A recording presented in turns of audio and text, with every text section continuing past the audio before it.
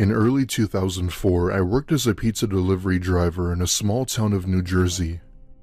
We were known to be the best pizza in town and relatively new, so the store got a lot of orders from locals. Hell, we even got orders outside of our delivery radius. We were that popular. Anyway, it was a Wednesday night if I remember correctly, and we hadn't received many orders due to it being a weeknight. When business was slow, my boss would allow us to go in the computer in the back room if we had nothing to do. Mind you, this was 2004, so the computer in the back room was really the only form of entertainment we had. At some point, I had been online playing on one of those internet browser games when the store got a call. On the other end was an elderly man asking for a medium pie. It was only 15 minutes away, and it wasn't a busy night, so I had no problem doing that drive. Now, let's fast forward to when I was on the road. I had decided to take a shortcut through some smaller back roads that I had never taken before. According to my GPS, the back roads would get me to my destination about 5 minutes before, so I couldn't go wrong with that. I remember taking a right and made my way onto the road that would lead me to where I needed to go. There were trees on both sides of this road, and you couldn't see anything more than 4 feet in front of you. I'll admit, it was a bit spooky navigating through this road, but I had dismissed it as me being paranoid due to the eerie nature of it. Suddenly, about 2 to 3 minutes later, my headlights catch someone crawling onto the road soaking wet. I yell out an "oh shit" and swerve around this person, making sure to not hit them. When I look in my rearview mirror, I see this person stand up and just stare down as I drive by. After getting a decent look, I came to the realization that it was a woman drenched in water.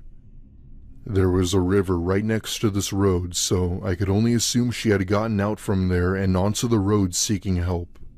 But her appearance and the way she crawled out from the trees was so abnormal and definitely had me shaken up. I made it to the customer's house and was given a $10 tip for my service. On the way back, I had taken the same route hoping to find the woman, but never did. This was ultimately the creepiest thing I've ever encountered in my years of delivering food, and nothing ever became of that woman.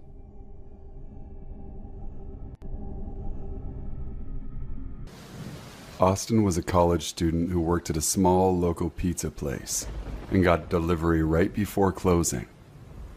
When he took down their address, he saw it was a bad area of town and thought to himself jokingly, "I'm probably going to get robbed." The order was less than $20, but they asked if he could give change for $100, and he said no. Well, I'm probably definitely getting robbed, he thought, still joking to himself. He drove to the neighborhood, not somewhere you'd want to be after 1 a.m., pulled up to the house. There were no lights on anywhere, but he could see an outline of 2 people sitting on that dimly lit porch. "Oh my God, I might actually get robbed," he kept thinking to himself. He walked up to the dark house and approached the 2 men on the porch to deliver the food. One of them was comically short. "So, do you have change for the 100? One of them asked. Austin said no and reminded them he had told them this over the phone. They said nothing. The short guy went inside the still dark house to get money. Austin stood outside awkwardly with the other man, who just stared at him wordlessly. 2 minutes passed, then 5 minutes, then 10. The pizza was already starting to get cold. The house was still pitch black inside. The other guy just kept staring at Austin. Austin had a bad feeling and began to feel genuinely uncomfortable. He looked at his cell phone clock and saw his shift should have ended a little while back. Feeling freaked out, he told the guy, "Well, my shift is over and I have to get home. Consider the pizza free." He turned around and started to walk off the porch back to his car. About halfway there, the porch light came on and he heard the door shut, and for a split second remember seeing both their shadows, one long and one comically short. A half a second later, he heard a swooping sound as they both leapt off the porch. A half second later, One guy grabbed Austin by the arm and pulled a knife on him. The short one held his other arm. "You're not going anywhere," he said. The first thought to go through Austin's head was that he was right about being robbed. The second was that this was a horrible way to say thank you for a free pizza. Now, Austin had taken martial arts lessons in the past, but he had no practice. He was strong and stubborn. In the heat of the moment, he tore his arm free from the short man and used his pizza bag as a shield against the knife, and turned and tried to do some kind of Mortal Kombat move on the side of the guy's face. He said, in fact, afterwards, it seemed like a better idea in his head. Austin missed the side of the man's head, and his fingers plunged straight into the guy's eye socket. Austin freaked out at holding what felt like a grape and pulled his hand away, and then inadvertently popped the guy's eyeball out of the socket. You read that right. All three of them started screaming at the same time. The one guy because his eye just been torn out of its socket, Austin because he realized what he had just done, and the short guy because he had just witnessed the whole thing, and ran screaming into the darkness somewhere behind the house. Austin picked up the dropped knife and called 911 while the guy lay writhing on the walkway. Upon telling the operator what had transpired, about 5 police cars showed up. The officers think the situation's hilarious, calling the man on the ground a pirate. They ask Austin to describe the short guy, and he does. And one of them says, "Hang on," and 2 disappear behind the house. 10 minutes later, they come back with him. They all know this man. Evidently, they had been to his house many times before, and he was a repeat offender. Austin went to the police station to give a statement, where several employees in earshot asked him to relay the story again. Austin received a nice raise and worked at the same pizza place until he graduated.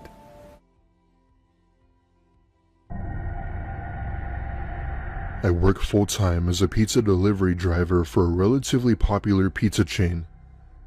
I've done this for almost a year now, as I'm putting what money I made to pay for college. Don't ask me how I can manage both my job and school at the same time because, to tell you the truth, I have no idea. I would work mostly during the week, so I would constantly be doing deliveries left and right. Also, I live in Savannah, Georgia, so I'd pretty much be doing it every second. I had just returned to the restaurant after a good 3 hours of doing deliveries, only to get another one. Thankfully, it wasn't too far of a drive, and it was only 1 pie, so I felt relieved I didn't have to do much. I bring the pizza to the car and input the address into my phone. Out of curiosity, I copy and paste the address into Google Earth just to see what the house was like. For whatever reason, I've always had the habit of doing this, even if it felt stalkerish. The house was this older, rundown 2-storied mansion made of red brick.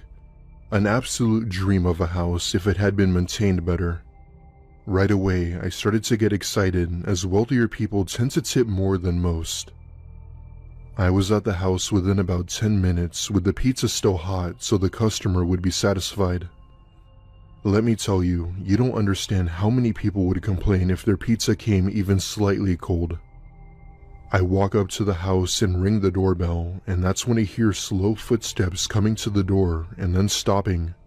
"Delivery for Dan?" I yelled out. There was silence for a good minute. However, I knew someone was behind the door, so they could definitely hear me. Mind you, it's about 40 degrees outside, so the longer I waited, the colder the pizza got. Finally, I heard the door unlock and was greeted to an older woman staring at me. For a second, I thought I had the wrong house, as the person who placed the order was a man. Out of nowhere, she begins to speak, saying that Dan was her son and that he had just left the house and that he'd be back. In the meantime, she had invited me inside, where it was a lot warmer. As much as it felt wrong, it was getting colder by the minute, and I actually accepted. I step inside and realized that it wasn't as warm as she said it was. Maybe a little warm, but definitely not by a landslide. She had offered me something to eat while I waited, but our policy states that we couldn't accept food from customers. I waited in that house, still freezing my ass off for a good 10 minutes before telling her that I'd just leave the pizza here. She gave me a nod and watched me as I proceeded to open the front door. The second I did, I heard the most blood-curdling shriek coming from upstairs that echoed across the house. I look upstairs into the pitch-black darkness and then back at the woman, who then said something that made my blood run cold. I think it's time for you to leave, hon. However, her sentence is not what scared me the most. It was her tone, the way she said it, almost as if it was a warning to leave now. You bet your life I was out of that house in seconds, not caring about any sort of tip or pay at this point. Fear is not enough to describe what I felt. You had to be there to hear what I heard. It didn't even sound human. I basically floored it down the road, not looking back, while calling my manager about it. I could tell he was in a bitchy mood and just told me to keep delivering orders and not to worry about it. As much as I wanted to call the police, I felt that I could have lost my job had I done so. The rest of my day went by as usual, with only one complaint about the incorrect toppings. Other than that, I made a bag with tips at the end of the day. This was about a week ago, and I still have no idea what made that screaming noise upstairs. I'd like to think that it was some sort of sick joke that was being played, but maybe that's because I'd rather not think of the alternative.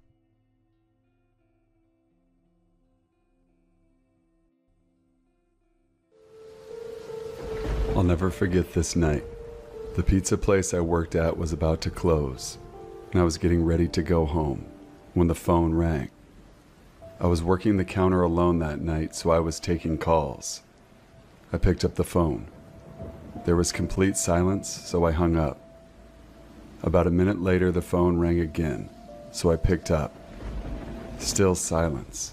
I was about to hang up again when I heard the very weak and cold voice of an old woman on the other end. She said she wanted a regular pie delivered. I remained polite on the phone, but on the inside I was screaming. I just wanted to get home and end my shift. I called out to my boss that someone was requesting a delivery, and of course, guess what?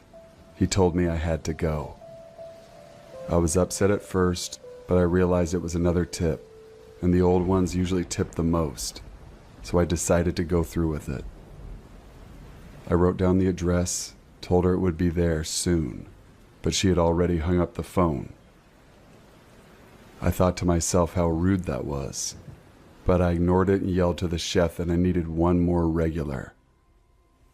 My boss told me to just go home after the delivery, as the place would be closed.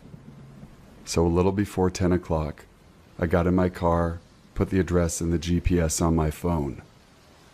The house was 7 miles away. The GPS took me to the quiet side of town. I arrived at the house. It was a small one-floor home on a very quiet and empty street. I took the pizza and walked up to the door and rang the doorbell. There were no lights on in the house. I hoped that she hadn't given me the wrong address. I rang the doorbell again. There was still no answer. I was about to give up when I turned my head and saw someone standing at the window. I got a little freaked out and backed up at first, but I eventually got closer to the window to see a person. It was an old woman, probably in her late 70s. She was just staring at me with a blank expression. I yelled at her through the glass that I had her pizza. She didn't react to what I said, so I screamed it louder. A large smile ran across her face. Not a pleasant, genuine smile. It was a smile that sent chills down my entire spine. I still remember that exact same face she made through the window. I decided that I was freaked out enough and got back to my car and set the pizza down in the passenger seat. I had to text my boss about this. After I shot him a quick message, I started my car ready to get the hell out of there. I looked to my right to get one more look to see the woman, standing right outside my passenger side window, giving me the same stare she'd given me before. Put my car in drive and floored it down the street, never looking back. My boss never made me do a late night delivery again. Delivering food at night is usually peaceful. The roads are clear, there's no rush, and you just hop from one house to another, dropping off burgers and pizzas while listening to music or podcasts. I've always liked it. It's kind of meditative, actually. Just me, the dark streets, and my thoughts. But that night felt different, and not in a good way. It was late, maybe around 11 p.m., and I'd been driving for a few hours. I only had one more order to deliver before I called it a night. It wasn't a long run, just another drop-off at some out-of-the-way spot on the edge of town. You know how it is, long roads with no one around, houses way spread out, and no streetlights anywhere. It was a pizza and a soda. Easy. I grabbed the food from the restaurant, threw it in the passenger seat, and punched the address into my GPS. It was about 15 minutes away. I figured I'd drop it off, maybe get a nice tip, and then head home. I started driving, the streets quickly getting quieter as I left the busier parts of town behind. It was one of those clear nights, the sky pitch black except for a few stars. All I could hear was my engine humming and the trees rustling when the wind kicked up. The further I drove, the emptier the roads became, with houses becoming more spaced out until they pretty much disappeared entirely. Normally, this wouldn't bother me. I like the isolation at night, but something about this particular drive felt off. I was maybe 5 minutes into the drive when I noticed a car behind me. It wasn't tailgating or anything. It was keeping a fair distance, but I could see the headlights in my rearview mirror, and for some reason, that bugged me. I looked at the road ahead, empty, and then back at the car. It was strange seeing another vehicle out here this late. I tried to shake it off. Plenty of people drive late at night. Maybe they were headed in the same direction. Shouldn't be a problem, right? I kept driving, the car still behind me, always at the same distance. It wasn't close enough to feel like it was tailing me, but it wasn't far enough to feel like a coincidence either. I figured maybe they'd pass me eventually. But they didn't.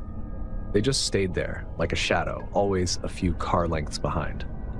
I looked at the GPS, 10 minutes to go. I could handle 10 more minutes of this. As the minutes ticked by, I started to feel the tension creeping in. That car was still behind me, keeping pace no matter how fast or slow I went.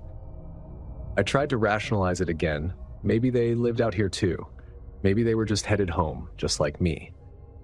But something about it wasn't sitting right. I made a turn onto a smaller road, about the kind with only one lane in each direction and barely any shoulder to pull over on. The road twisted and turned, dipping into small valleys and rising back up again, with thick woods on either side. The kind of road where it feels like you're the only person for miles. Except I wasn't alone. The headlights were still there, still following, as steady as ever. I got that gut feeling, the one that screams something's off, even if you can't figure out why. I checked the GPS again. 5 minutes left, just 5 more minutes. I took another turn, this time onto a road that was barely lit. The trees on either side closing in like a tunnel. The car behind me took the turn too. Now I couldn't shake it anymore. There was no way they were just casually going in the same direction. I wasn't even sure this road led to anywhere else. I sped up, trying to put some distance between us, but the car sped up too. That was it. No more rationalizing. I was being followed. My heart was racing. What the hell did they want? Were they trying to rob me? Was it some psycho messing with me? I knew I had to do something. I couldn't just keep driving and hope they'd lose interest. I wasn't going to lead them to the customer's house either, no way. So I made a split-second decision. Up ahead, I saw a small dirt road branching off the main one. I didn't know where it led, but it didn't matter. I turned the wheel hard, veering onto the dirt road without thinking. The tires skidded on the gravel, kicking up dust as I sped down the narrow path, the headlights behind me disappearing for a second as I rounded the bend. I checked the rearview mirror. Nothing. For a brief moment, I thought I'd lost them. But then, just as quickly as they'd vanished, the headlights appeared again, bouncing over the uneven terrain as the car turned onto the same dirt road. I let out a low curse. This wasn't going to be easy. The dirt road twisted and turned, narrowing even more as I drove deeper into the woods. I didn't know where I was going, but I couldn't stop. The other car was getting closer, the headlights growing brighter in the rearview mirror. They were catching up. I tried to stay calm, keep my focus on the road ahead, but the fear was clawing its way up, making it harder to think straight.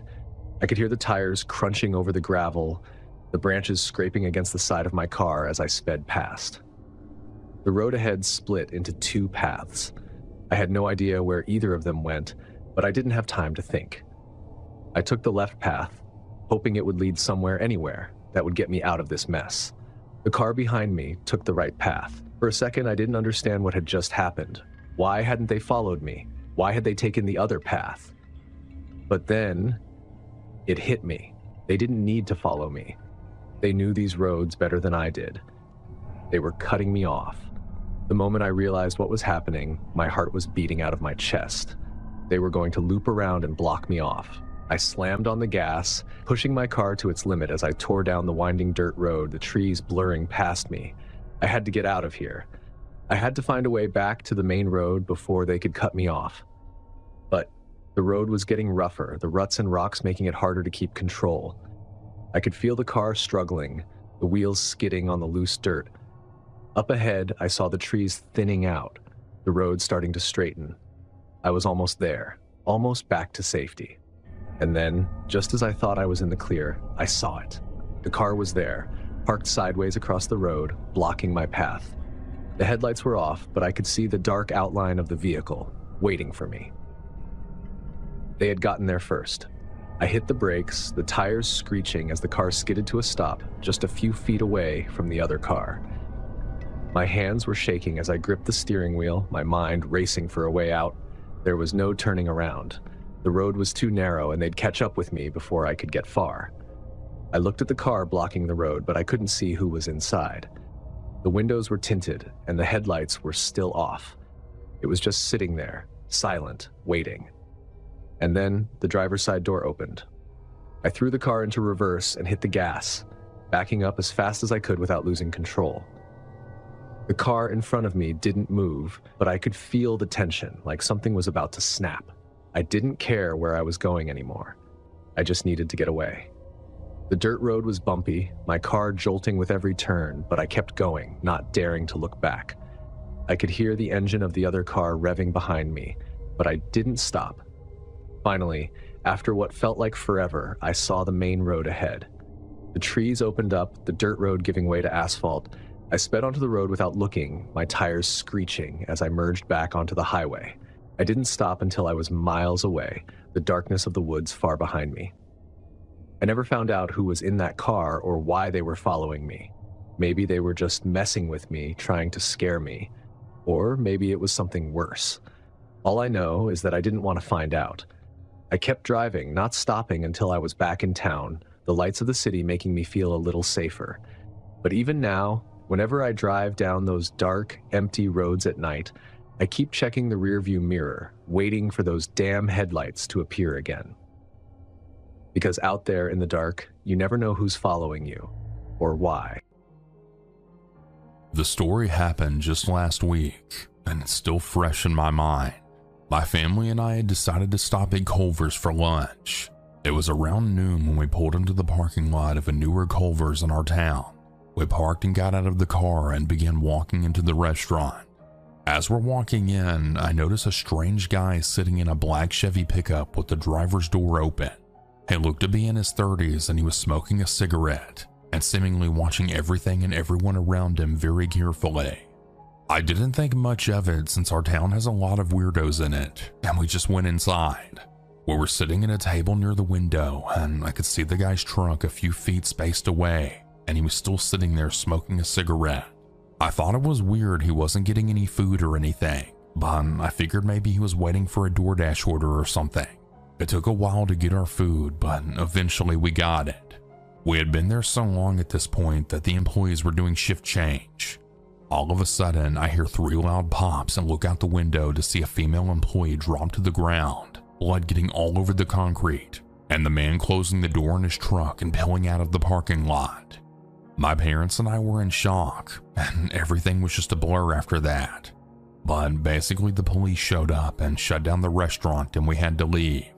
Later on the news, we learned that the man was the woman's ex-boyfriend who she had just broken up with, and he had decided to end her life because of it and waited for her outside of her work. And little did she know at the end of her shift she'd be walking right into her fate.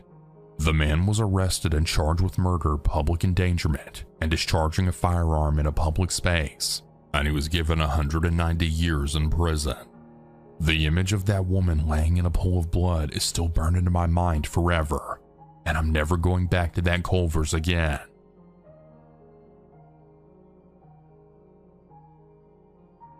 My name is Stephanie, and this all happened when I was 17 years old a few years ago. I got my first job the summer before my senior year in June of 2022. Burger King wasn't exactly my dream, but it paid better than babysitting and didn't involve cleaning strangers' houses like my mom's job. I wanted to help her out with the bills and save up for a beat-up Honda Civic that I saw parked at a neighbor's house with a for sale sign in the window. It was $2,000. I figured I could make that by the fall if I picked up enough hours. I was hired 2 days after I filled out the online application. My uniform was a little too big, and the visor made me look like a dork, but I didn't care. There was something exciting about clocking in, putting on a headset, and pretending that I was part of something real.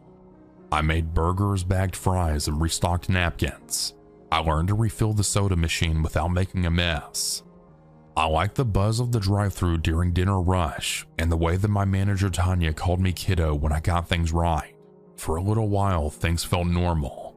Then he started coming in. The first time I noticed him was on a Tuesday night. I remember because my feet were killing me, and I was counting down the minutes until close. He came in just after the dinner rush around 6:45 p.m. He looked out of place, older than most of our customers, maybe late 40s, with graying hair and skin that looked like it hadn't seen a moisturizer in a decade. His eyes didn't move the way most people's did. They stayed fixed on me for way too long. He walked up to my register, ordered a Whopper with cheese and a medium fry. When I asked if he wanted a drink, he didn't answer me right away. Instead, he smiled in this way that made my stomach just twist. "You're new here," he said. "Yep, it's my first month." "You've got a nice face," he said. "I bet you hear that a lot." I didn't know what to say. I just handed him his receipt and told him that his food would be right out. He sat down at the table closest to the counter, eating slowly, watching me between bites. I told Tanya all about it after my shift. "Oh, he's just lonely," she said with a sigh. "We get a lot of regulars like that. Don't let it bother you." I wanted to believe her, but then he came in again the very next night, and the night after that too, every single night. Always during my shift, always my line. He never changed his order. A Whopper with cheese, medium fry, and no drink. But he'd started adding little comments every time. "Love that braid you're wearing tonight. You look tired, sweetheart. Long day? I can take you somewhere nice if you ever wanted a break from this place." It wasn't just the words. It was the way he looked at me, like he was measuring something. I tried to keep it professional, short responses, eyes on the register. But it started to get harder to smile. Even when I wasn't working the counter, I'd feel a stare from across the dining room. I started dreading my shifts. One of my coworkers, Eli, noticed something was off too. "You good?" he asked me one night while restocking the sauce packets. "That guy gives me bad vibes." I nodded. "He's been here every night, always talking to me." "Well, did you tell Tanya?" Eli asked. "She thinks he's harmless."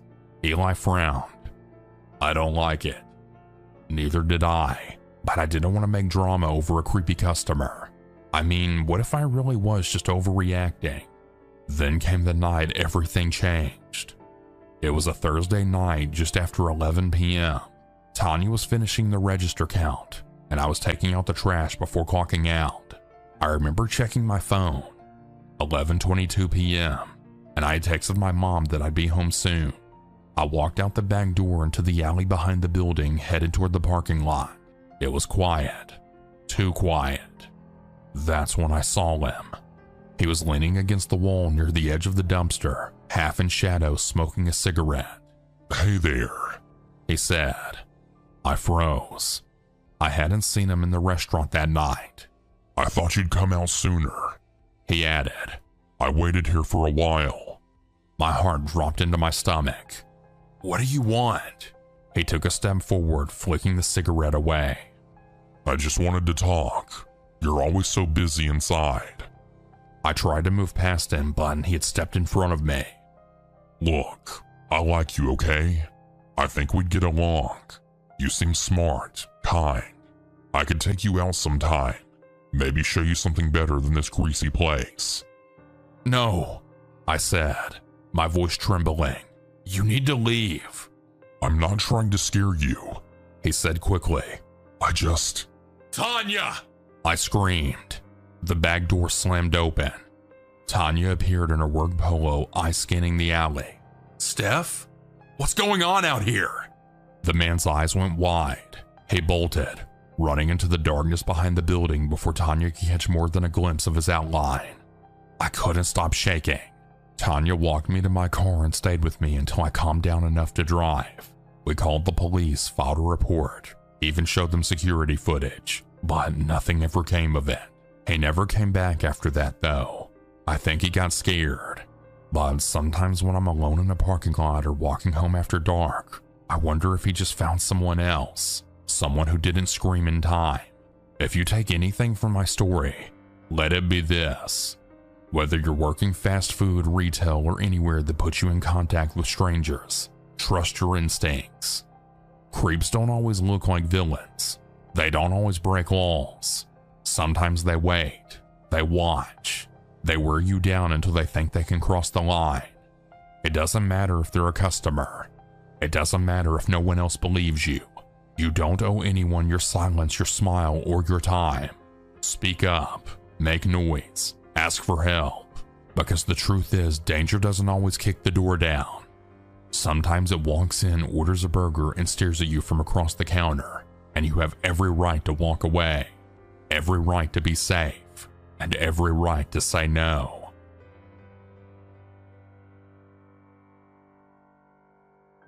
I never really had to work, not in the way most people do anyway.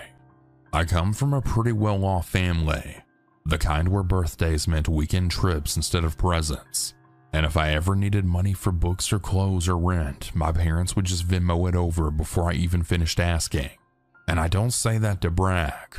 Honestly, it's always made me feel weird, like I was watching life from behind glass while everyone else was out there living it.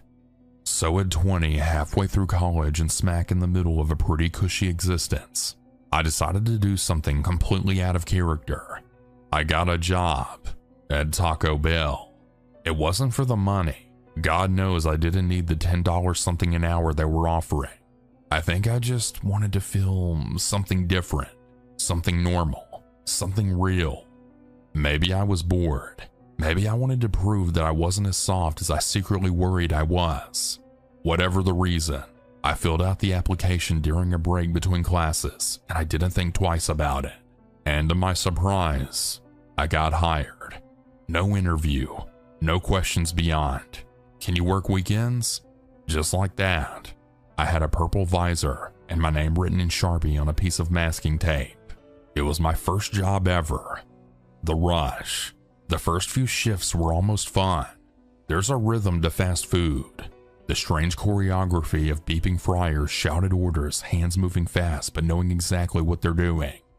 My coworkers were a mixed bunch.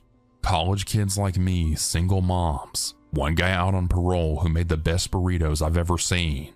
They were all kind, sharp in unexpected ways, and weirdly funny. They didn't treat me any differently, even though I knew I stuck out. My hands were soft. I flinched at grease pops. I said please and thank you way too much, but no one ever said anything. They just showed me how to do things, how to reset the register whenever it froze, how to fold a crunch wrap without it falling apart, how to keep your cool when someone threw a drink at the drive-thru window because we were out of Baja Blast. And I would say that I did okay. better than I thought I would. I started to look forward to the shifts, especially at night, when the store got quiet and we were all just killing time until close, laughing over broken headset mics or sneaking extra cinnamon twists. It felt like I was part of something. Then, that night happened, and everything changed. The truck. It was a Friday. One of those strange in-between nights where the rush dies early but the store stays open late. 11:03 p.m. I remember because I had just checked the wall clock wondering how much longer I had to stay. We were on cleanup duty. I was in the back stacking up the trash bags for the usual trip out to the dumpster. That's when I noticed the truck. An old white pickup beat to hell, rust eating the lower panels, duct tape over one of the taillights. It had been parked there for a while, near the very back of the lot, right at the edge where the lights didn't quite reach. I thought it was weird, but it is a Taco Bell. Weird as standard. Maybe it belonged to a customer from earlier who left it overnight. Maybe someone was sleeping in it. We got that sometimes. People who just needed a place to rest, scroll on their phones, or leech off the free Wi-Fi. Still though, something about this truck, it unsettled me. It was too still, like it had been waiting. I shook it off. I tied up the bags, grabbed two, one in each hand, pushed open the back door into the night. Outside it was quiet. No stars, just low clouds smothering the sky. The parking lot lights buzzed overhead, flickering slightly. The wind carried the faint smell of fries, bleach, and wet asphalt. The truck sat maybe 20 feet away, half in shadow. I didn't look at it. Well, not really. I kept my eyes forward, focused on the dumpster. Then I opened the lid. The finger. I threw the first bag in, and it landed with a wet smack. The second bag snagged onto something. Maybe a box, maybe metal, so I leaned in to shift it. That's when I saw it. Near the corner, half hidden by a flattened soda box, there was a finger.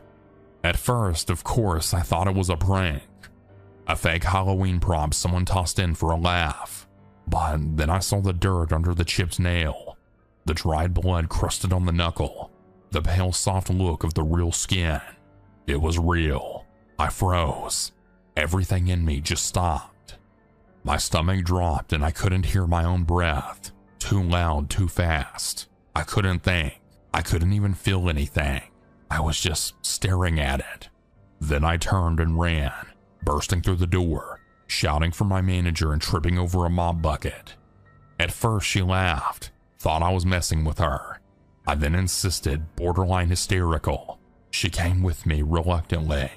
The moment she saw it, her whole face changed, like someone turned out the lights behind her eyes. She didn't say anything, just backed away, locked the door, and called 911. The aftermath. The cops arrived pretty fast. Blue and red lights lit up the parking lot, bouncing off the wet pavement. They roped off the back area with yellow tape. Flashlights scanned the dumpster, the truck, which by then was gone, vanished. I hadn't heard it leave. None of us had. I gave my statement. So did my manager. The rest of the crew stood in the back room, quiet and confused. No one had seen anything unusual. No one had even noticed the truck arrive or drive away.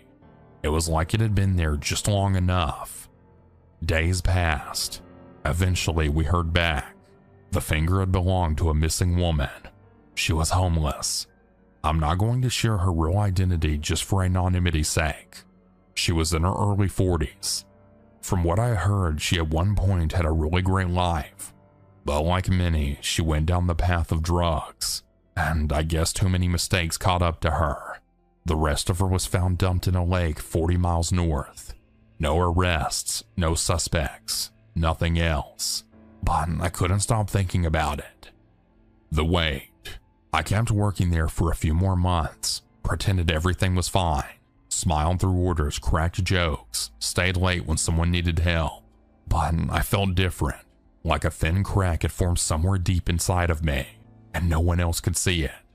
Every time I took out the trash, I felt like someone was watching, like the shadows were holding their breath. I started dreaming about it. Not the finger exactly, but the dumpster. always the dumpster. In the dreams, it was way deeper than it should be. Endless. Something waiting at the bottom, breathing. Eventually, I quit. Told everyone I needed to focus on school. Exams were coming up, but that really wasn't the truth. The truth is, I just couldn't stop thinking about that woman, about how close I'd come to something that I didn't understand, something I still don't. I wonder if I'd looked earlier, if I'd said something about the truck sooner, if anything would have changed. I'll never know. Here's what I learned. People say the world is small, that we're all connected, but I think what they mean is danger doesn't feel distant when it's real. It can be as close as a dumpster behind your work, as near as the shadows beyond a parking lot light. I never expected to find anything out there. Certainly not a piece of someone's life or their death. But I did, and now I carry it with me. I still think about her. I still wonder who did it, and I still wish I'd never had to see what I saw.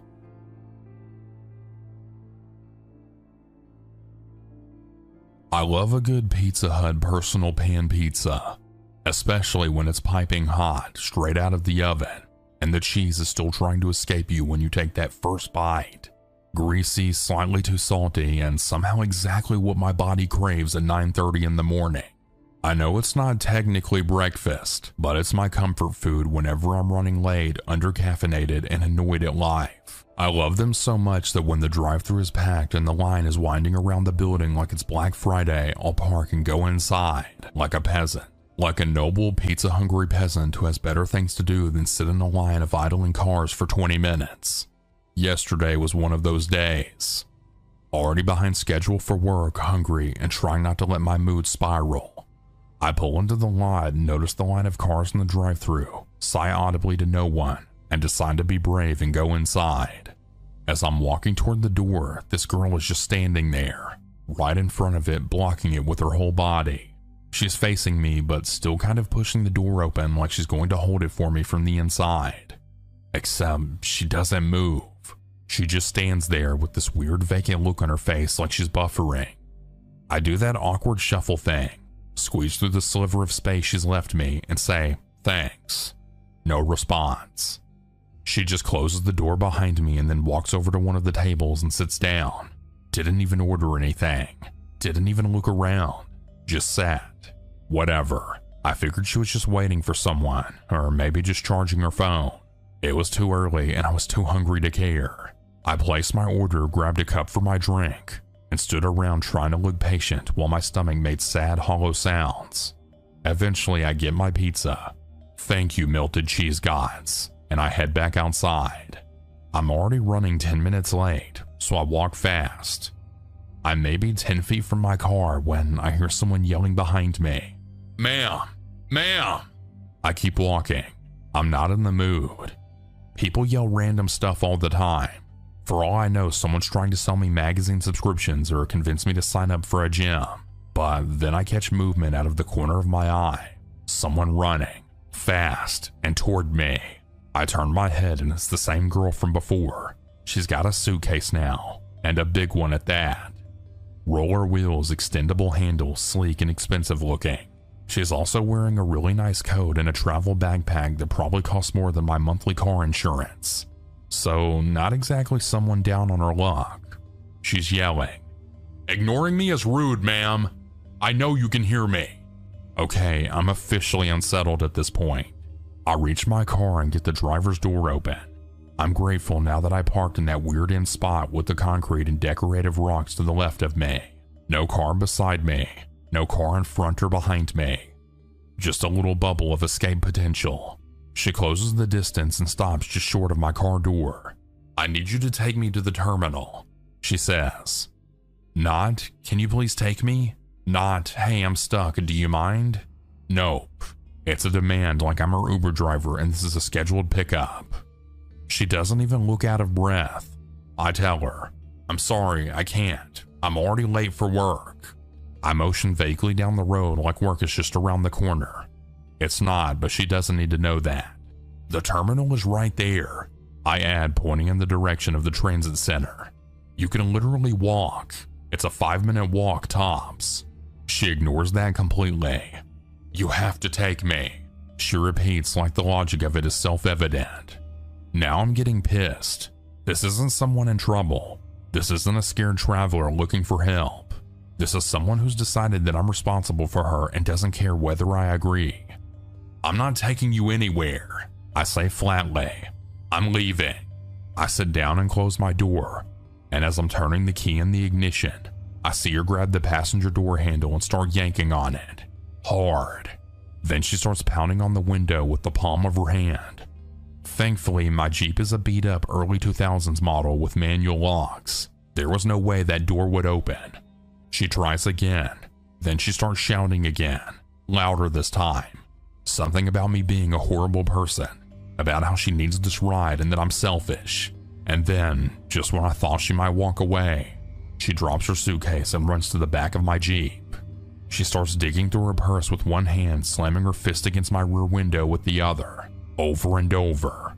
If you know old Jeeps, you know the rear glass isn't exactly bulletproof. At that point, I'm not just freaked out, I'm genuinely scared.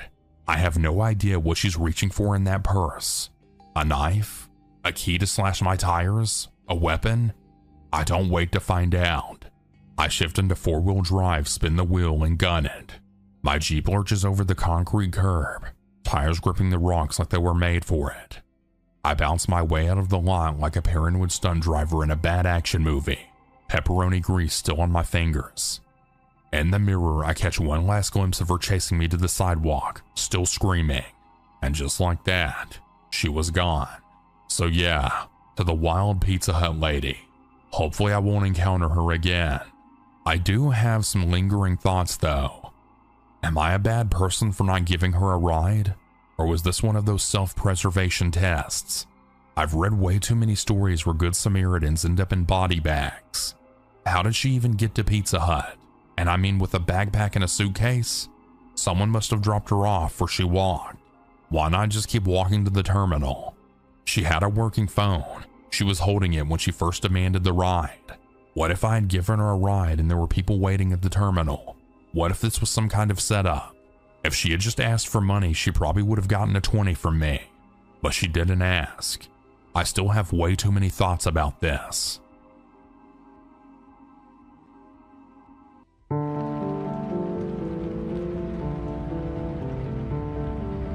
This happened almost 20 years ago, when I was 18 years old. I still lived with my parents, even though I had just graduated from high school. I had just bought a new laptop, and after I was done getting it set up, I posted my old one on Craigslist. It was only 2 years old, but back then, that meant it was pretty outdated. It was a Dell PC with decent specs, and it was almost $2,000 brand new.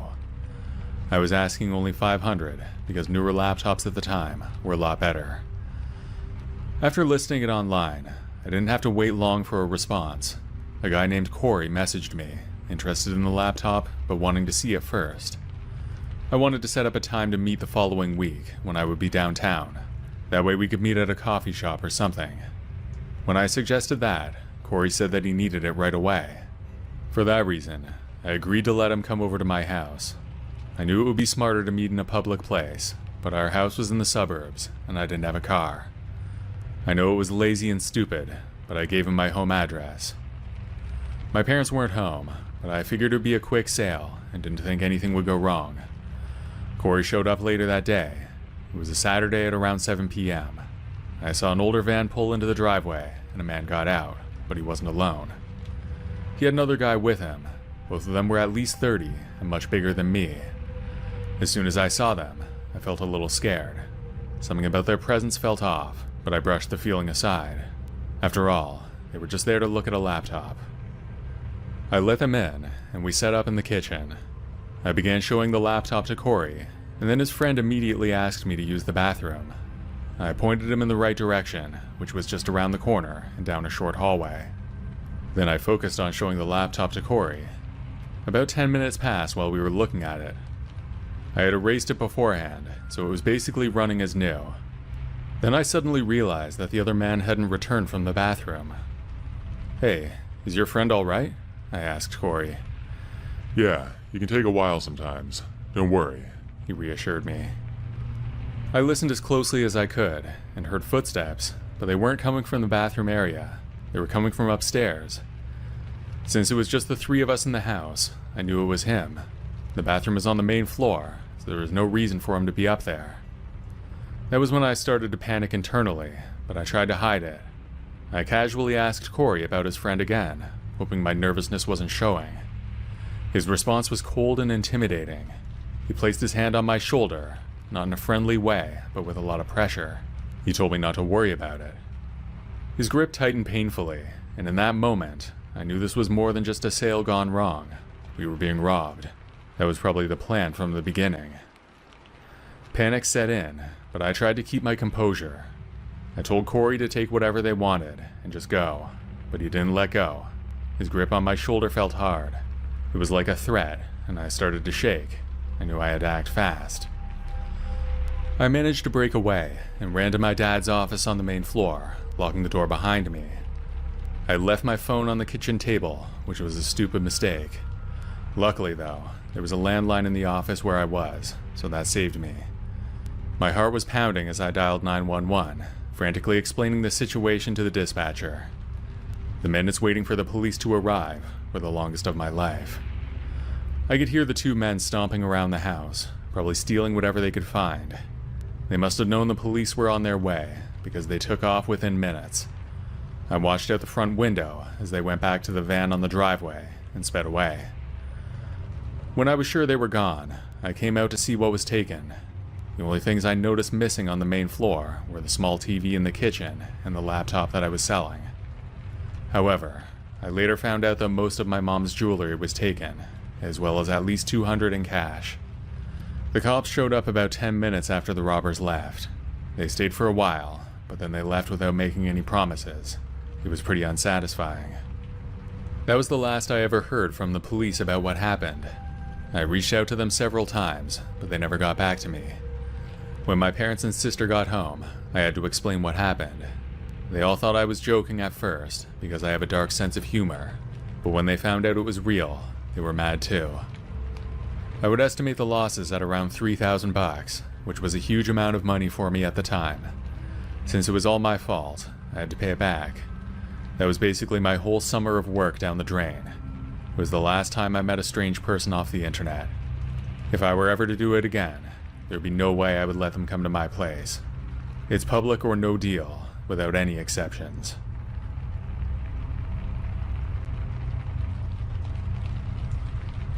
About 10 years ago, I had a really creepy experience. I own my house, which is a duplex, and I live on one side while renting out the other. It's an old house that looks rough on the outside. The interior is nicely updated though. There are 3 bedrooms in each house, and only a single bathroom, which is at the top of the stairs. That's the same for my place, and for the rental. My tenants at the time were a young family, parents and 3 kids. They were great tenants, never late on rent and always friendly. But as their family grew, so did their need for space. It was a tight fit for a family of 5, especially as the kids were getting older. From what I heard, they found a bigger house, but it was pretty far away in a new development, about 2 hours away. They had lived there for almost 5 years, so I was sad to see them go, but it was definitely for the best. When they moved out, they left a few things behind, an old kitchen table and a bunch of kids' toys. Before they went, the mother asked me if it was okay for them to leave those things there. They didn't have time to deal with them, so I was happy to let them leave it. Either I would sell them, or leave them for the next renters. Once they were gone, I went in to clean, paint, and do some minor repairs. In the middle of the room, there was an old kitchen table and a small pile of toys, presumably that the kids had grown out of. I realized right away that it wouldn't make much sense to leave them in the unit, so I put them on Craigslist that evening when I was done with my work. The table went quickly, but the toys didn't get as much interest. It took weeks before I got a message. A guy was interested, and we set up a time for him to come by and pick them up. I asked him to come on a Saturday afternoon, because I was going to be around all day. In the morning, I was in the rental finishing up some repairs, mostly just patching up some dings in the walls. By lunchtime, I was in my side of the duplex. That was when I heard a car pull up. Peeking out the window, I saw a beat-up old truck that looked like it was from the early 90s. It was loud, and I could see a faint cloud of smoke surrounding it. The guy who stepped out was a normal-looking middle-aged guy, average height, wearing a baseball hat and sunglasses. As he walked up to the house, I thought there was something off about him. He moved slowly, but other than that, I can't put my finger on why I was alarmed by him. When he finally came to the door, I had already walked up to it and went out. I went over and said hi. "Hi, I'm here for the toys," he said. "Sure, they're just inside," I replied, leading him into the rental where the toys were piled up. I motioned for him to come into the next room, but he didn't follow. Instead, he lingered in the doorway, eyes scanning the room. "Where are the kids?" he asked abruptly. "They moved out," I told him. "That's why we're selling the toys." His face then changed. It wasn't exactly disappointment, but more like annoyance. "I just wanted to say hi," he muttered. I didn't say anything to that, just shot him an awkward smile, and tried to lead him into the room where the toys were. Again, he didn't come with me. He just stood in the doorway, pouting like a child. His interest in the kids was creepy, but I thought I could be being too paranoid. "Do you still want the toys?" I asked, hoping he would just take them and leave. I was only asking $20 for the lot, but I really just wanted them gone. Still standing in the doorway, his eyes were fixated on the floor when I looked back at him. But then he looked up and said no. Then he walked out without another word. At that moment, he still hadn't even seen the toys. It was very sudden the way he took off. The man didn't even pretend to be interested in the toys. I don't know if he was going to kidnap the kids or something. It's hard to see how he was planning that, since he knew there would be an adult there. Maybe he was coming to scope them out and make a move another time. Or maybe I'm reading too much into it. After he left, I locked the door and stood there, trying to shake off the uneasy feeling. I wondered if I should call the cops, but what would I say? A guy came to pick up some toys and asked a weird question. My brother-in-law is a police officer, so I called him to ask for advice. He told me that although the story was creepy, there wasn't anything that could be done. The reality is that no laws were broken. Still, I think that guy needed to be watched, and I worry about what he might get up to.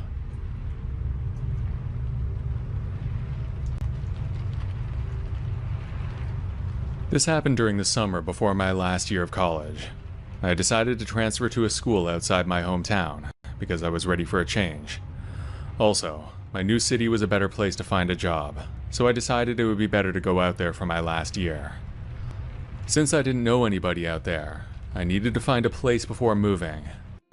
My summer job went until the second last week of August, so it was tough to do that. In the evenings, I was searching online to find a place. I was getting desperate as time went on, so I was sending out a lot of messages, even for places where I didn't really want to live. I found a posting for a room that seemed pretty good though. Affordable, well located, and just the right size. The pictures were decent too. Nothing fancy, but clean and bright. It was a room in a house with roommates, all of whom were students at my school. I was excited about that, because I didn't have any friends in town. The landlord and I sent a few emails back and forth, then we talked on the phone. He said it was okay if we never met in person, but he wanted first and last month's rent before he would give me the place. I was nervous about that, but it seemed like there was no other choice. I wired the money as he asked. Then he sent me a lease to sign. It all looked legit. Once I signed it and sent it back, I was relieved that I finally had somewhere to live. My summer job ended just 2 weeks later, so I headed to my new home. The drive to my new city was long, about 8 hours. My car was filled up with everything I owned. When I finally pulled up to the address, the house before me looked just like I was expecting. It was old, but looked well maintained, for a student house anyway. I parked my car on the street, then grabbed my backpack from the passenger seat. I was expecting the landlord to be waiting for me, because I needed to get the keys. We talked mere hours before, so he knew when I was going to be there. I walked up to the house and rang the doorbell. After a minute, someone answered, looking at me in a confused way. The person who answered looked like a student around my age, one of my new roommates, I thought. I explained that I was there for the room, and asked if the landlord was there. The person then told me that I must have the wrong address, because there were no empty rooms in that house. I apologized and walked back to my car. Then I pulled out my phone to make sure the address was right. Everything matched up, so I didn't know what was going on. I tried calling the landlord, but he didn't answer. That's when it hit me. The guy I'd been talking to didn't own the house. He was a scammer who'd taken my money and left me stranded. I was out a lot of cash, with nowhere to stay, in a city where I knew no one. I felt foolish, angry, and utterly alone. I spent the next few hours at a local coffee shop, using their Wi-Fi to search for accommodation and to report the scam. I couldn't find anywhere to stay that wasn't way too expensive, so I spent the night in my car. Luckily, it was summer. The next day, I had a choice to make. I could either stay there and keep looking for a place, or I could drive home. Since school began in just over a week, the choice was simple. I needed to stay. Later that day, I reported the scam to the police and to Craigslist. I didn't have much hope of getting my money back, but when I talked to the police, they seemed to think that they could trace the money transfers that I used. They seemed to think the scammer might have been dumb enough not to consider it. That did little for me at the moment, though, because my already tight budget was even worse. I spent the next 2 nights in my car until a place finally came up. It was a room in a large basement apartment with 6 roommates, several of them sharing rooms. It was a real dungeon-looking kind of place, but it was better than my car. The rent was cheap, but it was definitely the worst place I've ever lived. In the end, I did get my money back, and the fake landlord was caught. As the officer told me, they were able to trace the money transfer to a throwaway email address that was linked to the guy's real address. It was simple enough for the cybercrimes unit. I don't think he did any prison time, but he got some probation and a fine. That's good enough, I guess. I was just glad to get my money back.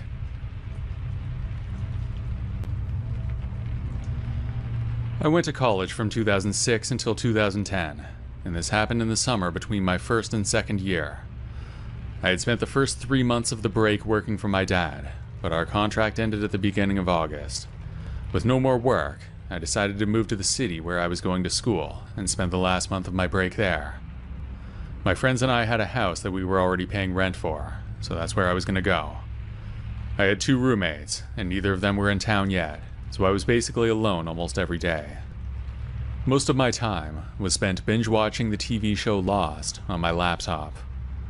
That got old after a while, so I started looking for work. Since it was only about a month before school started, I couldn't really find a full-time job. Instead, I was after random odd jobs on Craigslist and our school's message board. I had done a few days of work here and there. One guy hired me for the day to clean up some construction mess, mostly just sweeping up after the contractors left.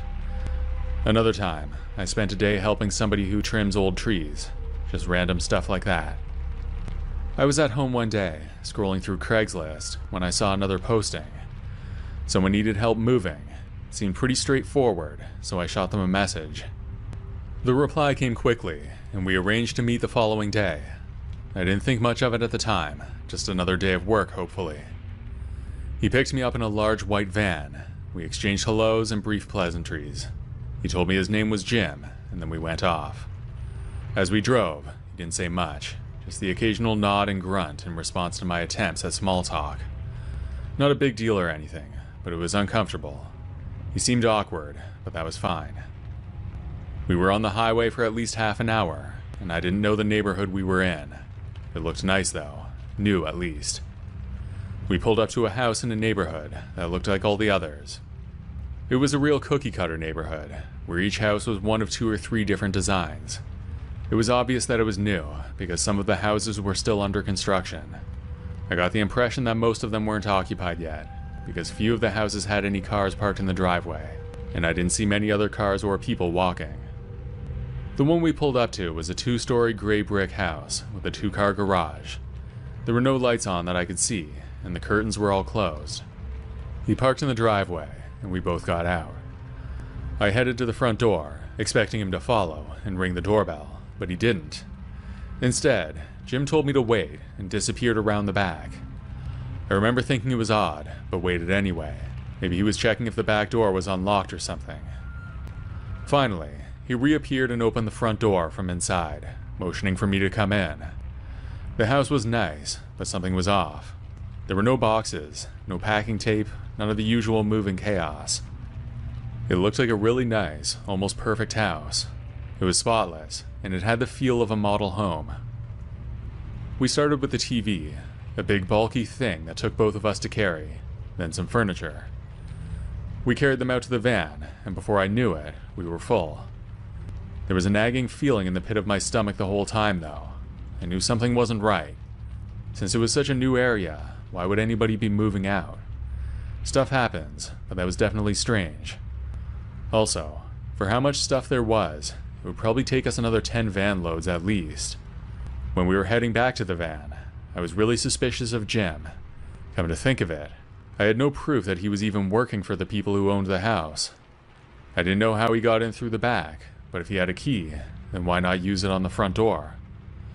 I wanted to get out of there and call the cops, because I was almost sure that this was a robbery. I pulled out my flip phone and pretended to read a text message. Then I turned to Jim and said something important came up, but he was on to me. I made a break for it, bolting down the street. I could hear him shouting behind me. I looked back and saw him get into the van as I was running down the street. I sprinted faster, and the sound of the van was close behind. I went through some yards, hopping over fences, anything to put distance between me and that van.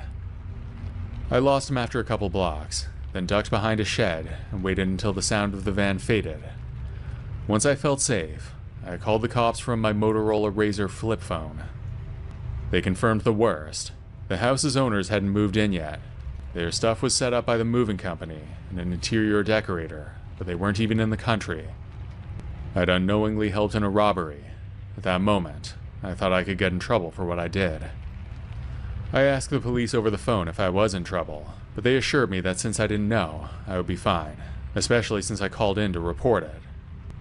After interviewing with the cops, I told them everything I knew. I didn't have the license plate for the van, but with the information I gave them, they were able to track down several sources of security footage. With that, they caught both the van's license plate and several images of myself with Jim.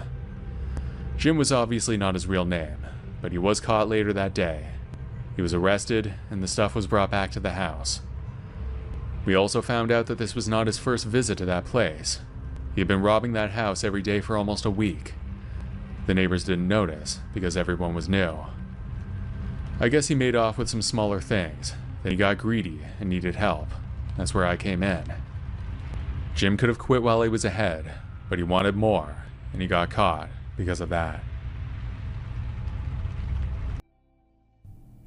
Me and my best friend at the time, we came from some pretty abusive home lives. As such, we often sought refuge in the woods near our neighborhood. We did this because, during the day, we would be free of our abusers and adults brushed this off as kids being kids. But on a particularly bad night, my drunk father invited his motorcycle gang over, who were all terrible drunks themselves. They kept coming into my room trying to find me, but I hid away in my hamper, buried under my dirty clothes until they seemed to have given up or gotten too drunk to care. And quietly, after about an hour, I came out of the hamper and snuck out of my back window. We lived in a slab ranch-style house, and my back window went into our backyard, which was unlit and sealed with the exception of a small gate that was blocked by their bikes. I snuck over to the back fence, picked a corner, and climbed over it, tossing myself to the other side. The neighbor behind us watched me cut through his backyard, as he had many times, and let me be. We lived in a village, so everybody sort of knew about my dad, but would never do anything about it. Anyway, I ran to my best friend's house, a mere 2 blocks away, but when I arrived and tapped on her window, her own abusive parents were asleep. Since I couldn't come in and she didn't want me to be outside alone, she climbed out of her window, and the 2 of us walked to the woods. We settled next to a water reservoir meant to store rainwater in case of flooding, and we sat on the hill far from the road's view. She pulled out some snacks that she had brought with her, and we began conversing as 2 teenagers do about this and that. It was about 20 minutes later or so that we heard shuffling from inside of the reservoir. At first, we thought maybe a deer had jumped the chain link fence. Rare, but possible. So we just sort of tried to ignore it. But then it got louder. It was also unusual movement, like a dragging almost, or a scraping sound against the brush. Though these woods were usually empty, especially near the reservoir where we were, save for typical animals, we became concerned that maybe there was another human around out to spook us, or worse. We slowly gathered up our snacks and we moved on from sitting to a sort of crouched position. Once we stood up, we could see, though, what looked like a woman laying against the side of the reservoir's wall, which had a steep incline made of brush and thin twiggy sort of trees. My friend and I became a little bit concerned at that. The state of her clothes, a light-colored dress, had tears and dirt everywhere.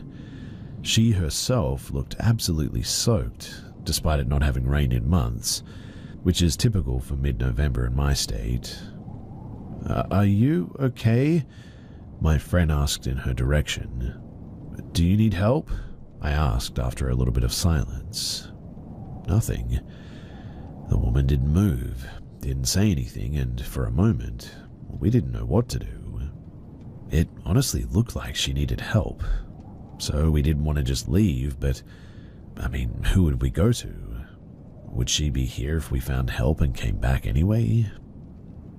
My best friend and I began to whisper possible options to each other when the shuffling crawl resumed. We turned and looked at the woman's direction, but she wasn't crawling anymore. Instead, she was now sprinting towards us. She was going fast enough that the long disheveled hair that had been obscuring her face moved behind her, and her dark, swollen face was now visible. She had blue lips, white milky eyes, and began to screech all of a sudden.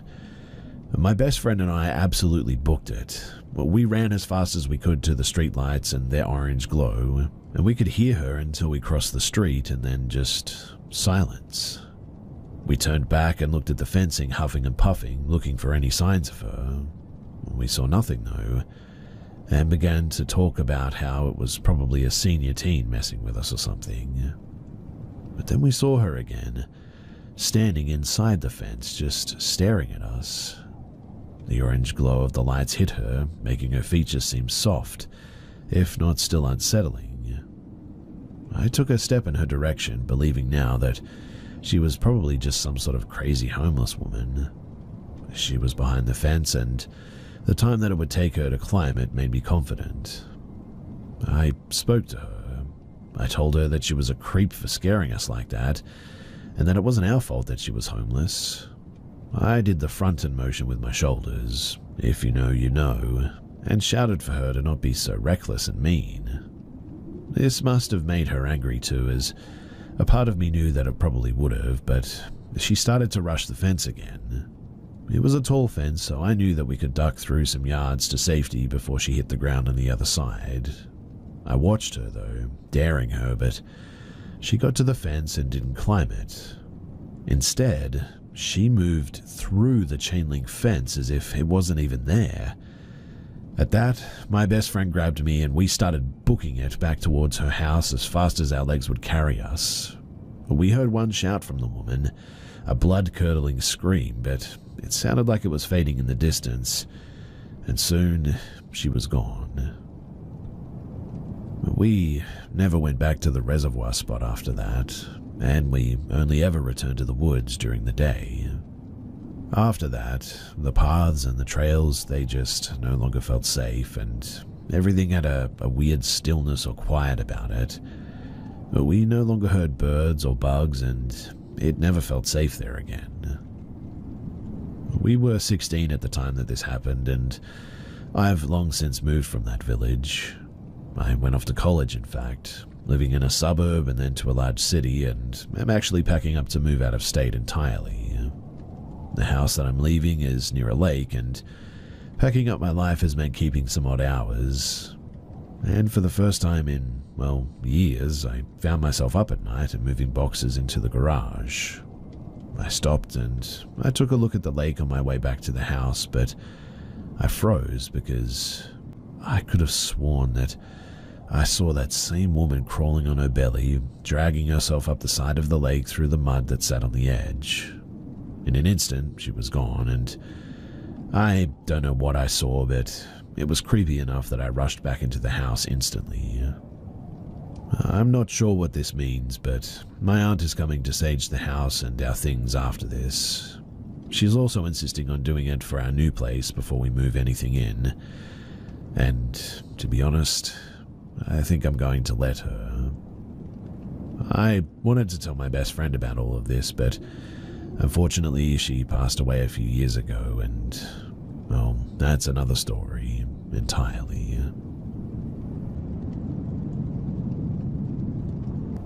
This happened in the late summer of 2014, but I remember it clearly, even 10 years later.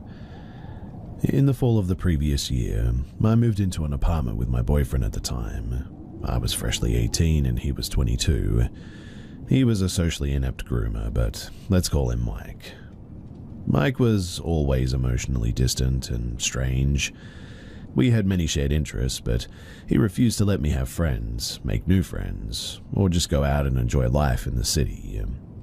I'd invite him to concerts for bands that he liked, and he'd decline. I'd offer to introduce him to my friends. He'd decline.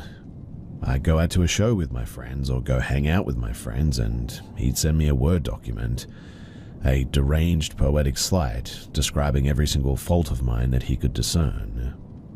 One time I smoked a little bit of pot, and he compared me to Medea killing her children. When I say poetic, I mean poetic too. And when I say deranged, I mean deranged. Naturally, we broke up too. A friend of mine found him on a dating website, and, well, that was that. My parents helped me lug his stuff into a truck and took him and all of his stuff to his parents' house. Done deal. I kept the apartment and I tried to settle back in. It was fine. I enjoyed my alone time and was free to have friends visit. Honestly, it seemed pretty ideal. Upon falling asleep on my second night alone, I was quickly woken up by a knock on my door, though. I checked the time, maybe 3 or 4 in the morning, and I mean, to heck with that, no thanks. So I tried to drift off again, but the knocking happened again, more rapidly, more aggressively. I kept ignoring it, though. I didn't have that many friends, and the friends that I did have wouldn't be hanging on my door at 3 a.m. And eventually, that banging stopped. I enjoyed my next few days. I went out with friends, I had some drinks, came home alone, and I went to sleep. 4 a.m. again, and there's that banging. But this time, also some rattling. When I heard that, I realized that the guy was clearly trying to open the door. Luckily, this building was old and disgusting. Landlord paint jobs, roaches, and no AC, but what it did have was 2 deadbolts and a door chain, so I felt more curious than scared, I suppose. I took a look through the peephole and I saw a blonde man. He didn't look like a junkie or a weirdo, but I also didn't recognize him. And no, it wasn't Mike. He was dark-haired and would have written a poem before he tried to break down a door, but feeling young, stupid, and for whatever reason, safe enough to sleep, I just go back and I fall asleep. But this keeps happening. Every single night I go to sleep. Every single night he would knock. He bangs and slams at the door. He jiggles the doorknob left and right. He yanks at the doorknob. He flies into the door with the weight of his entire body. But he never talks. And for some reason, I never called the cops too. I think I was in my ACAB era, I don't know, but it went on for about a week, but I do call my friend Pete eventually. Pete and I hung out for the day. Maybe a bit of context here too is that Pete, he looked like the sniper in Saving Private Ryan. Skinny, bony, oddly serious. Pete couldn't hurt a fly, but he had a weird ghoulish face that made it seem as though he could. So we waited, and waited. We plotted and we constructed a plan. Speaking in whispers, we waited into the night. 12, 1 o'clock, 2 o'clock, then 3. And sure enough, there was knocking at the door. Go time. Out the peephole, we see the blonde man. What a surprise, right? He continues to knock, smash and bang on the door. With the chain lock on, we undid the 2 deadbolts. The knocking paused. We flick open the doorknob and, with a knife in each of our hands, scream at him. We stab stupid IKEA kitchen knives through the gap. We yell, "We're going to kill you, come back here and we're going to cut you," and we swish the blades around like pirates who are only allowed to carry butter knives. The blonde man, he sort of stumbles back and jogs down the hall. Pete and I laugh it off, and to my surprise, the blonde man never returned. All it took was matching his crazy, I suppose, but I will never know why he targeted me, or why he was so insistent in getting into my apartment of all places. Though I can guess, I suppose, and my guess is that he may have been stalking me for some time, and when he noticed that Mike was gone, maybe he saw that as his chance. Again, I guess I'll never really know, but when I think back on it, it was kind of a crazy time for me, and honestly, I'm glad it's over.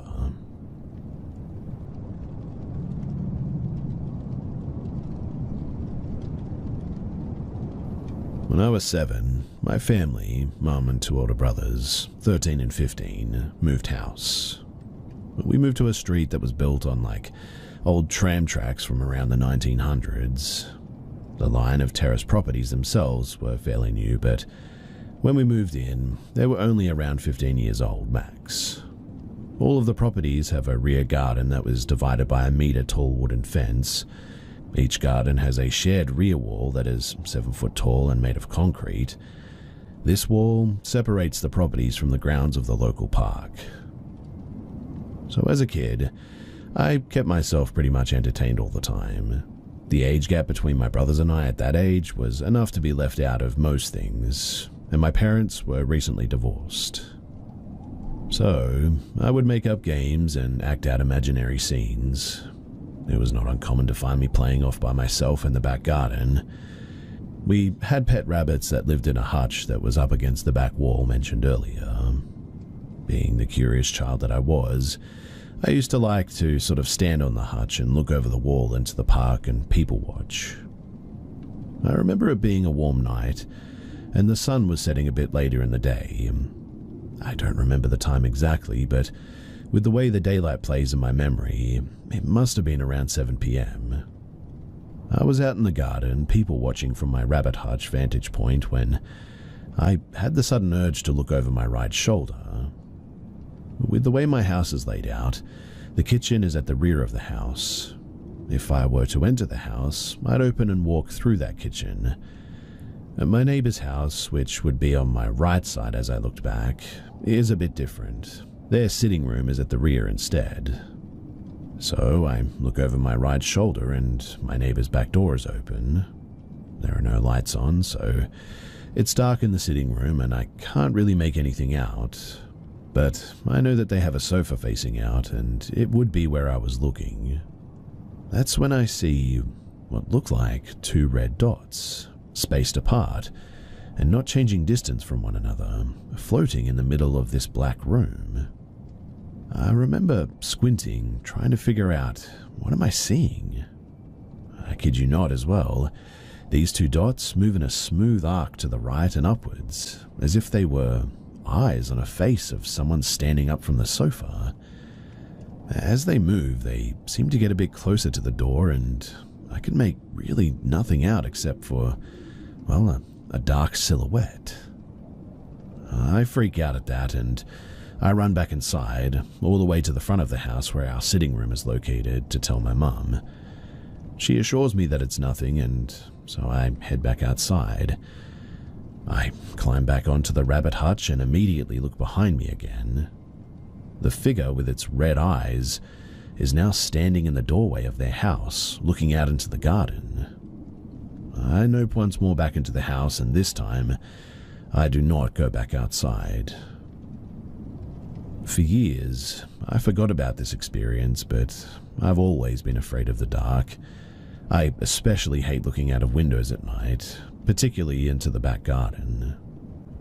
Something jogged my memory of it a few years ago, though, and every time I talk about it, honestly, it makes me sort of teary-eyed, because it was terrifying. I still remember every detail of that evening, and I wonder what it was that I saw. My neighbors still live there, and I'm too scared to ask them if they've experienced anything, or if they have an explanation for, well, whatever it was that I saw.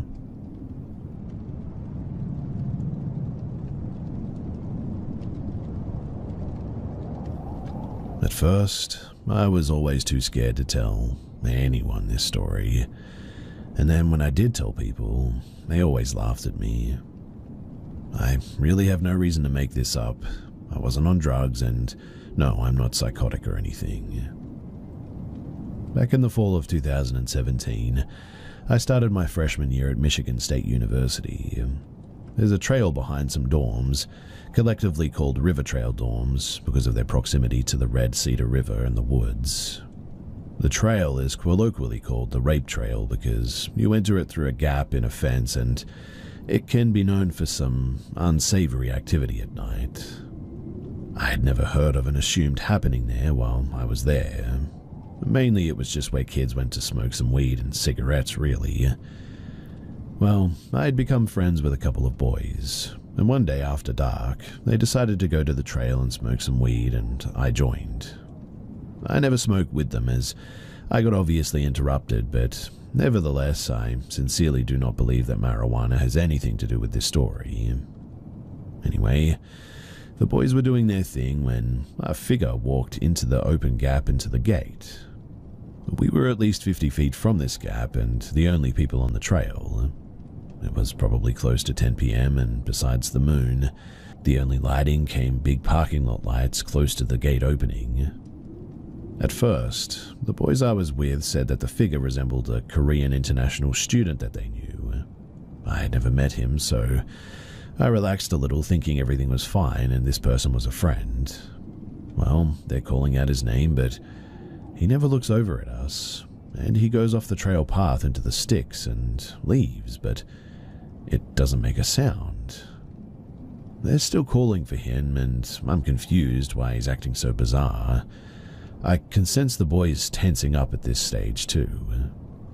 This is the only way that I can describe what happened next, but the boy morphed into a very tall, at least 7 feet, completely pitch black, featureless, clothless, not even human figure. It was human-shaped, I suppose, extremely skinny, but reflected no light and seemed almost two-dimensional. The figure looked at us dead on, though it was maybe 50 feet away. It moved toward us effortlessly in about 2 strides like it was floating. It came up to us almost head-on and still had no features, no eyes, no nose, no mouth, just all black. Then, when it was so close that I could almost touch it, it morphed into the international student, back down to a probably 5'6" human male. The boys were extremely apprehensive and feigned normalcy, but were probably just playing it cool. I asked him questions and he lit a cigarette, but I can't recall him speaking or answering anything, just sitting there, smoking. We eventually excused ourselves and pretty much ran back to our dorm. I was not the first person to speak. It was my friend who asked, "Did we just see Slender Man?" I said yes, and let's not talk about it anymore. The other kid was speechless and said nothing, and really, we never spoke about it ever again. Eventually, we all drifted apart within the semester, and I haven't spoken with them since 2018. I truly thought that this was the end, that I was going to die that night. To this day, I have never been more terrified too. It was to the point that I almost don't fear humans at all, and the only thing that makes me scared is paranormal stuff now. I don't go into the woods very much anymore too, only ever in broad daylight, and even then not so much. I have a deep respect for nature, and I know that the woods are just not my territory, especially at night. I still have no idea what you would categorize this as. I mean, I've called it a skinwalker, but I'm really not sure that that's accurate at all. Obviously, Slender Man isn't real, but Minus the suit, it was kind of dead on, to be honest.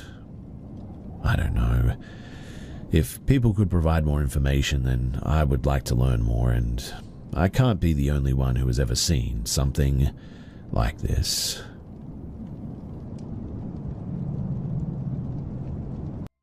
I used to be a property manager in London back in the 80s. For one reason or another, the flats I managed weren't strictly legal, so it was basically my job to collect rent, arrange repairs, and be a buffer between the real owner and the council, should they ever find out he was flouting regulations. It was a proper cash under the table sort of thing, and we didn't discriminate when it came to tenants. If you could give us the month's rent, which was about 60 quid back then we'd give you a bedroom in a shared house with communal kitchen and bathroom facilities. These days, a lot of landlords ask foreigners for proof of their right to be in the country, and I think you can get into trouble if you're found to be housing illegal immigrants. But back then, we weren't in the least bit interested in who you were or where you were from. All we wanted was money. And the same applied when I met a guy called Yuri. Yuri mentioned something about being from Latvia, but I never saw any papers to confirm that. His name could have been anything, and he could have been from anywhere. I met him outside this crumbling down house in Finsbury, one of the properties that I managed. Heavy emphasis on those quotation marks there, and the room that he was after was a mess. There was peeling wallpaper, damp patches everywhere, and a stink that was sort of half mold and half despair. It was the kind of place that you'd give a rat the hump, and Yuri didn't quite seem desperate enough to rent it. But after a brief look around, he told me he'd take it. I was surprised, honestly, but I wasn't about to argue with the man. I just took his money, gave him his keys, and that was that. Next month, when I went around to collect the rent, Yuri wasn't in. He cleaned the place up quite nicely, gotten rid of all the mold and the peeling wallpaper, and he left a little note on his bed that just said, "Busy at work, money in pillowcase." We dealt with some quite unsavory characters on a regular basis, and I'd had someone try and run a scam like that on me before. As they say, if you play with feathers, you get your arse tickled. When their rent money wasn't in the pillowcase, they said someone must have gone into their room before I did and pinched the cash. And since it wasn't their fault, they didn't think that they should have to pay twice the rent money, and that caused an awful lot of trouble for that character, let me tell you. I was thinking, good God, not another one of these. But then, when I put my hand in the pillowcase, Bob's your uncle, there was the money. It was like that every month, too, but it suited me down to the ground. I never had to chase him or go looking for him. He was reliable as anyone was, old Yuri. But then came the month when, well, you'll see what I mean in a moment, won't you? It was a grim Tuesday lunchtime, all gray and dreary out when I drove over to the house in Finsbury to collect the rent. The place was dead quiet, with most out grafting in some manner or another, nothing but the hum of traffic outside and the occasional cough from the guy down below's ground floor flat. So I knocked on Yuri's door, just out of habit really, and when there was no answer, as per usual, I just pushed it open. His room was just the same as ever. Bare except a single bed, a rickety old chair, and a wardrobe that was well on its last legs. I went for the pillowcase, expecting to find the cash in the usual place, but there was nothing. I patted it down and shook it a bit, but still nothing fell out. That wasn't like Yuri at all. He'd only been renting about 6 months, but he'd always paid on time and in the same fashion, good as gold. Then I opened the old wardrobe to see if his clothes were still there and saw they were all gone. It was completely gutted. I hardly ever found a reliable tenant like him, not in our game, so it always stung a bit whenever they decided to move someplace else. I was about to leave, and I was right on my way out the door when I spotted something under the bed. It was a suitcase, brown leather and bashed up around the edges. I'm not one for poking my nose in where it doesn't belong, but something didn't feel right. All of Yuri's stuff was gone, and he hadn't left any rent money either. So what was his suitcase doing under his bed? I thought for a second, then said to myself, "Stuff it. I'll have a quick look and see if there's a note or something." I walked back in, shut the door, kneeled down next to the bed, and pulled out the suitcase. I flicked the latch, lifted the lid, and my heart stopped. There was Yuri, inside the suitcase, his body all twisted up and broken, like someone had to fold him up to fit him inside. His arms looked snapped and bent at odd angles, while his legs were tucked under him backwards. His face was all gray and his eyes were wide open, staring out blankly. There was nothing else, just him, stuffed inside like he was something to be thrown away. I got up and stumbled back, hand clamped over my mouth to keep the smell out of my nose, but I still felt sick. The room started spinning, and the next thing, I'm out the door and taking the stairs 2 at a time. I pulled the front door open, ran out into the street before I stopped. I remember how my hand shook as I fumbled for my pack of cigarettes. I lit one and took a long drag, but it did nothing to calm me down. And as I paced back and forth outside the house, I wondered, what the hell was I going to do? At the time, I knew the owner of the property, a man who will remain nameless, was quite an active figure in London's criminal underworld. I just didn't know to what extent. That meant that he'd probably go mental if I just phoned the police and invited them into one of his gaffes. But this wasn't just a broken window or a tenant who wouldn't pay up. This was a goddamn body. I dug out a few coins from my pocket and walked to the phone box round the corner, and from there I rang the owner, the cig burning down my fingers as I dialed his number. His missus picked up the phone, handed it over to him, then I told him all about the body in the suitcase. I obviously didn't just come out and say it, not over the phone, but we had a way of talking back then where you said things without saying them. Once he'd gotten the gist of it, I thought that the owner was going to flip his lid, but instead, he stayed calm, a bit too calm under the circumstances, and asked me if I was sure the tenant had departed. When I told him I was sure as eggs, he told me not to involve anyone else and asked where the tenant was right now. Then when I told him, he asked me to help the tenant move out. I told him in so many words anyway, that if he thought that I was getting involved in a murder, he was mad. I said we needed to call the police, limit what they were told about the properties and the tenants, then hope they breezed past us without getting a whiff of what we were doing. But the owner wasn't having it. He said if I went to the police, not only would I be out of a job, but I'd also be in serious trouble. Then before I could argue further, he hung up. Until that day, all I knew about the owner of the shared house was that he was involved in renting flats. Well, dodgy ones at that. I might have been a bit of a geezer back then, but I wasn't stupid, and what he said on that phone clued me into the fact that whatever else he was involved in, it was a lot more illegal than just some dodgy flat shares. My heart was pounding after that phone call, my head spinning with all kinds of frightening realizations. For the past God knows how long, I've been working for someone who was now casually telling me to dispose of a body like it was nothing. This was more than just being some dodgy landlord. You'd have to be a real dark kind of person not to even flinch at something like this. But this guy knew my name, my family's names, where I live, everything. But at the same time, my fingerprints were on that suitcase, and if I didn't get out ahead of it and tell the coppers that all I'd done was stumble across it, then there was a good chance that I'd be going down for something, maybe even murder. I didn't want to go back to the house, and I didn't want to just drive home either, so instead, I went to the pub.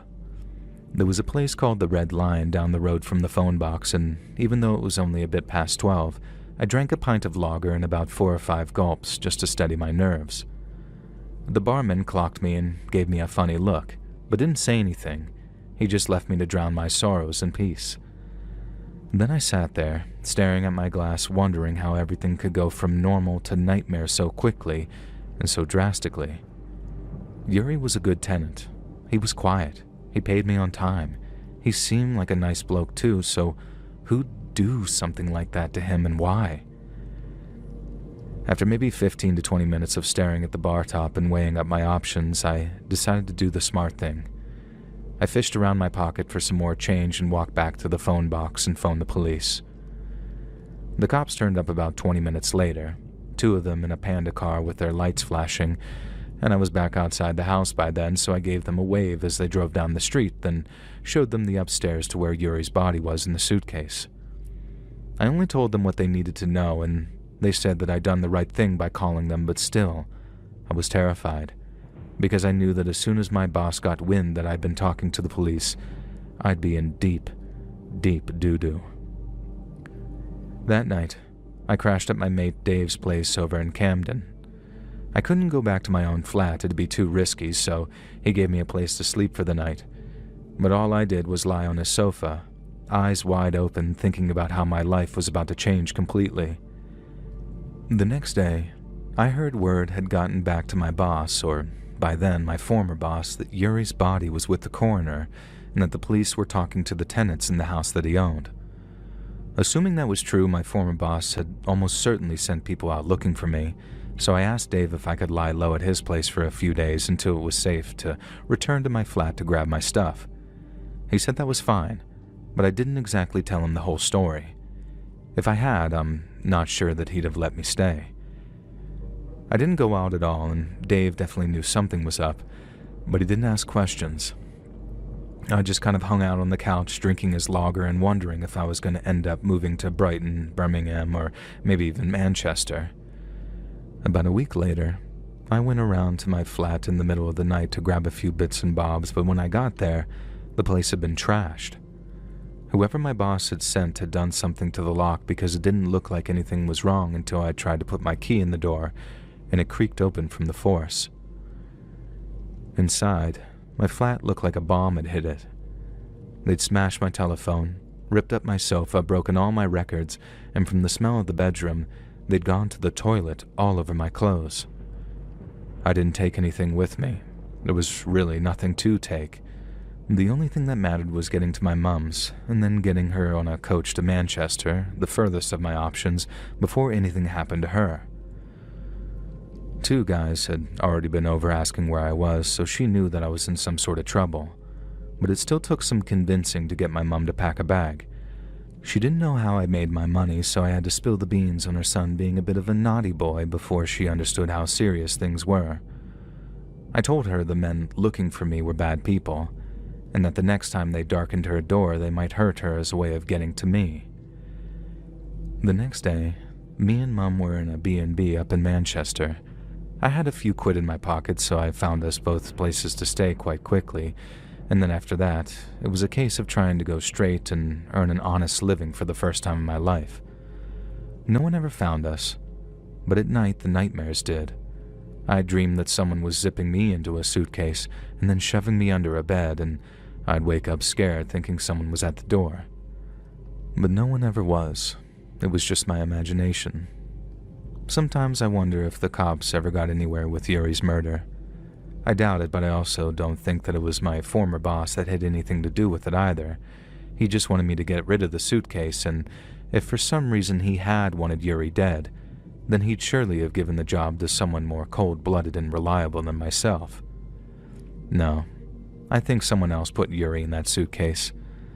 I don't know why, but I know they'd have to be pretty scary to be able to best a 6-foot barrel-chested Eastern European guy like Yuri.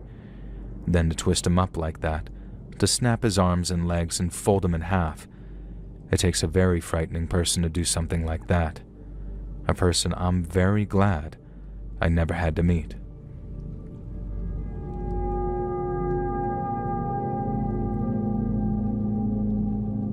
My name's Jada, and this story takes place during my second year of college.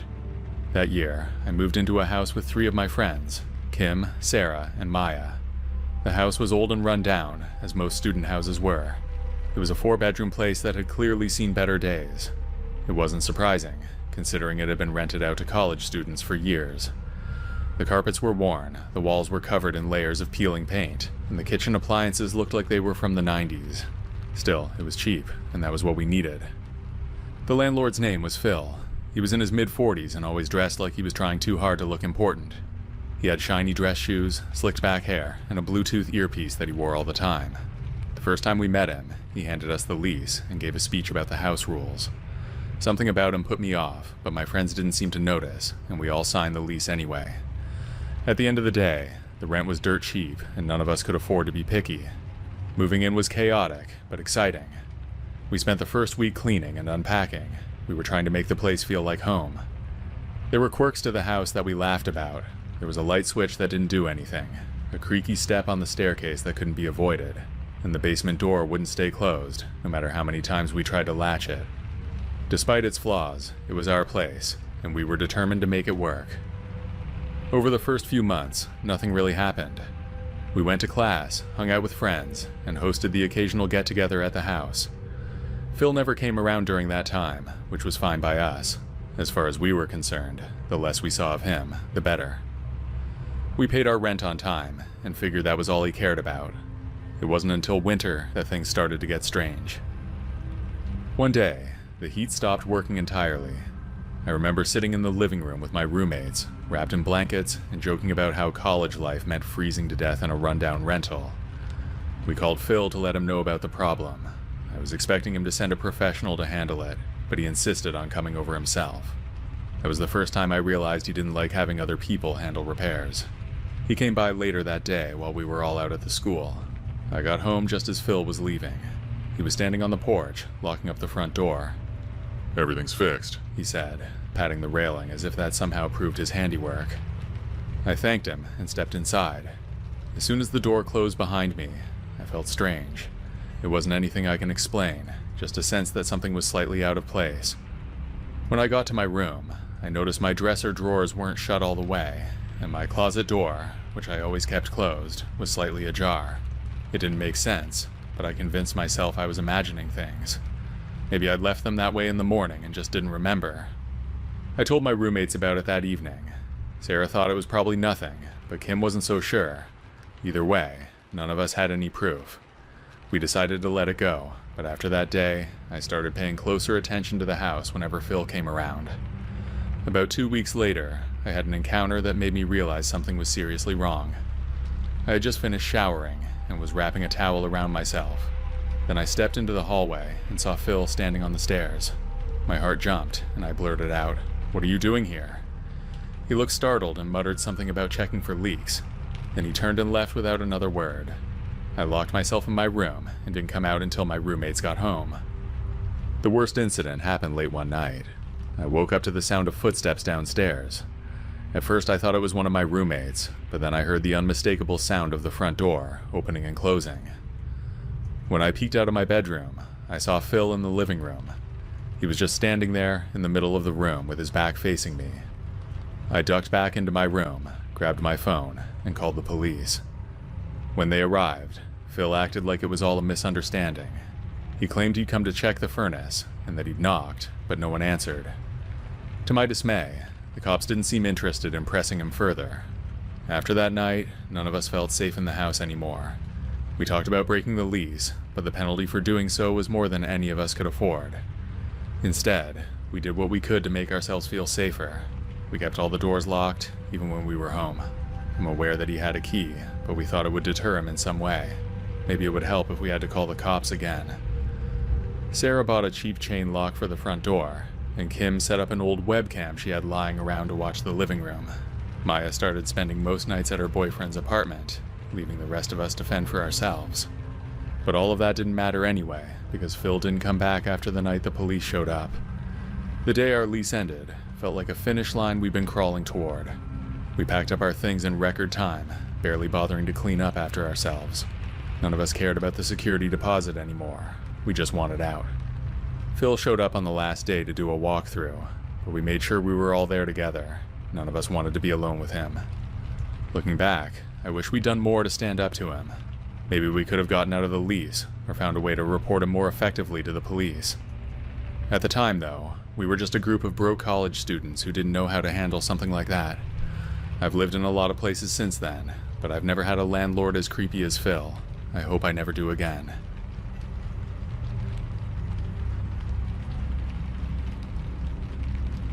I got married about 10 years ago, but it didn't last long. After the first year, we were fighting constantly, and my husband moved in with his brother. The apartment that we shared was too much for me to afford, and I had to move. So I had no real home, no job, and no idea how I would move forward. My ex was out of my life by then, and all I had was enough savings to last a couple of months, if I was careful. At first, I stayed at a cheap motel, trying to figure out my next steps. Each day, I scoured job boards and sent out applications to anything I thought I could handle. Weeks passed, and I started to panic because my savings were dwindling faster than I had expected.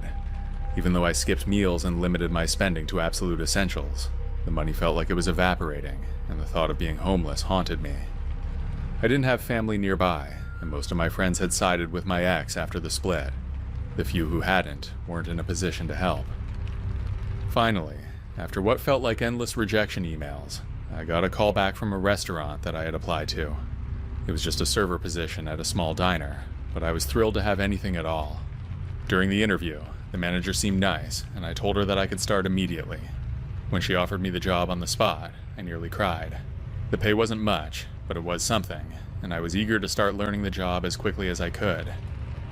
At first, things went well, and I even made a couple of friends among my coworkers. One day during a break, I was talking with a woman named Carla about my living situation. She was nice and easy to talk to, so I admitted I was still staying at the motel. Carla looked surprised, and then mentioned that her friend Denise was looking for a roommate. She told me Denise had an apartment not far from the diner, and was having trouble covering rent on her own. I had mixed feelings about the idea, because moving in with a stranger sounded risky, but I couldn't afford to keep paying for the motel much longer. Carla told me that Denise was nice and easygoing, so I agreed to meet her. She was in her late 20s, a few years younger than me, and seemed all right when we met. She worked in retail, and said that she'd recently broken up with her boyfriend, which was why she needed a roommate. The apartment was small but clean, and the rent was affordable, so I decided to take the chance. Within a week, I'd moved in, and I was grateful to finally have a place that felt more permanent. Living with Denise worked out well for the most part. Occasionally we'd cook dinner together or watch a movie, but mostly we kept to ourselves. I would say that we were friends, but not quite besties, if that makes sense. Then after a few weeks, I met her boyfriend Daniel, who she had apparently gotten back together with. I never really liked him right from the start. He had a sleazy style. He would make little comments when Denise wasn't around, things like telling me I looked nice or asking about my plans. He did it in a way that felt more personal than friendly. I tried to ignore it because I really wanted to get along with him, but then he started finding excuses to linger when Denise wasn't home. One time, he showed up unannounced, saying he'd forgotten something at Denise's place and ended up staying for over an hour trying to chat with me. That was when I was sure he was hitting on me. I made it clear that I wasn't interested, but it was uncomfortable. The breaking point came during a small dinner that Denise hosted for a few friends. Daniel was there, along with Carla and another girl. The evening started fine, but after a couple of drinks, Daniel started flirting with me right in front of everyone. I could see Denise eyeing us, and I knew she was pissed off. I'd had enough, so in front of everyone, I told him off and said he needed to stop.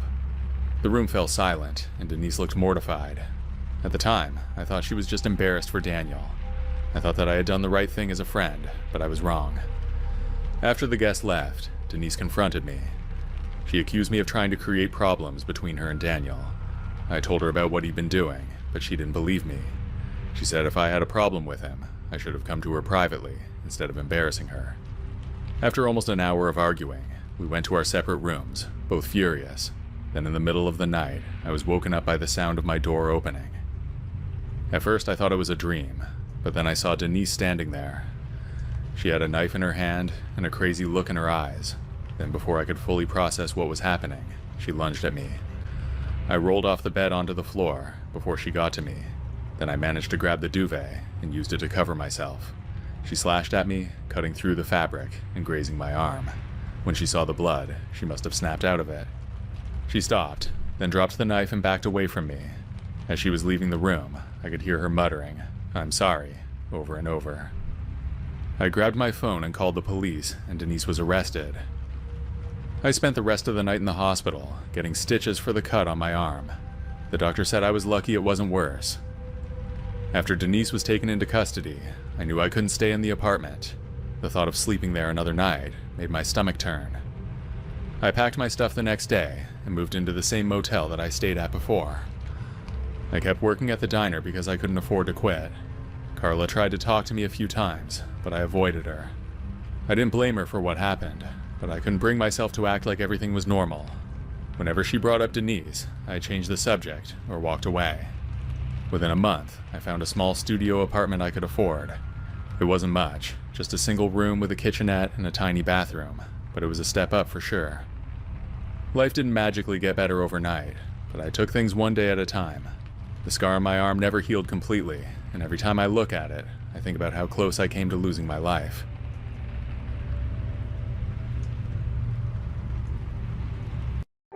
This happened about a year ago, when I was 26. I'm a female and tend to be friendly toward most people. I'm gonna be honest, I'm not a small woman. I'm 5'7" and slightly overweight, but I still get quite a lot of attention for some reason. This particular day, I was heading home from work. I had a job in a warehouse at the time, and I was wearing old yoga pants and a bleach-stained shirt. I had no makeup on. My hair was up, and it was summertime in South Carolina. It was hot. I basically looked as unattractive as I possibly could. I just moved into a new apartment, and I was going to build myself some shelves out of wood and cinder blocks. I decided to swing by Lowe's after work to grab some materials I needed. I got one of those large pallet carts and started collecting the things I would require. I take pride in the fact that I'm pretty strong and being able to build things, lift things, and generally just doing shit on my own. As I'm loading cinder blocks on my cart, this Lowe's employee walks up to me. I smile at him politely. He was maybe 5'11", wearing wire frame glasses, sparse stash, yellowing teeth, balding, but somehow was still physically fit. He was maybe in his 40s, although I admit I'm a bad judge of age. He offers to help me. No thank you, I've got this. Oh no, this is what they pay me for. He literally takes the cart from me and starts pushing it and begins asking me all these questions. They seem pretty standard at first. What was I building? The materials I needed? Things like that. I answer him but keep them short. I was definitely getting the vibe that he was trying to hit on me. He then starts telling me about how he's a former Marine and his time in the service, and how he stays fit and in shape, and then begins bragging about how strong he is. And I kid you not, he flexes for me. Like, who did this guy think he was? Johnny Bravo? At this point, I'm getting annoyed, but not creeped out. We get to the lumber section, and I begin to grab this board. No, I can get that for you. Nah, it's fine. I can do this on my own. He gives me another toothy grin. Nuh-uh. Okay, whatever. Maybe he needs to feel useful or something. So I let him grab it. He walks behind me, and as he does, I hear in my ear, like someone looking at something tasty. Immediately I'm like, fuck. Is this gonna be one of those situations where I have to awkwardly decline someone's advances? Hoping it wouldn't come to that, I just ignore it. I had to get a couple more things and he insists on getting them for me. Every time walking behind me and making those sounds right in my ear. Fuck the rest of the stuff. I just want to get out of here. I tell him that I'm going to the checkout line, and he reminds me of the other stuff I mentioned, and that he could help me with it. No, I need to be going home now. I'm definitely not being friendly, and I'm not smiling anymore.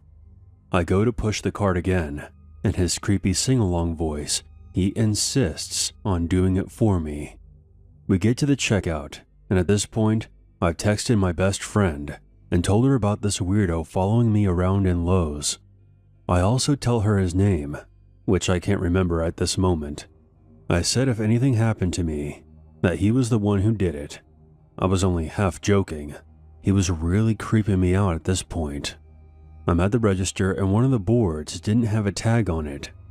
Mr. Creepy says he will go grab another, and he walks behind me again and whispers, "Delicious," in my ear, and I get the chills. He comes back with a new board and walks behind me again, manages to brush against my hip, even though we have plenty of room. Then he whispered, "Eat you up. I finally check out, and this creep is still hanging around. He offers to help me out to my car. I firmly say no. Well, I need to come take the cart back when you're done. It'll be easier.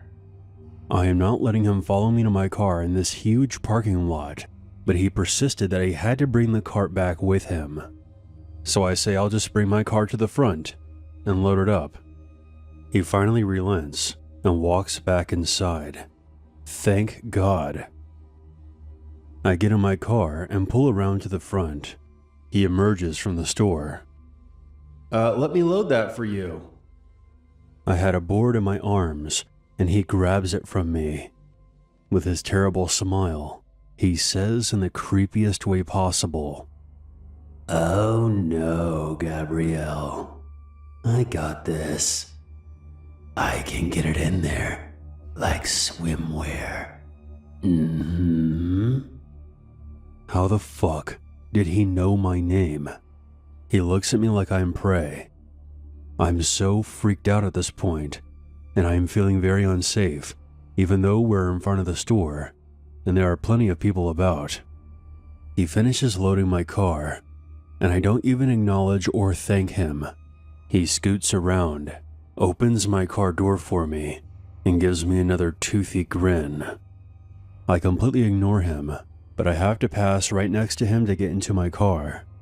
Right in my ear, I hear him whisper, "Delicious." I give him the most disgusted look I could muster. This doesn't deter him. He licks his lips and winks at me again. I get in my car and lock the doors. As I put my car in drive, he taps on my window and waves. I heard him saying to drive safe back to my apartment, which he knows by name. "It was nice getting to know you, Gabrielle." I got the fuck out of there. I have never seen that man before in my life, and I have no idea how he knows my name or where I lived. I have never gone back to that Lowe's again. Every time I think about that incident, I kick myself for not reporting him.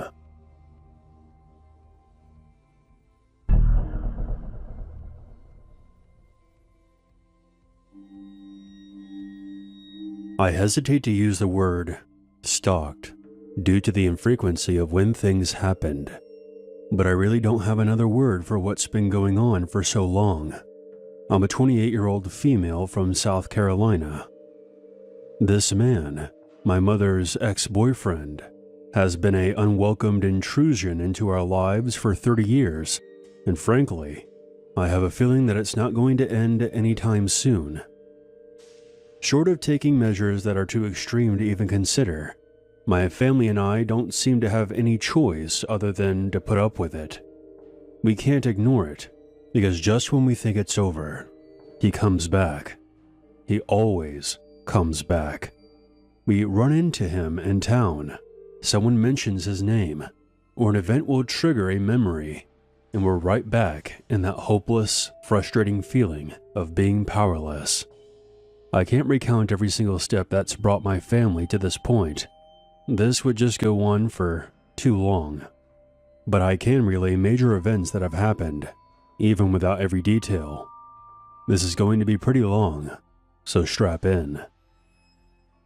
I guess I should start at the beginning. To make a long story short, my mom met this guy in high school. His name was Rick. Rick and my mom dated for 4 years, starting at the end of their senior year. He was the son of a local politician, very good looking and athletic. I have spoken to her at length about her time with him, and she told me that while they were initially together, there was nothing that she saw that would indicate anything was off about him. But slowly, over the course of their relationship, he changed. He started telling her what she could and could not wear, who she could talk to. He told her that she couldn't smoke anymore, that she had to get a new car because he couldn't be seen with her in the old truck she drove, that she had to move out of her parents' house and marry him as soon as possible. He was also pushing hard for her to sleep with him. She didn't, and she has never been able to say, at least to me, why that was, other than having this gut feeling that she shouldn't. For the most part, my mom ignored the way he was trying to control her life. She did nothing he wanted her to do. She's stubborn and very no-nonsense, so it floors me that she put up with his bullshit for so long. I guess she felt that she couldn't do any better, and thought that, given time, she could change him. But Rick didn't change, at least not for the better. If anything, he got worse. He became verbally abusive and put her down every chance he got. Eventually, she broke up with him. She had found out that he was sleeping with a friend of hers, among several other women.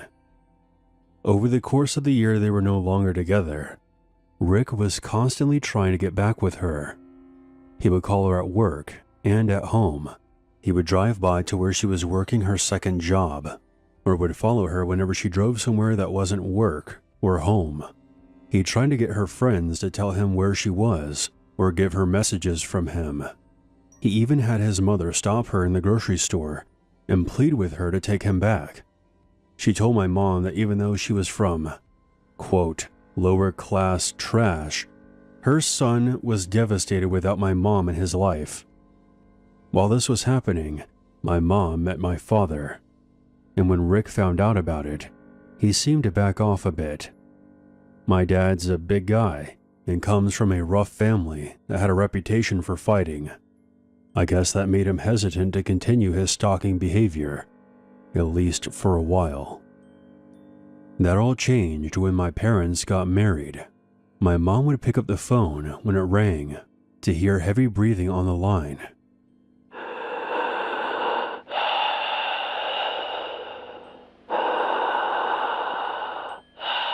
A man's voice that was clearly disguised would try to ask her questions about her marriage, or say something lewd about her or the intimate aspect of my parents' relationship. I say try because as soon as she heard the voice, she would hang up, although she wasn't always quick enough. Back then, there were no stalker laws in South Carolina, and since there wasn't any kind of physical assault, there wasn't much that the police could do. Not that they would have anyway. This all took place in a small town, population of hardly more than about 5,000, and the sheriff was real good friends with Rick's father. Suffice to say, the legal avenue was closed off to my family. My grandmothers, tired of the harassment of their children, got together at one point and cornered Rick's mom in town one afternoon. They told her point blank that if she didn't put a stop to her son's behavior, they were going to make sure the newspapers found out about the other recreational activities he had been up to, which, as you can probably guess, weren't legal. Again, the calls stopped. When my sister and I were born, all hell broke loose. Rumors started flying around that Rick was actually our father, and that my mother had been having an affair with him. Pictures of my mom with us at the store, or somewhere in town, would turn up in the mailbox, along with letters stating how much we looked like Rick. What was most disturbing is that these letters would also mention how attractive my sister and I were going to be when we grew up. When my mom showed that particular letter to my dad, he was furious. That night, he drove out to the dive bar where Rick and his friends were known to hang out. Rick wasn't there, but 3 of his buddies were. My dad demanded that they tell him where Rick was, but they refused. When my dad turned to get back into his truck, the men tried to gang up on him. As I said before, my dad is a big guy and grew up fighting. He handed them their asses. 2 broken noses, and the other one lost his front teeth. He told them to let Rick know that he would find him if anything else happened.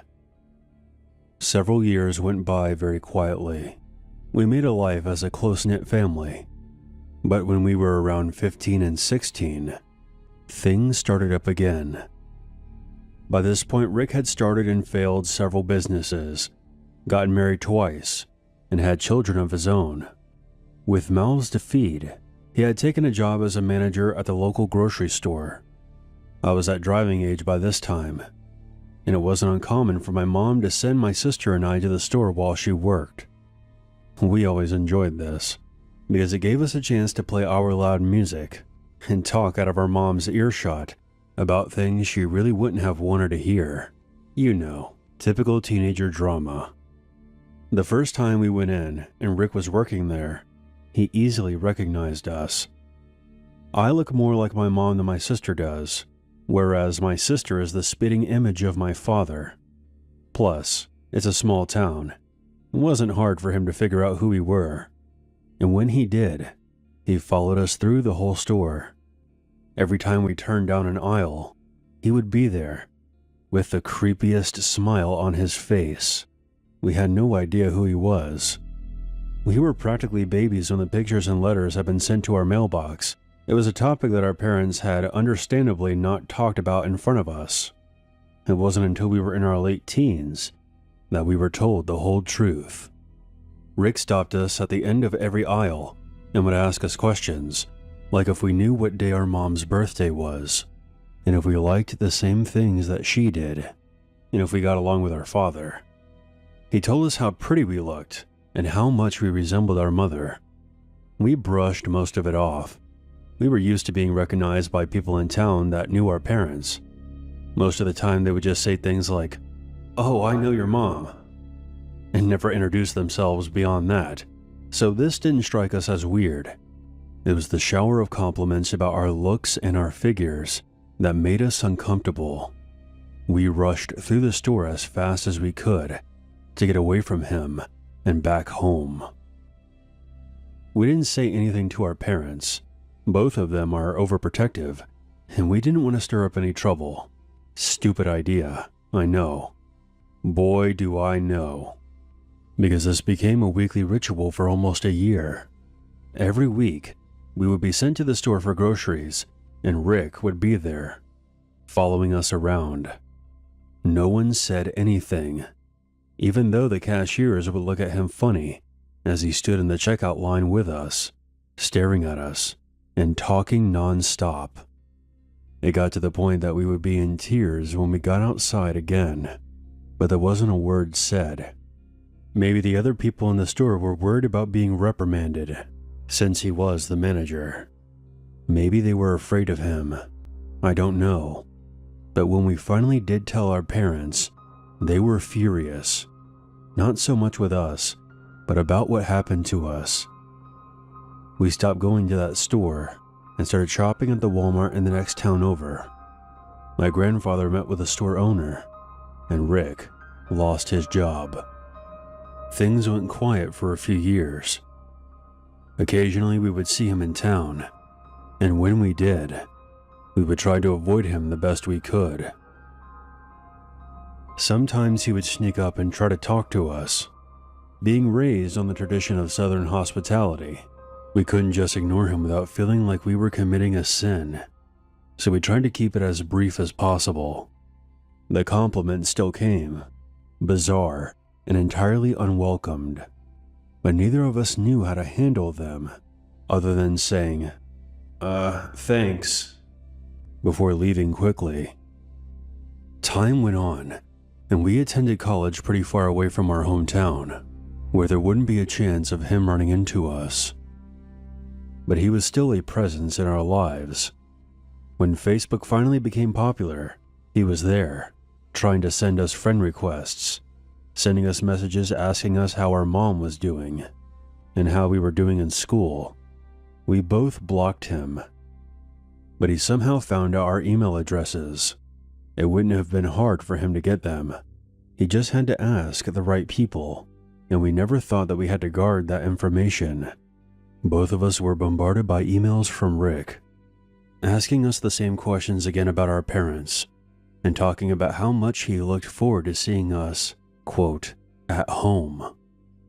The worst one was an email sent to me, asking me to let my mom know that all she had to do was tell him she was leaving my father, and he would divorce his current wife, abandon his children, and marry her, and that he would be the father that my sister and I deserved. I blocked him immediately and called my sister to let her know so she could be on the lookout. My mom doesn't have an email address, so he couldn't harass her like that, but the heavy breathing phone calls came back for a while. And when we all got cell phones, we did not give out our numbers to anyone except immediate family or people that we could trust, and told them not to give out our numbers to him under any circumstances. Which brings me to the most recent event, and the reason I've decided to sit down and write this out. I've moved back to my hometown, fresh out of grad school and newly married. Things have been quiet for a long time. Rick was the furthest thing from my mind. My husband and I had to stop by Walmart to pick up some last-minute gifts for Christmas. We split up in the store, and I was just coming out of the restroom. My mind was focused on my phone, trying to call my husband so I could find him in the big supermarket, when I felt a tap on my shoulder. Distracted, I turned around and almost dropped my phone when I realized I was standing face to face with that son of a bitch, Rick. He grinned at me and said, "Well, hello there. Been a long time." I'm ashamed to admit that I couldn't do more than just stare at him. He snuck up on me, and I was so startled and freaked out that I couldn't say a word. He leaned in, still wearing that damn smile on his face, the one he used to wear when he would follow my sister and I around the store. "You look just like your mom. If I was your dad, though, you would look more like me." I was frozen as he grinned at me for what was probably only a few seconds, but it felt much, much longer. I then turned on my heel and walked away, as calmly as I could. I put my phone to my ear and called my husband. It took everything I had not to burst into tears right then and there, in the middle of the store. My husband knew all the stories, and he was ready to come and beat the crap out of Rick for saying anything to me, but I ushered him out to the car. I just wanted to get out of there and go home. When I told my parents about the incident, they became angry as well, and they still are to this day. It seems like no matter how much time passes, Rick is still hanging around like a boogeyman. It's not over, and I know that. It may never be over, but it does feel good to get all this out. I don't know what to make of his little declaration, or what else other than the obvious he might have been implying. It makes me sick to my stomach to think about it. What I do know is that I am very, very grateful that he certainly is not my father, because I can't imagine what my life would have been like growing up with him.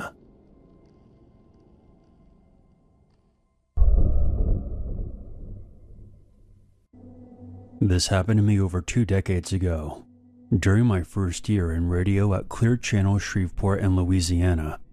I was in my early 20s working part-time as a board operator and promotions assistant for several stations in our building, as well as doing overnights on the weekends as a disc jockey for the radio station, Rock 99, which is also known as 99X KTUX FM. One of the annual events that our cluster of stations would participate in was the Fortilla at Cross Lake. In the early summer of 2002, our rock station had an on-air sponsorship deal with a local boat dealership, which allowed us to borrow 2 of their boats, a party barge and a motor-powered bass boat, which would be used during this event. It was a near-perfect Saturday to be on the water. The sun was out, and it was also fairly windy. The boats were floating and zooming all over Cross Lake that day. This, combined with the wind, led to there being more wave activity on the lake than usual. Around a half a dozen of us were on the party barge, with at least 2 others riding around on the bass boat. One of the DJ's wives in attendance was wearing a brown straw hat to protect herself from the sun. While the party barge was in the middle of the lake, a gust of wind caught her hat and tossed it into the water. We stopped the barge, and attempted to retrieve the hat, but it was too far away for any of us to reach. In the spur of the moment, I made a decision that would nearly result in me becoming a permanent resident of Cross Lake. Without giving it a second thought, I took off my shirt, removed my shoes, and dove into the water without wearing a life jacket. Swimming to the hat was the easy part, but my sense of accomplishment would soon be replaced by absolute fear and helplessness. The barge was only a few feet away from me, and on a calm day, I could have easily swam back to it. But the waves from all the boats on Cross Lake, as well as the wind, prevented me from returning to the barge, no matter how hard I tried. I quickly gave up on retrieving the hat, because now I was fighting just to stay alive.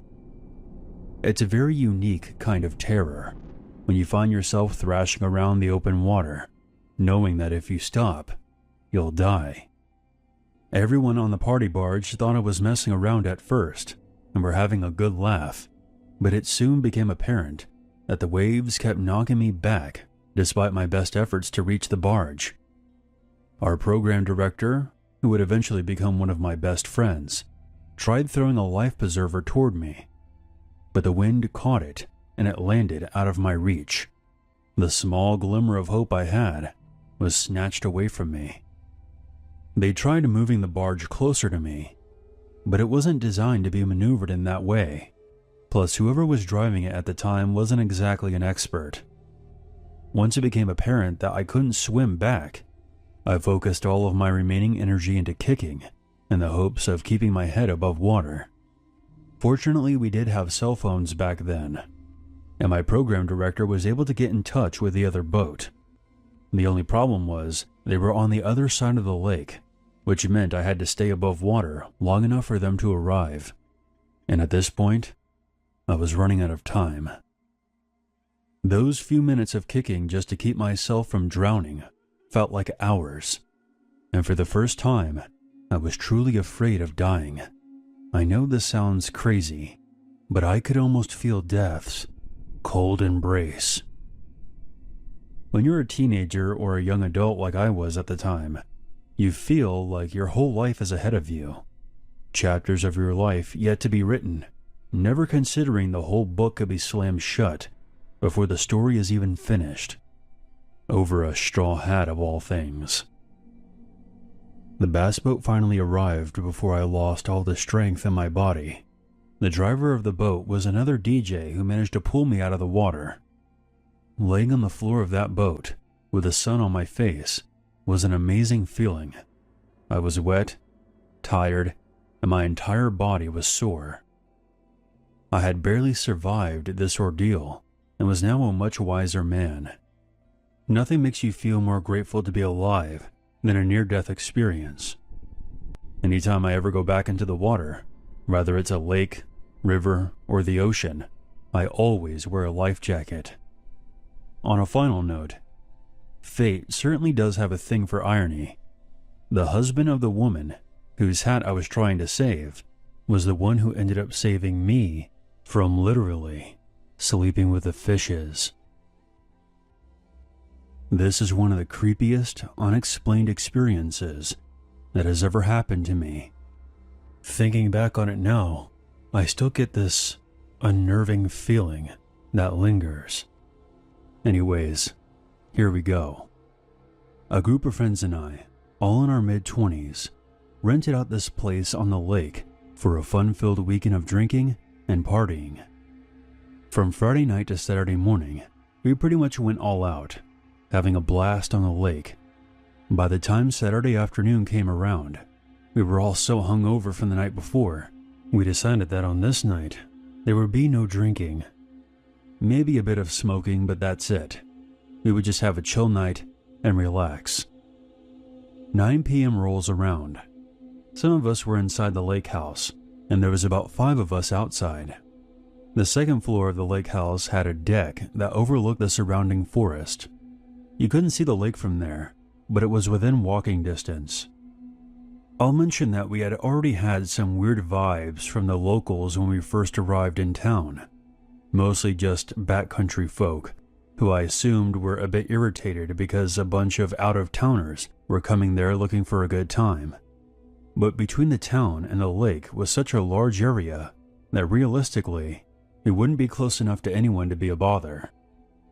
Anyways, 3 of the group were on the upstairs deck, my brother being one of them, while I was talking to a friend on a small wooden table just outside the forest. It was a very peaceful night, when suddenly, an unnerving feeling overcame us. It was so distracting that my friend and I stopped talking and just stared into the dark forest. Soon we heard a loud, eerie chanting.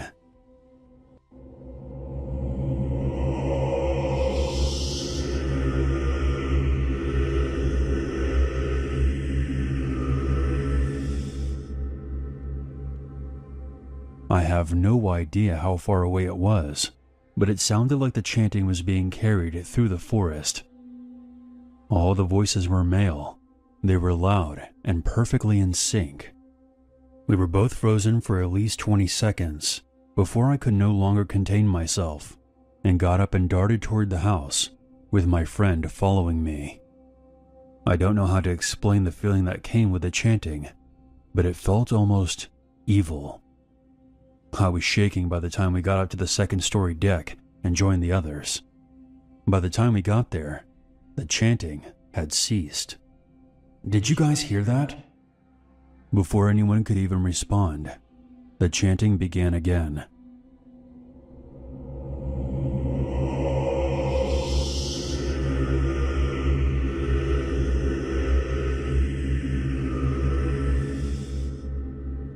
The 5 of us were now peering into the forest, listening to this bizarre chanting.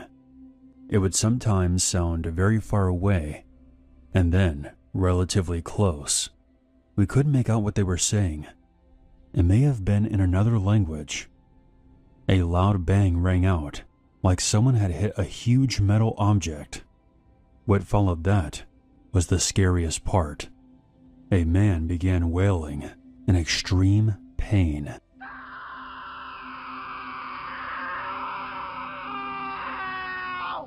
All of my hair was now standing up. It was the most vomit-inducing thing I've heard. My brother and I were now staring at each other in a mixture of astonishment and disgust. The wailing stopped, and the chanting began again.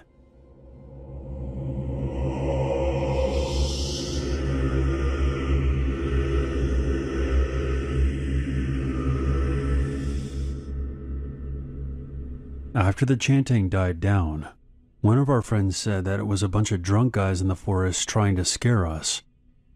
But there was no way that chanting was coming from a bunch of drunk guys. All the voices were perfectly in sync, and that wail sounded like someone was being tortured. Plus there was all that tension we felt. Something extremely messed up was taking place somewhere in that forest.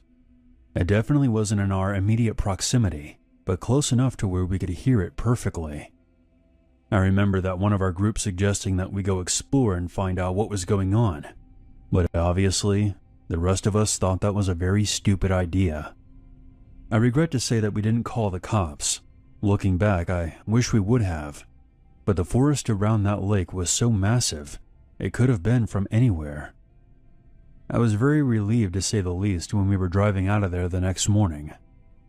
Thinking back to that night, it still gives me the worst kind of feeling. Whatever was going on, it just felt so wrong and evil.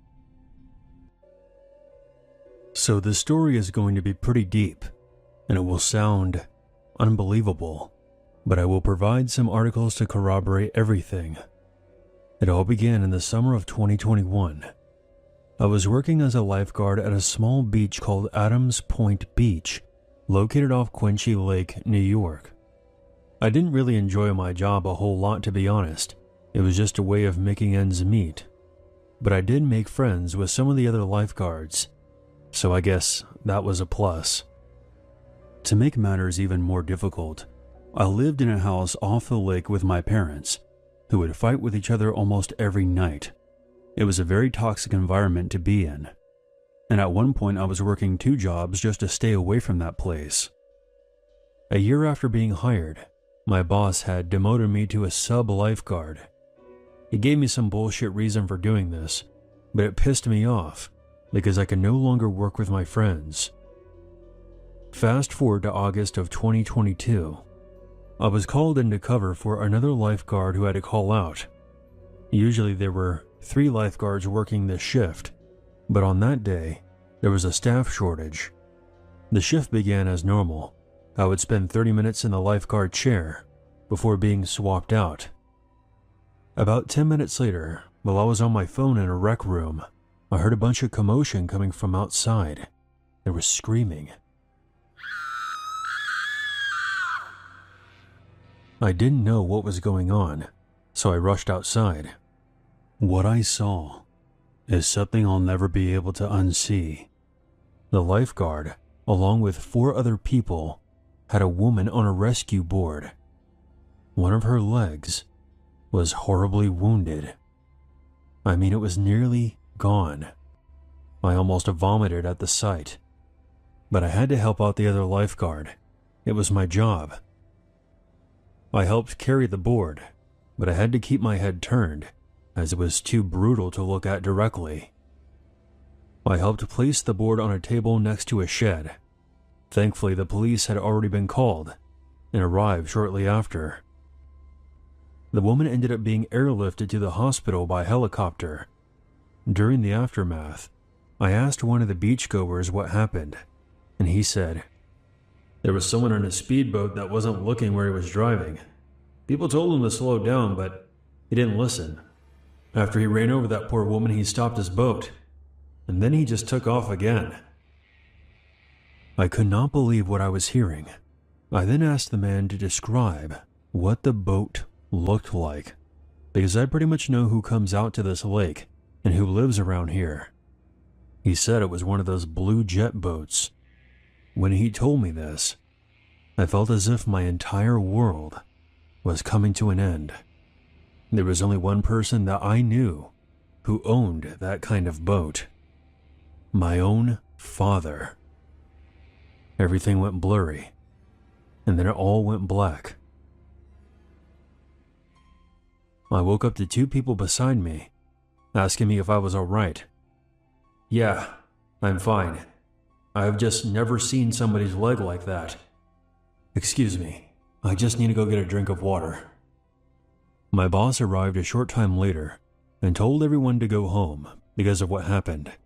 I got in my car and made the 5-minute drive back to my place. When I got there, I saw my dad pacing back and forth nervously through the kitchen window. It did cross my mind to turn him in, but I was just so scatterbrained in the moment that I rushed inside the house and went into a full rampage on him.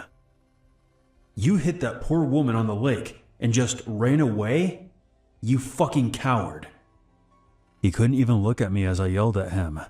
My adrenaline was now going into hyperdrive. I just couldn't contain myself, so I shoved him and then started hitting him.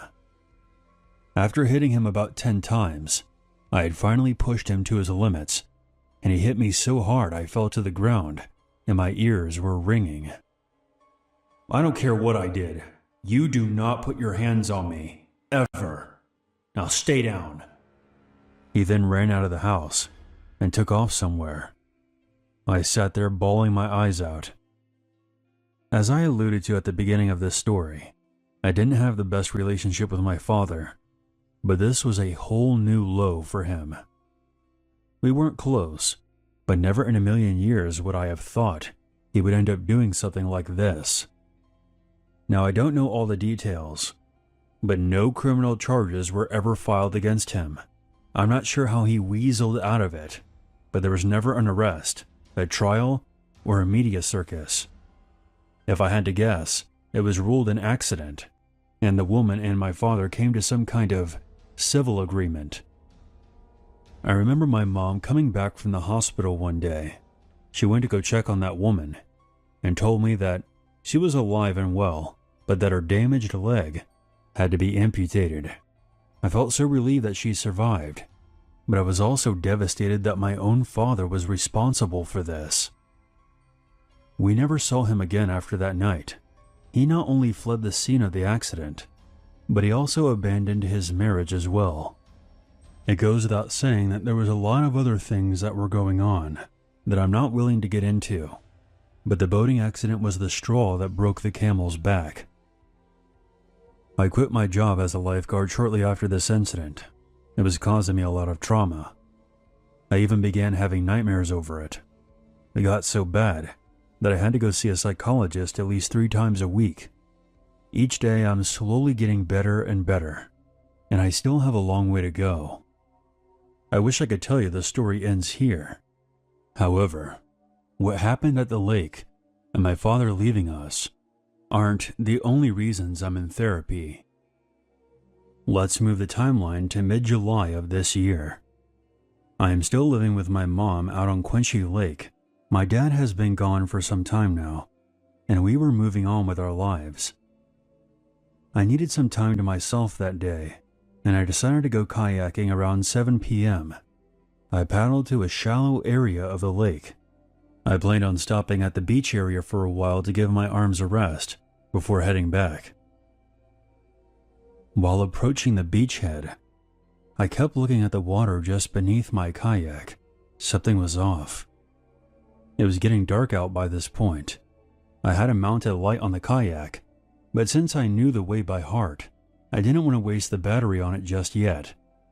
My paddle then hit something in the water. At first, I thought it was a rock, which I thought was very strange, because I knew this area of the lake very well, and I wasn't anywhere near where the rocks usually were. So I pulled out my flashlight, turned it on, and looked. I shit you not, I saw the body of an old woman floating in the water. I let out the most ear-piercing shriek you've ever heard in your life. I quickly paddled out of there, reaching the shore a short time later. After pulling my kayak to shore, I ran to the grass area and threw up about 5 times. Luckily, I had my cell phone on me, so I immediately called 911. About 7 cop cars showed up 10 minutes later. The body was of a 71-year-old woman from New Lebanon.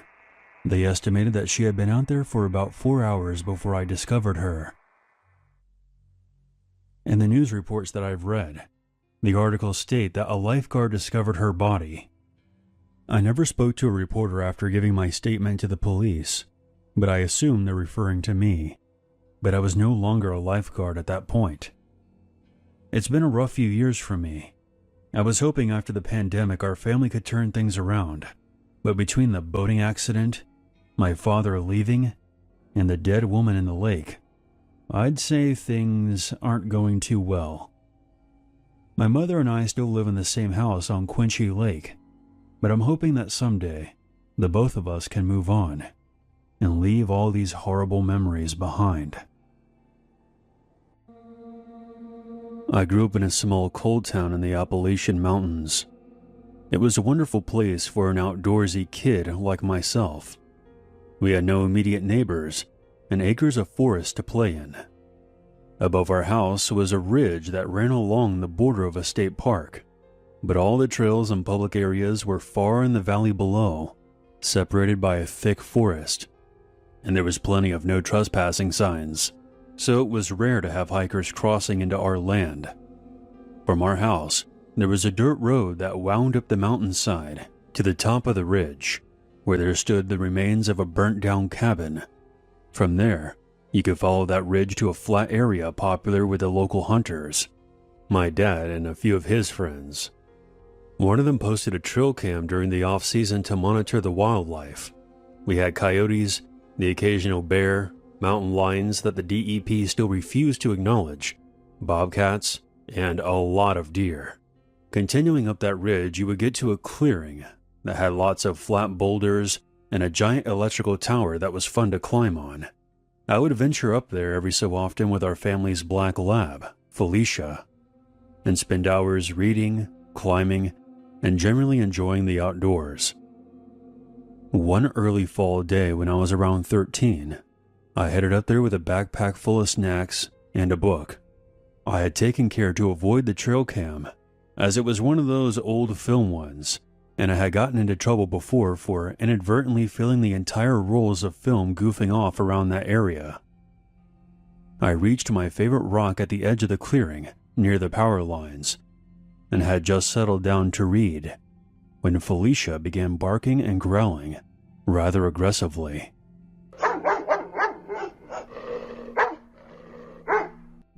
At first I paid it no mind, as she loved chasing deer, but this time she didn't bound off into the forest. Instead, she stayed next to me, growling at something unseen in the thick tangle of brush and trees. Now, I had considered hiking down that way before, as the park was in that direction, but it wasn't an easy passage. The area had been cleared years before to install the electrical tower. Once construction was complete, a thick mass of briars and weeds cropped up. The rocks that made for great climbing to the top of the ridge became difficult obstacles on the steep slopes below. Not to mention there was a much easier access closer to the park's entrance. This way brought you down to an undeveloped area at the very back of the campgrounds that wasn't easily accessible to cars or hikers. So I was taken off guard to see someone fighting his way through the brush from that direction.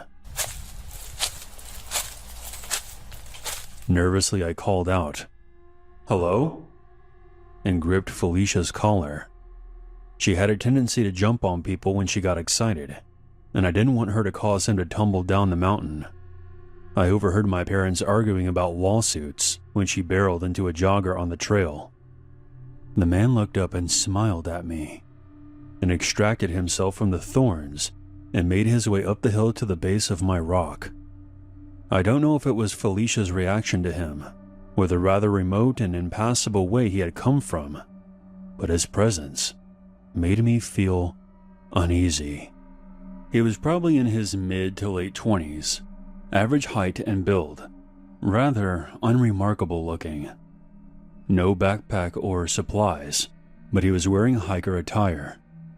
I didn't like the way he looked at me, although at my young age I couldn't place why exactly it unsettled me. But now as a grown woman, I can look back and realize that he was sizing me up. From his smile, he seemed to be pleased at what he saw. "Hi there, where did you come from?" He had no trace of an accent, which struck me as odd. Our area has a pretty strong regional accent, and we don't get a lot of outsiders. "I live just down the hill. I was hiking with my dog." "Oh, she seems like a nice dog," he told me, with no trace of irony. Felicia was snarling at him, but he seemed unconcerned. "You should have a leash on her, though. Wouldn't want to get into trouble with the park." "We put a leash on her when we're down in the park. This part is our property." There was no reaction from him learning that he was essentially trespassing. "Still, you're so close. You don't know who might come this way." "No one from the park comes here," I told him. I was being a bit rude, but I was annoyed at some stranger telling me what to do with my dog on my property. "I'm from the park. I'm one of the rangers, and I wanted to see the property. What would you have done if she had attacked me? You could get into big trouble." A chill crawled up my spine. We had only one ranger, and he was a close friend of the family. This man was definitely not him. But I was afraid to let on that I knew he was lying. I dug out Felicia's leash and clipped her, then stood up, slinging my backpack on. "Sorry, I'll let you get on with your hike.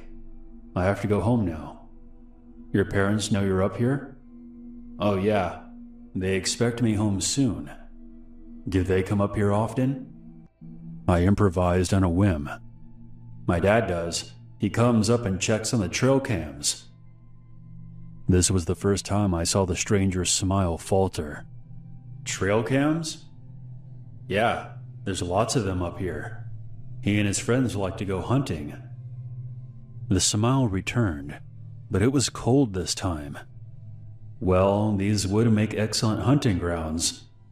He took a step toward me, and Felicia lunged, nearly yanking the leash right out of my hands.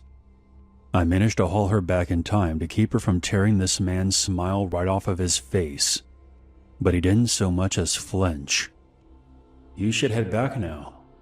Keep a tight hold on that leash. Maybe I'll see you up here again sometime. Yeah, maybe, I said, secretly thinking to myself that I'd never step foot into the woods again. Well, bye now.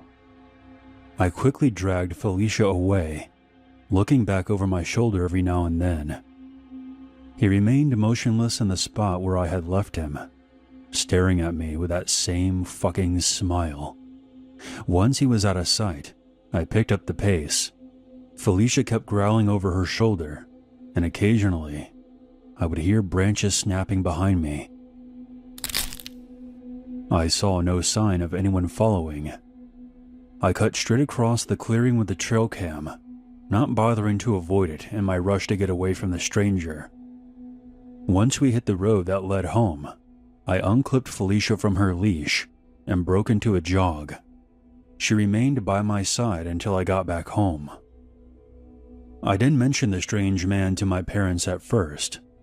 They were weary about me hiking alone, and I didn't want them to forbid it. Furthermore, by the time I had gotten back, I had convinced myself that I was overreacting about the whole thing. He was probably just some hiker, and made up a story about him being a ranger to fuck with me, since I was giving him an attitude. Still, I didn't hike back up to that ridge that week, and instead snuck into the woods below my house. At the end of the week, I came home from school to a pissed-off dad, demanding to know if I had messed with the trail cam. One of his friends had come up to collect the film and discovered that the cam had been switched off, with only a few frames taken. At first, I was only concerned with getting into trouble and desperately proclaimed my innocence. I then remembered the stranger. After telling my dad about him, he called the park ranger to ask if they had somebody new on board that we didn't know about. The ranger said no, but after hearing my story, he told my dad the campground attendant had caught someone overnighting in an unauthorized area back in the campgrounds the previous weekend. He had assumed the guy was just trying to get out of paying for a camping fee. He was described as a younger man, average looking, very friendly, and apologized for what he said was a mistake, and took off. Shortly afterward, we heard from my dad's friend about the trail cam. He had gotten the role developed, and even though there was only a few frames, the last one was of me and Felicia cutting across the clearing. I thank God that I had told the stranger that there were multiple cams. I imagine he gave up once he couldn't locate the other ones. My parents have since moved to a small neighborhood down in the valley, and I've since moved out of town. In my parents' backyard, on the riverbank, there's a mound covered by Easter lilies that marks Felicia's final resting place. The house I grew up in fell into a state of disrepair after we left, and was eventually burned to the ground. No one lives on that property now, but the clearing at the top of the hill is still popular with hunters. Whenever I visit that area for the holidays, I still like to hike up to that ridge, but when I do, I make sure to wave at all the trail cams, and I always bring a dog with me. Between 8th to 10th grade, I was deeply involved in a small Minecraft building server. The average age of the players was probably 15 to 17 years old, and we Skyped almost every day for hours. We quickly grew close and would follow each other on other social media platforms. I became really close with one member in particular. His name was Peter. He was in the same grade as me, and I heard rumors that he might have had a crush on me. Rumors that he denied. I found the idea laughable, since we only knew each other online. We were in the same grade, but not in the same school, so I brushed it off, and things were okay for a while. But eventually something felt off. During our conversations, I started catching him in small lies, which bothered me. Deciding it was time to distance myself, I stopped talking to him. A few months later, after no contact, Peter texted me out of the blue. He said that he might transfer to my high school to qualify for an in-state college tuition. His plan was to live alone and support himself while still in high school. My stomach dropped.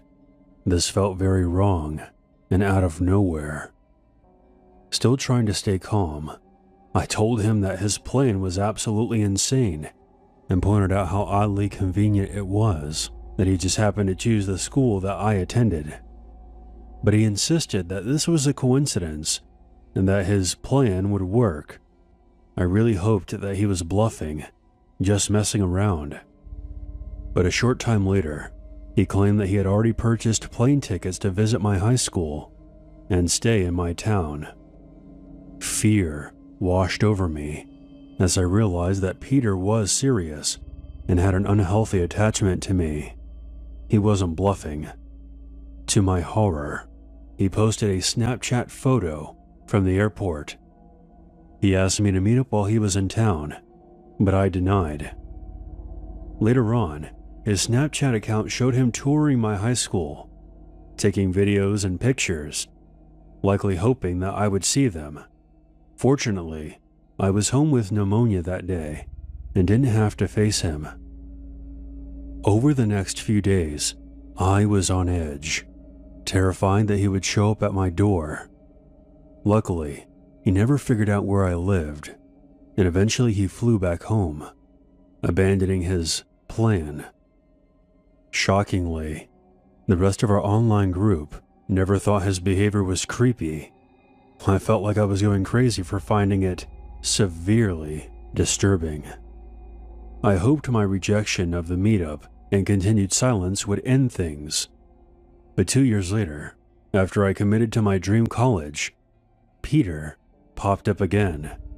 I had, foolishly, kept following him on social media to monitor if he was ever near me.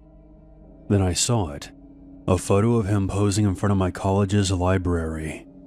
Captioned, "Transferring here is definitely the move." I don't know if he ever did, but I never ran into him on campus. A few months later, he found out that I had a boyfriend and contacted me on Skype for the first time in 2 years. "Do you think he's going to protect you?" Out of fear, I blocked him and unfollowed him on all social media. I admit that I made mistakes back then. I was young, scared, and surrounded by people telling me this wasn't a big deal. He hasn't tried to contact me since, but that doesn't mean he isn't still watching me.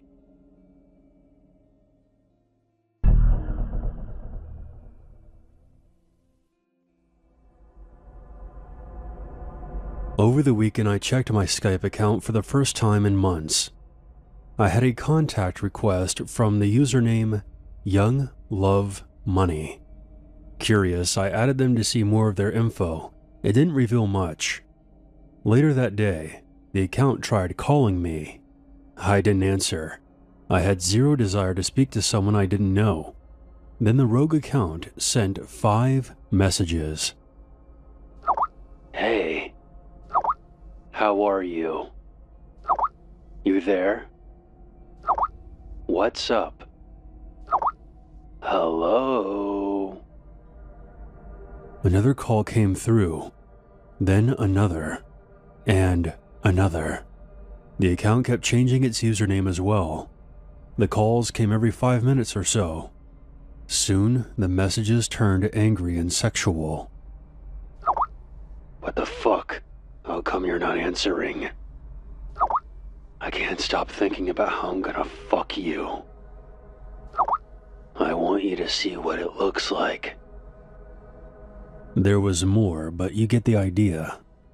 I blocked the user, but the calls and messages persisted from other accounts. I just ended up logging off my computer. My boyfriend was coming over that night, and I would deal with this later. Later on, my boyfriend and I went to my father's house to watch a football game with him and some other family members. He and my mother had split up some time ago. He now lives with my brother, his current wife, and her son. While I was there, I was now receiving nasty text messages on my phone. On the drive over, I had told my boyfriend what was going on with my Skype account, and I was now getting the same kind of messages on my phone. He suggested I call a number to see who picked up. I did. And here's where things get a bit fucked. My stepbrother's Skype started ringing.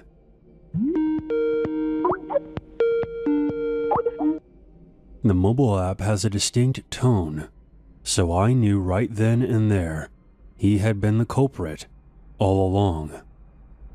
He scrambled for his phone and stopped the call just as mine hung up. He then bolted upstairs and didn't come back down for the rest of the night. My stepbrother is a 29-year-old, 6'4", 260-pound, jobless man-child. He would always make me feel uncomfortable with his temper, space-invading habits, and inappropriate jokes at odd times. Now I was extremely nervous. I didn't want to tell my dad though, for fear of putting his marriage under strain. Plus, I kinda knew his mom would side with her son anyway, and act like he had done nothing wrong. She's part of the reason he behaves this way. My real brother, who also lives there, has had some issues with him as well. But nothing ever gets done about it. My stepmother just laughs and says, "Oh, he's just giving you a hard time." Of course, my father is next to useless when it comes to this situation, which is super painful because my brother and I genuinely care about him a lot. My stepmother claims that her son has emotional issues and can't work because of his condition. I guess we're going to have to add only child syndrome to the DSM-5. Imagine being married to a woman who has a 29-year-old son who throws temper tantrums until he gets his way, and she always brushes it off like it's nothing. Now, hold on to your pants, because we're not done yet. Not by a long shot. There's more to this jigsaw puzzle. And if you're thinking that this is a story about my creepy stepbrother, you're only half right. The true horror of this story is my father's absolute failures, plural, when it comes to his relationships. My dad bends over backwards to avoid upsetting his wife, even at the expense of his own children. We had major issues with his last wife, the one he married after divorcing my mom. She turned out to be an attractive drug addict and a cheater. There was a time where he stopped seeing me because his wife was jealous of me. If she didn't want him to go somewhere, he would just stay home, and he would be upset with my brother and I if we complained about it in any way, accusing us of trying to wreck his new marriage. Once she was involved in a hit and run and claimed that I had borrowed her car and I was the one who did it. My father backed her up, telling me to stop lying and confess, but the police were able to prove that it was in fact her behind the wheel, not me. So yeah, my father is a bit of a fucking moron, and it took quite some time for our relationship to mend after that. My dad is fine with his current wife's son living there, because he's been sold on this condition from the start. Here is another fun fact. My father and my current stepmom were high school sweethearts once upon a time, and they were actually married before my dad met my mom when they were in their early 20s. Things didn't work out, and they ended up divorcing. 30 years later, they run into each other at a gas station and began dating again. They eventually remarried this past August. I actually get along with her quite well, and she is very good to my father. She just has a messed up son who's going to ruin everything. It's sad, but it is what it is. I'm not too worried for myself. I'm never alone with him, and I think this was a twisted game for my stepbrother's amusement. Like, haha, you don't know it's me. That was the initial plan anyway, until I caught him red-handed. I feel like he was using his Skype account to anonymously confess those things to me, and now I know he has had those thoughts. But I haven't heard from him since. Now whenever I visit my dad, he stays upstairs, never coming down. The holidays are going to be very awkward for us though. I don't want to exchange gifts or even be near my stepbrother at all. I've always found him creepy, but this was a whole new level of insanity.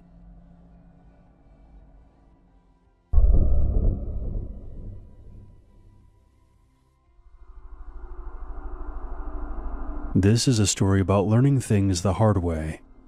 You can roll your eyes and point out all the bad decisions I made, and you would be right. But I would argue that good decisions can only be made with the knowledge of bad experiences. Let me start from the beginning.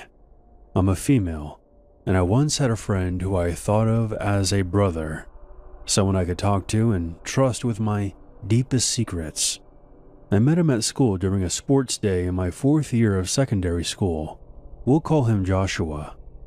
It was the last day before the holidays. We hung out with a group of others. We were laughing and enjoying ourselves. Afterward, we exchanged Facebook info. He didn't message me until midway through the holiday break, just saying hi and checking in. I was quite a bit of a loner back then, and I hadn't had a real friend since primary school, so I was flattered. We started talking on a regular basis. Around this time, I was moving houses, and he mentioned that he only lived 10 to 15 minutes away, meaning that we could hang out sometimes. I was excited. I had never had a friend over before, so it felt like a new experience. A year later, we were best friends. We discovered our mutual interests, walked around town, went to movies, swam, shared secrets. We did everything. But this is where things take a turn for the worse. He wanted this to be something more, but I just didn't have those feelings for Josh. In fact, I had a boyfriend named Charlie, and Josh was aware of this. He insisted that Charlie didn't treat me right, that I wasn't meant to be with him, or was talking behind my back. When I asked for proof of this, he would go silent and not say anything. Hindsight is always 20/20, and looking back, I'm a bit embarrassed of the position that I put myself in. I admit that I friend-zoned Josh hard, and it was causing problems. But at the time I didn't seem to care that much, and in fact I found him to be annoying. He kept trying to join Skype calls I would have with Charlie, who I rarely got to speak to between his job and my studies. We usually declined Josh joining, and he would get upset, messaging me, "If you were really my friend, you would let me join," only to apologize 30 minutes later for being childish. All of my online friends, including Josh, knew that I was a big-time gamer. I recently started playing a new game that I didn't want to tell Josh about.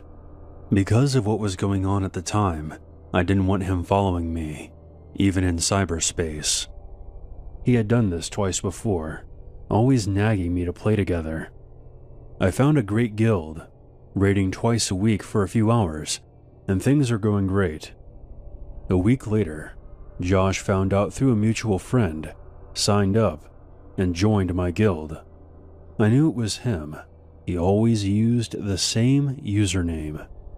Apparently he was trash-talking me behind my back, harassing female members, and just generally annoying everyone. He thought everything he said was hilarious. Every other sentence was a bad reference. He would disrupt our raids by joining our voice channel and blasting loud music. He was eventually booted.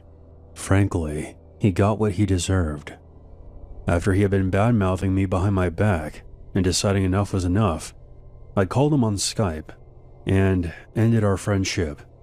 He didn't take it well. He cursed me out, threatened to leak all my secrets to my friends, and said that he would ruin my life. I hung up, blocked him, and thanked God that he was gone. Or so I thought. I had forgotten that he knew where I lived. I've been avoiding him for a month, prioritizing time with my guild, and just not wanting to deal with him. 3 weeks after cutting him off, I noticed something disturbing. I'm a diagnosed insomniac, and sometimes I gaze at the street lamps outside. That's when I saw Josh standing under the street lamp closest to my house. My room has a balcony outside the window. It's easy to climb, with its ledges and pipes. I've even snuck down that way before. I usually kept my window open because my room is so warm at night. At the time, I didn't have a fan, and the AC unit was broken, but that week had been freezing, so the window was closed. 15 minutes later, I saw him approaching my house and started climbing. I was so grateful that I had closed the window that night. It would have been easy to slip through otherwise. I turned off my monitor and sat there in the dark, shaking, with my teeth chattering, but still trying my best to stay quiet. I couldn't leave my room. The creak of the floorboards would have gave me away, and he could easily hear me from the balcony. I could not scream for help either. My mom was out drinking, and my younger sister was at my grandparents' house. I was alone, and watched in terror as he approached the window. He tried opening the window, but it wouldn't budge from the outside. So he just sat there, staring into my bedroom. It became a waiting game. Minutes felt like hours. I had this awful feeling that if I made any noise, he would leap up and smash his way through. Around 5 a.m., my mom's car pulled into the driveway. Relief washed over me. She actually saw Josh and began yelling at him. I heard him scrambling back down the pipes. She initially thought that I had invited him over, but when I explained to her what was going on, she hugged me and said that she was glad I was okay. We called the police, but they said they couldn't do anything since he hadn't assaulted me. It's been 1.5 years now. I haven't seen or heard from Joshua since. He just simply vanished. Maybe that's for the best. Wherever you are, Joshua, I hope you got some help and moved on, because you came extremely close to going down a very dark path.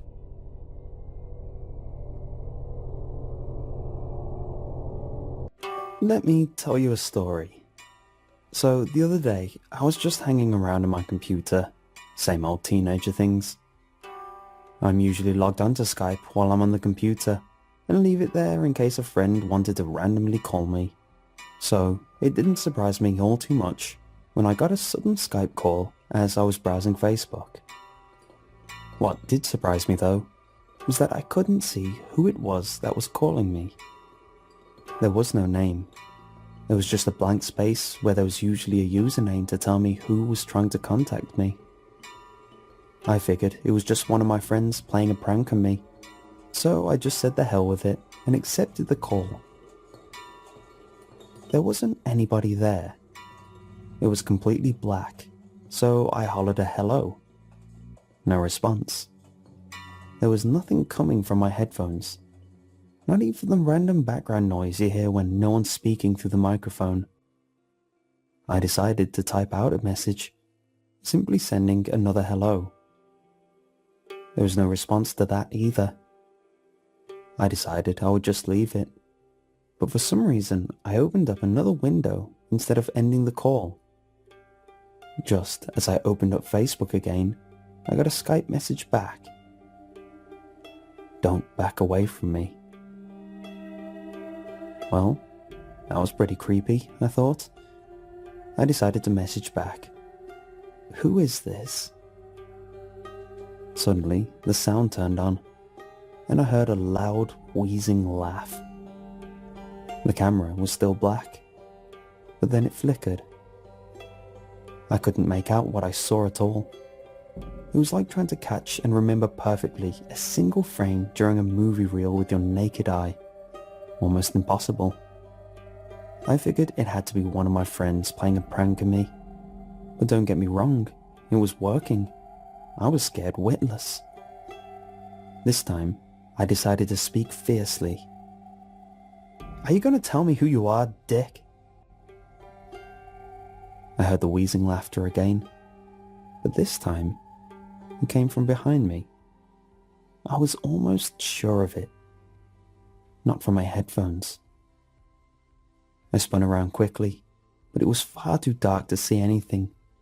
With a black screen from my Skype call and a dark wallpaper background, there wasn't enough bright light to see anything around my room. I decided I must be getting paranoid, and it was from my headphones, so I turned back around to the computer screen. I saw a small, dim light on the Skype video call. It seemed to be getting bigger and bigger. I shivered as I moved my head forward to get a closer look, and saw a person's head move over the dim light of the screen. That was my head.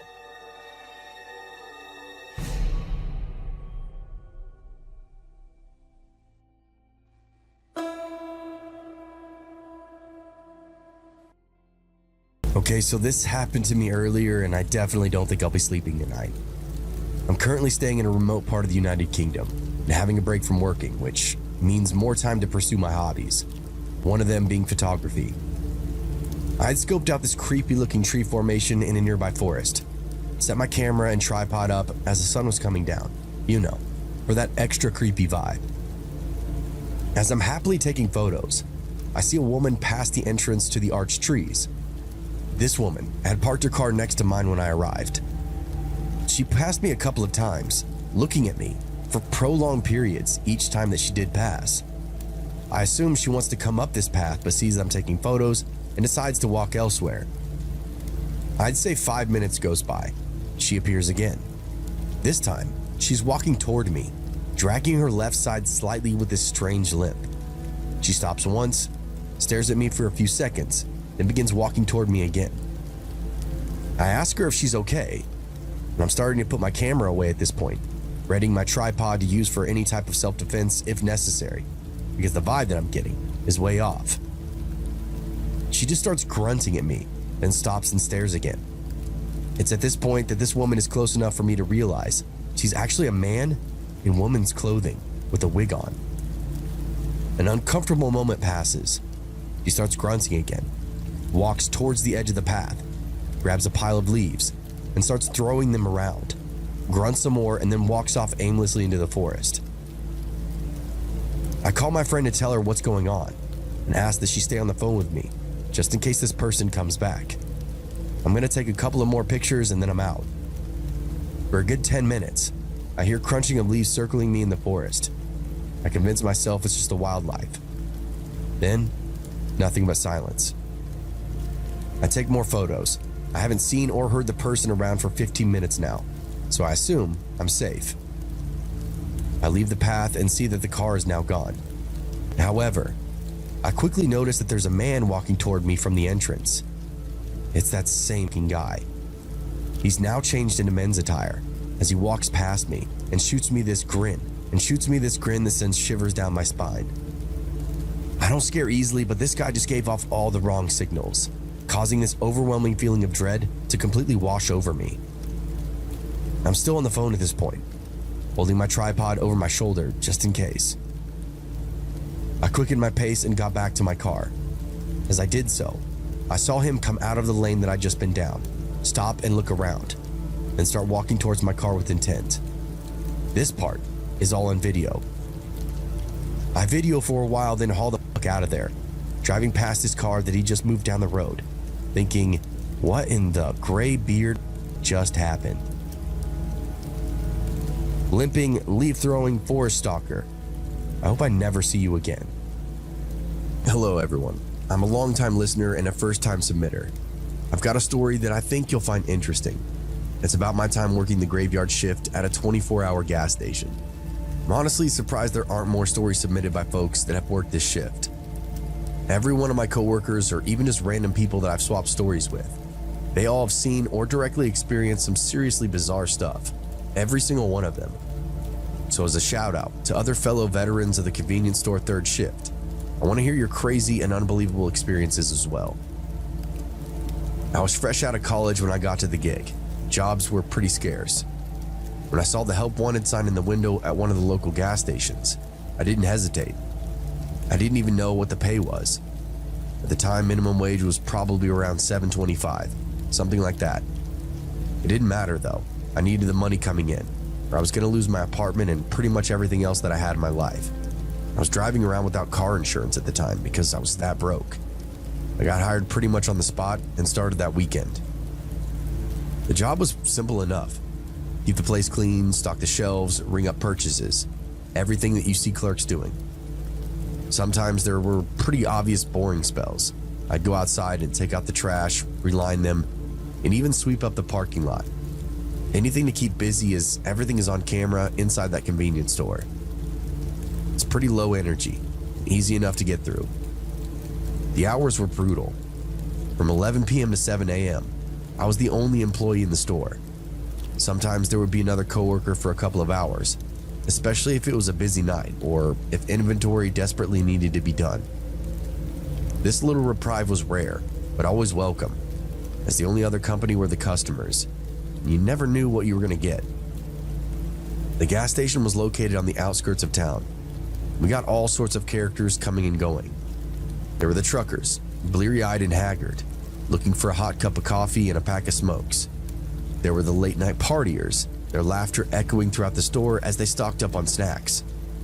And then there were the others, the ones who made your skin crawl, the ones who looked like they were running from something, or maybe to something. They were typical junkies, tweakers, homeless people of various shades. Sometimes really strung out people would come in, clearly agitated and just looking for trouble. I'd ask them to leave immediately or I'd call the police. 9 times out of 10 this would work. They would take their crazy drug-fueled trauma back outside where it belonged. Every now and again though, you'd have someone slip in and go to the bathroom, only to never come out. And I can't tell you how many burnouts I would have getting blasted in the bathroom, only to nod off or keep using and completely lose track of time.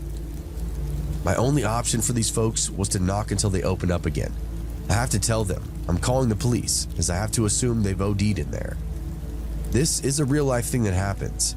It's why sometimes you'll find blue lights in bathrooms, so some people can't find a vein.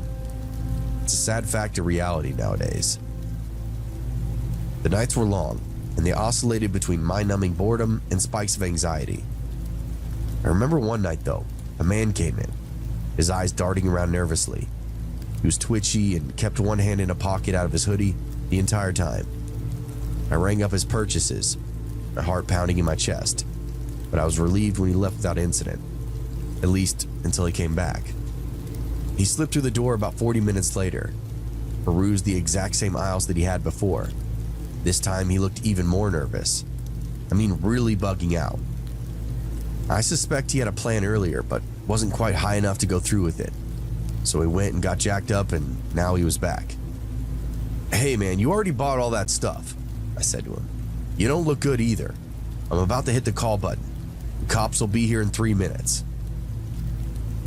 It was a stone cold bluff, probably more like 10 or more, but this clown didn't know that. I watched as his eyes peeled wide and he started stepping towards the door. "Wasn't gonna do nothing," he explained. I could smell the alcohol wafting off of him now. Earlier he just smelled bad, like BO. I made a motion towards the button underneath the counter, and the guy bolted towards the door.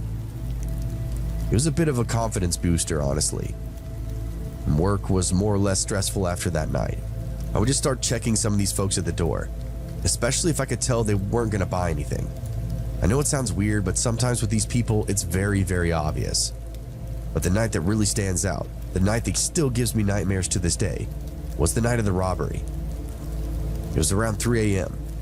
I was restocking the cooler when I heard the bell above the door jingle. I turned and saw a pretty average dude coming in. I said hello and went back to restocking. I was almost done and wanted to finish the cooler before I went back to the register. "Hey, over here," the guy said. I turned around to see he was now wearing a ski mask and pointing a gun in my direction. What looked like a beanie on his head was really a mask he'd rolled down his face, and the gun, I'm assuming, came out of the pocket of his sweater. When he said, "Hey, over here," I thought he was talking to someone else, like maybe waving another robber into the store. I awkwardly looked at the door and waited for someone to come in. He looked at me, looked at the door, and then waved the gun again.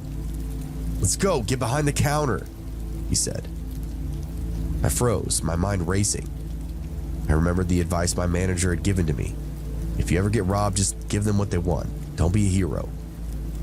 So that's what I did. I did my best to calmly walk over to the register, punch in the keys that would open up the till for me. Inside, I was going bananas, unsure of every movement. I'd never had a gun pointed at me, and it feels like they're gonna pull the trigger every second that goes by. You keep thinking, now, here it comes, now. Just a couple of pounds of pressure and you're dead on the floor. It rang open. I gave him the money for the register, my hands shaking the entire time. Sweat started pouring out of the usual places, mostly my face and armpits though. It felt like it was 110 degrees in there, and I had just been shoulder deep in a 40-degree soda cooler. I set all the cash on the counter between me and that guy, and that's when I noticed the gun was shaking a little bit. This man was clearly panicked. His voice was shaky as he demanded the money, and I could see sweat glistening on the skin around his eyes beneath the ski mask. He kept glancing towards the door, as if expecting the police to burst in at any moment. "I said, give me the money," he shouted, his voice echoing throughout the empty store. I could hear the fear in his voice now, and it made me feel strangely detached from the situation. It was as if he was watching a movie. At any moment now, the credits would roll. I gestured to the small pile of cash on the counter between us. He looked down at it, looked at me, and then looked back towards the door. He took another peek into the empty register. Everything started to come together for him. The gun started to lower, just as he reached his free hand out and put it on the cash. But then, something unexpected happened. A car pulled into the gas station. Its headlights cut right through the front window. They were parked right outside the front door. Would be coming in at any second. This immediately spooked the guy, who jammed the gun in his pocket and bolted out the door without taking the money. Seizing my chance, I ducked behind the counter and hit the panic button, alerting the police. Now I got to see what the actual timeline would be for a real response. The sound of sirens filled the air across town as that man fled, leaving the money scattered across the floor. I stood there in total stupor, shocked at what had just gone down in my shift. It's not a good day when you get a gun pointed at you while you're on the clock. Some people get benefits, and some people get the exact opposite. The police arrived within 6 minutes, but that man was long gone. They took my statement, and I spent the rest of the night replaying the events over and over in my head. My manager came in not long after the cops arrived and relieved me. He just let me decompress in the office for a bit. He said there hadn't been a robbery there in almost a year, and it was hopeful that the area had improved. He was very apologetic, but said it was also part of working overnights. That was my last night working at the gas station.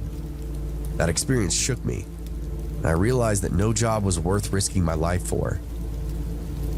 Grateful that I made it out of that situation unharmed, and I hope that sharing my story can serve as a reminder of the dangers that overnight workers face every single day.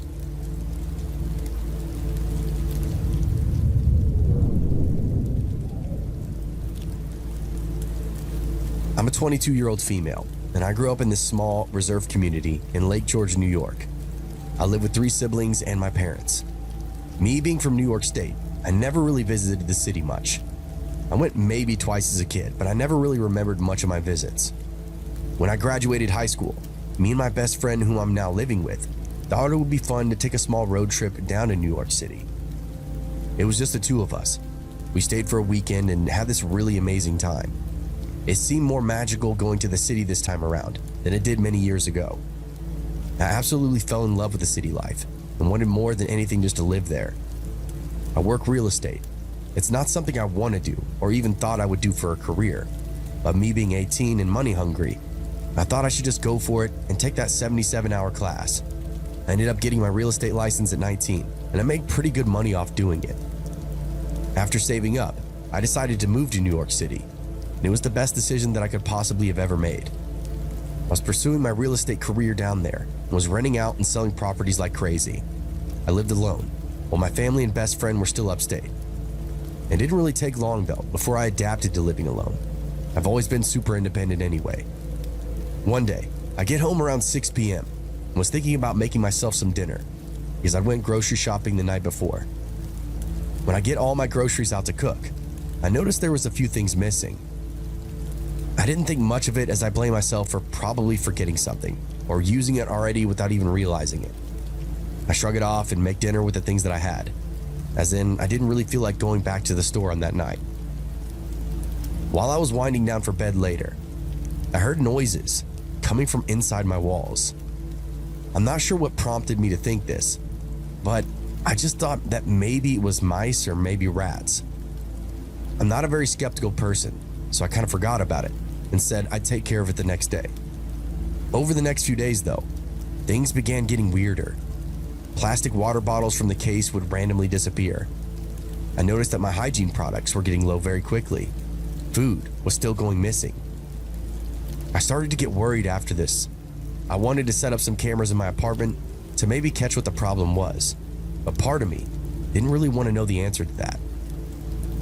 I couldn't sleep the next couple of nights. I kept hearing those god-awful scratching noises coming from inside my walls, and banging started occurring on the floor. I even swore up and down that I woke up to doors opening and closing one night.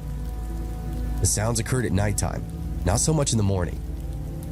Me being gone working during the day, I had no idea what could have gone on. But however, on this particular morning, it was early, maybe 5 a.m. It was still dark outside, and I heard noises again. I grabbed my phone and put 911 in the keypad, just in case, but didn't dial it yet. I started looking in all the rooms of my apartment. While looking, I heard this huge bang, and then didn't hesitate to call the police. Not long after that they arrived. I told them what had been happening, and they began searching for themselves. One of the officers called to the other side of the guest room. There was what looked like to be a crawl space in the back of the closet. One of the officers moved the board that was covering the entrance to the space and shone his flashlight inside. To my absolute shock and horror, the officer pulled out this scrawny, middle-aged white man out of that room. He looked absolutely cracked out. I had no idea how he could have even gotten there. The officer who found him put him in cuffs, while the other officer searched the room. He found drug paraphernalia, food wrappers, and weapons, such as a semi-automatic pistol and several other pocket knives, as well as some knives from my kitchen, not to mention a ton of my personal belongings. The officers said from their observation, it looked like the man had been living in that space for almost a week. If I didn't call the police that morning, I might have wound up dead. From that day on, I moved and promised myself I would never live alone again. Well, at least with an unwanted guest.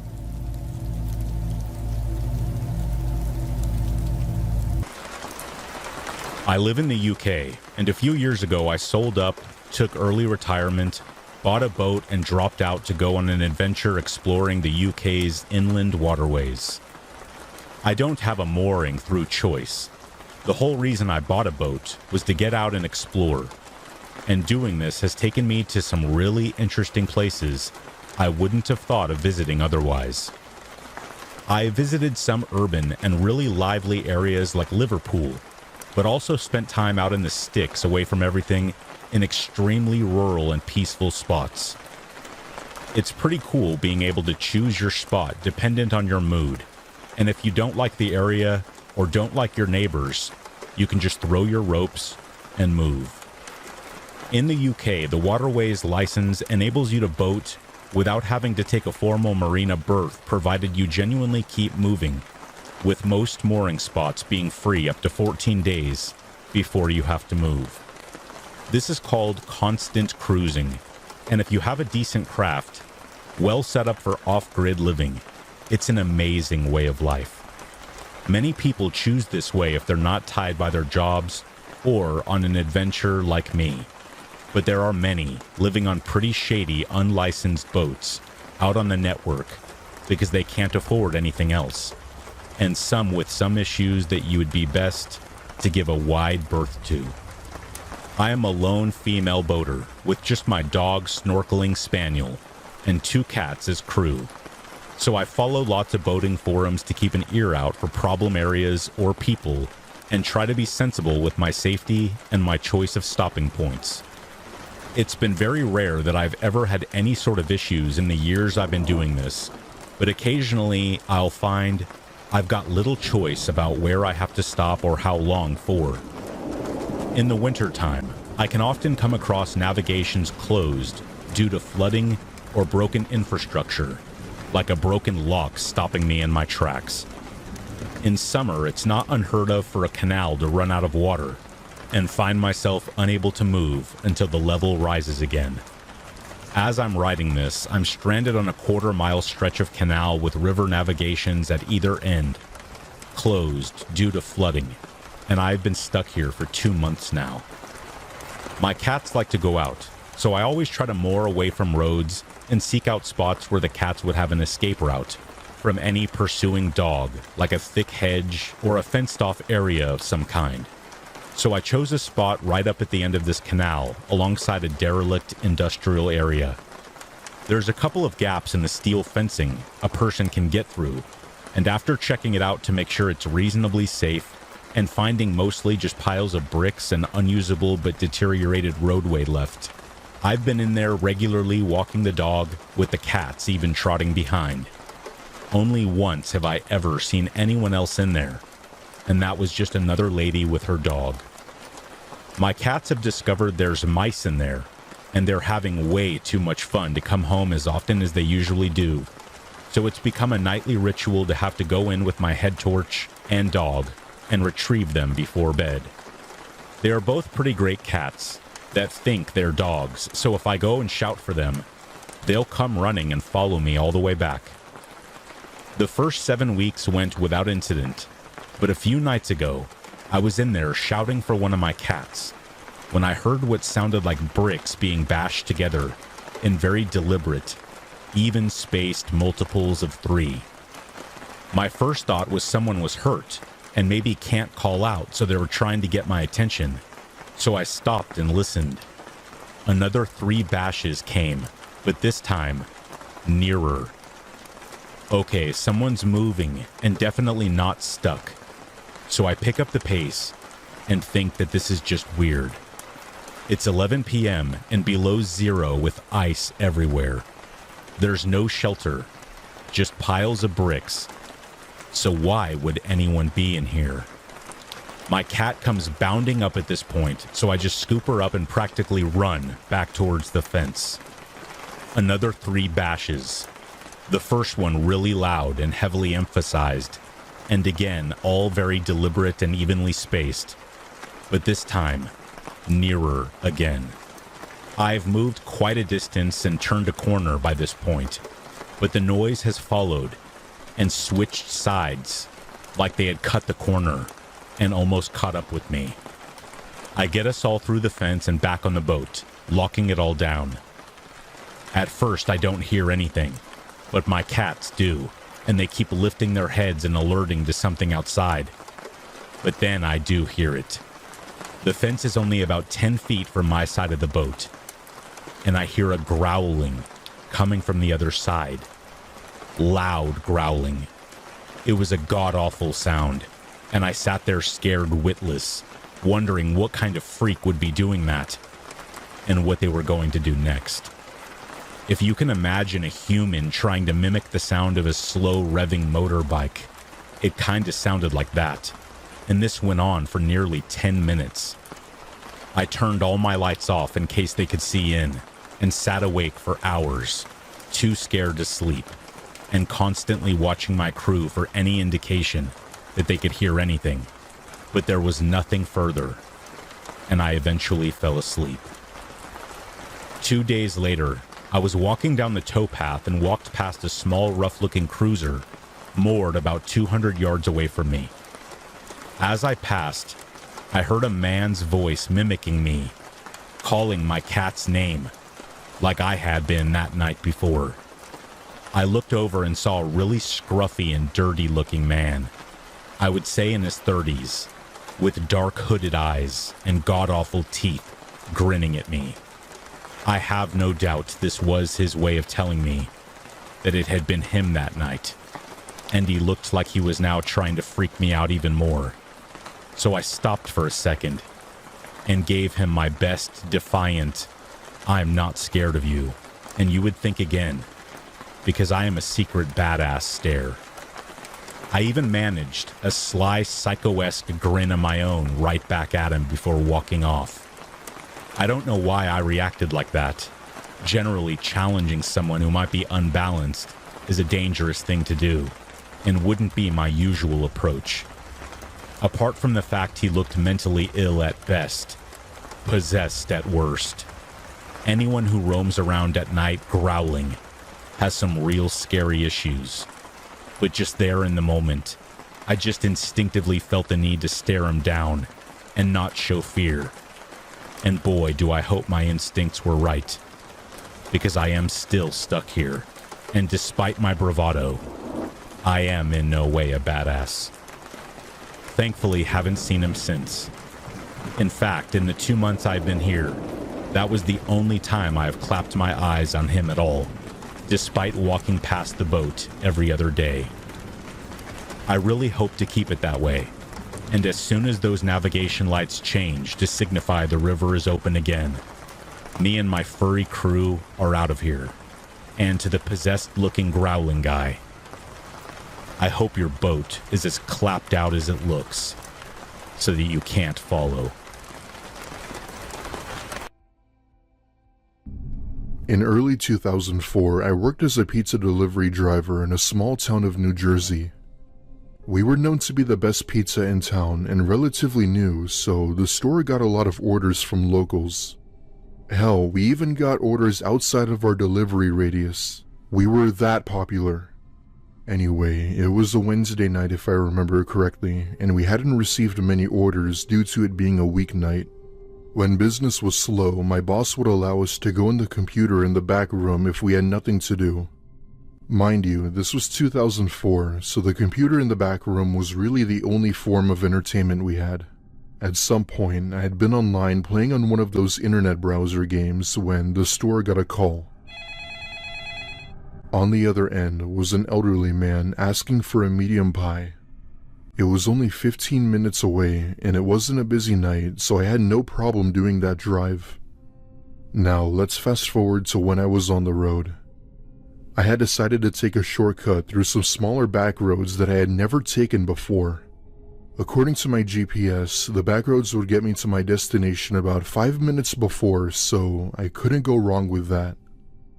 I remember taking a right and made my way onto the road that would lead me to where I needed to go. There were trees on both sides of this road, and you couldn't see anything more than 4 feet in front of you. I'll admit, it was a bit spooky navigating through this road, but I had dismissed it as me being paranoid due to the eerie nature of it. Suddenly, about 2 to 3 minutes later, my headlights catch someone crawling onto the road soaking wet. I yell out an "oh shit" and swerve around this person, making sure to not hit them. When I look in my rearview mirror, I see this person stand up and just stare down as I drive by. After getting a decent look, I came to the realization that it was a woman drenched in water. There was a river right next to this road, so I could only assume she had gotten out from there and onto the road seeking help. But her appearance and the way she crawled out from the trees was so abnormal and definitely had me shaken up. I made it to the customer's house and was given a $10 tip for my service. On the way back, I had taken the same route hoping to find the woman, but never did. This was ultimately the creepiest thing I've ever encountered in my years of delivering food, and nothing ever became of that woman.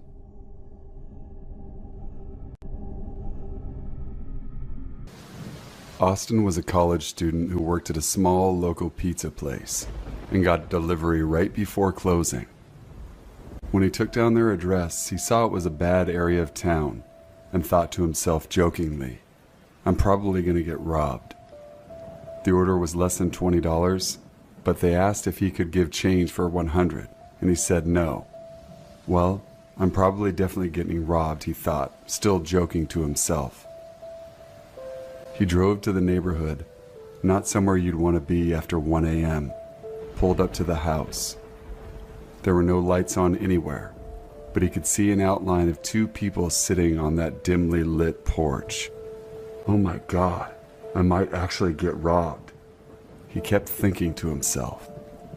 He walked up to the dark house and approached the 2 men on the porch to deliver the food. One of them was comically short. "So, do you have change for the 100? One of them asked. Austin said no and reminded them he had told them this over the phone. They said nothing. The short guy went inside the still dark house to get money. Austin stood outside awkwardly with the other man, who just stared at him wordlessly. 2 minutes passed, then 5 minutes, then 10. The pizza was already starting to get cold. The house was still pitch black inside. The other guy just kept staring at Austin. Austin had a bad feeling and began to feel genuinely uncomfortable. He looked at his cell phone clock and saw his shift should have ended a little while back. Feeling freaked out, he told the guy, "Well, my shift is over and I have to get home.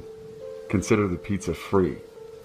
He turned around and started to walk off the porch back to his car.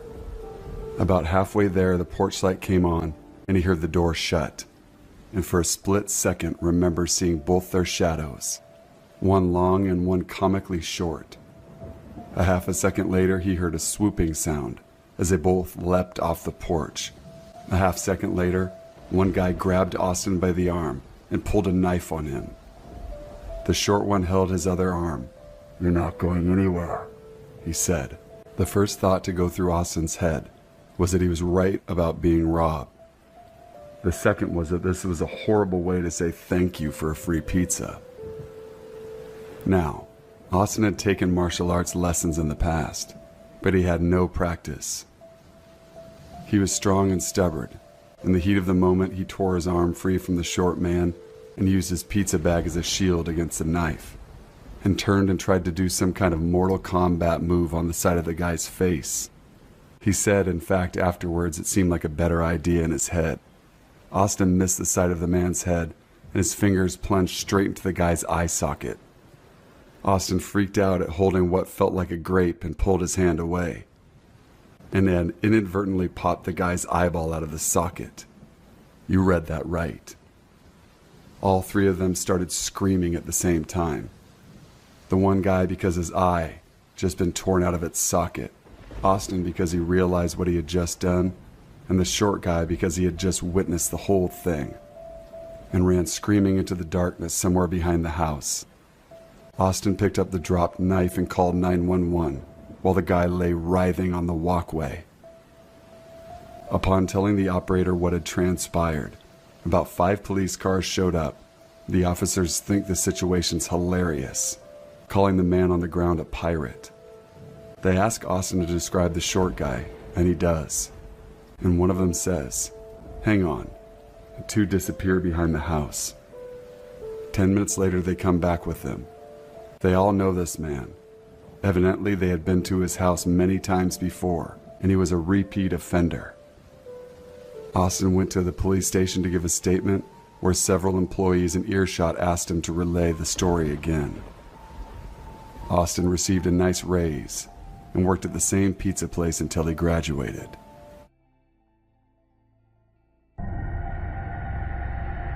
I work full-time as a pizza delivery driver for a relatively popular pizza chain. I've done this for almost a year now, as I'm putting what money I made to pay for college. Don't ask me how I can manage both my job and school at the same time because, to tell you the truth, I have no idea. I would work mostly during the week, so I would constantly be doing deliveries left and right. Also, I live in Savannah, Georgia, so I'd pretty much be doing it every second. I had just returned to the restaurant after a good 3 hours of doing deliveries, only to get another one. Thankfully, it wasn't too far of a drive, and it was only 1 pie, so I felt relieved I didn't have to do much.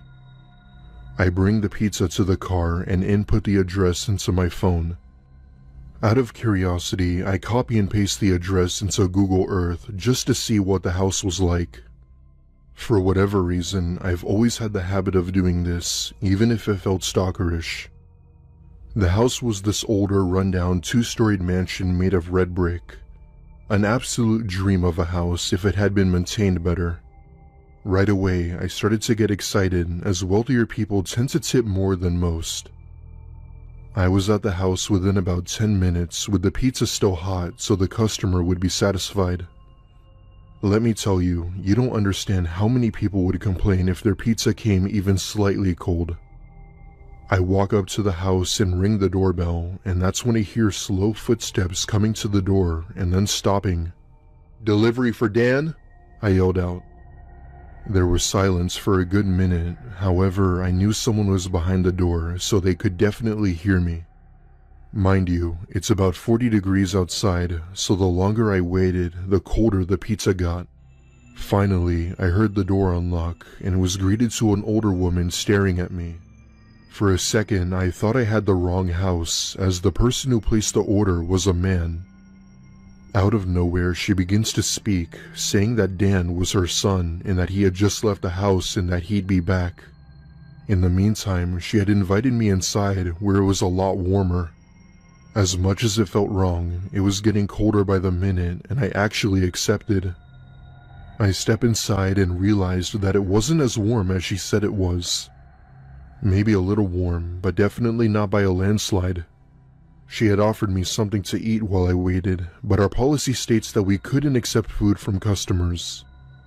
I waited in that house, still freezing my ass off for a good 10 minutes before telling her that I'd just leave the pizza here. She gave me a nod and watched me as I proceeded to open the front door.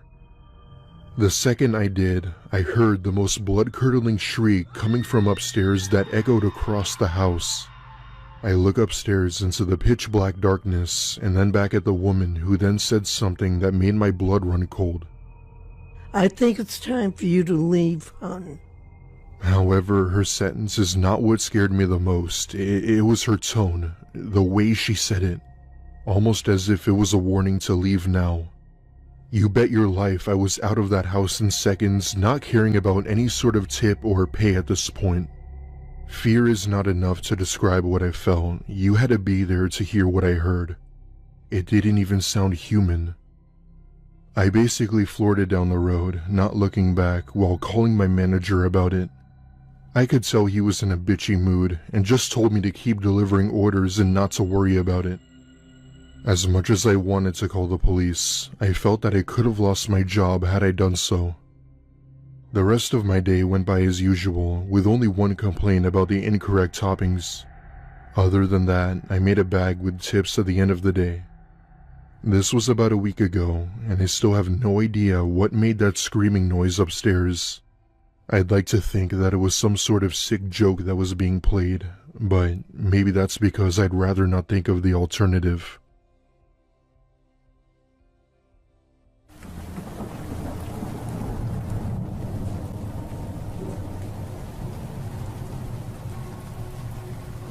A couple of years ago, I had to go to the airport one night to pick up my sister.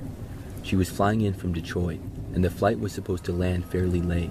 I think it was like 10 or 11 p.m. or something like that. However, her flight ended up being a little bit late. I arrived at the airport somewhat early, but my sister wasn't back yet.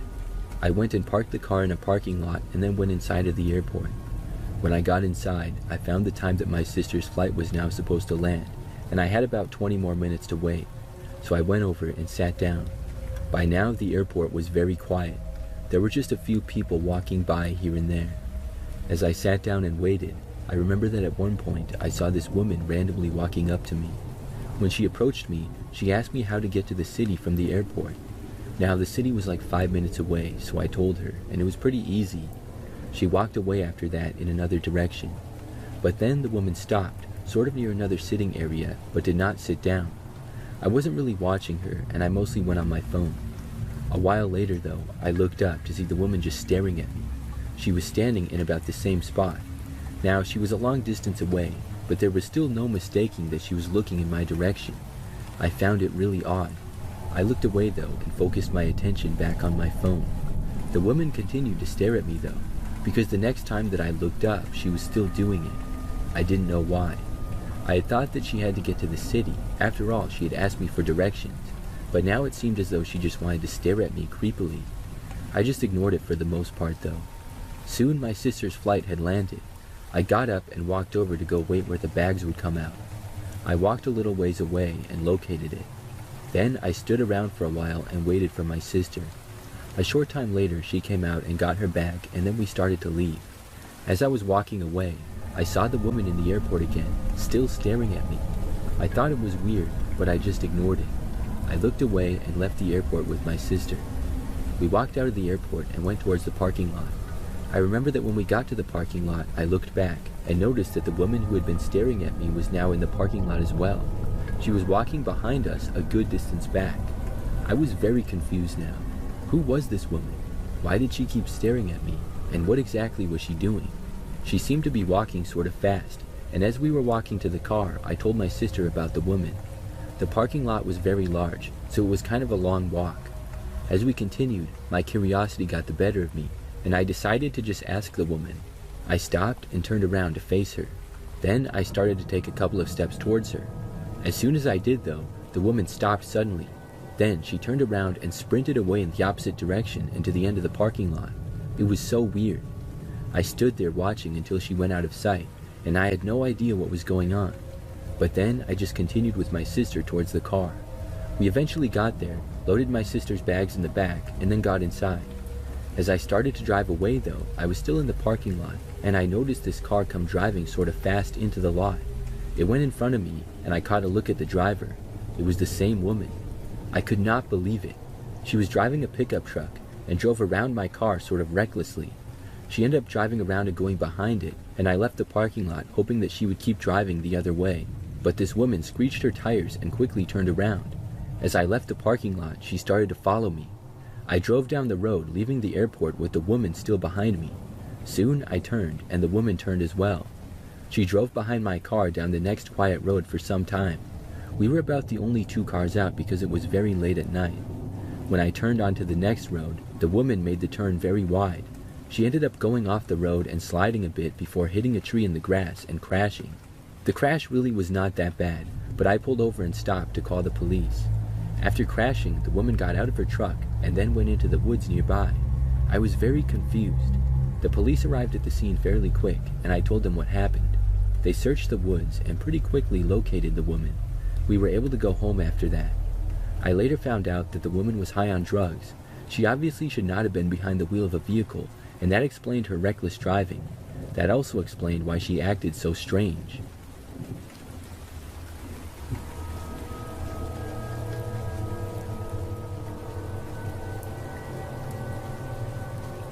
Something really weird happened to me a couple of years ago.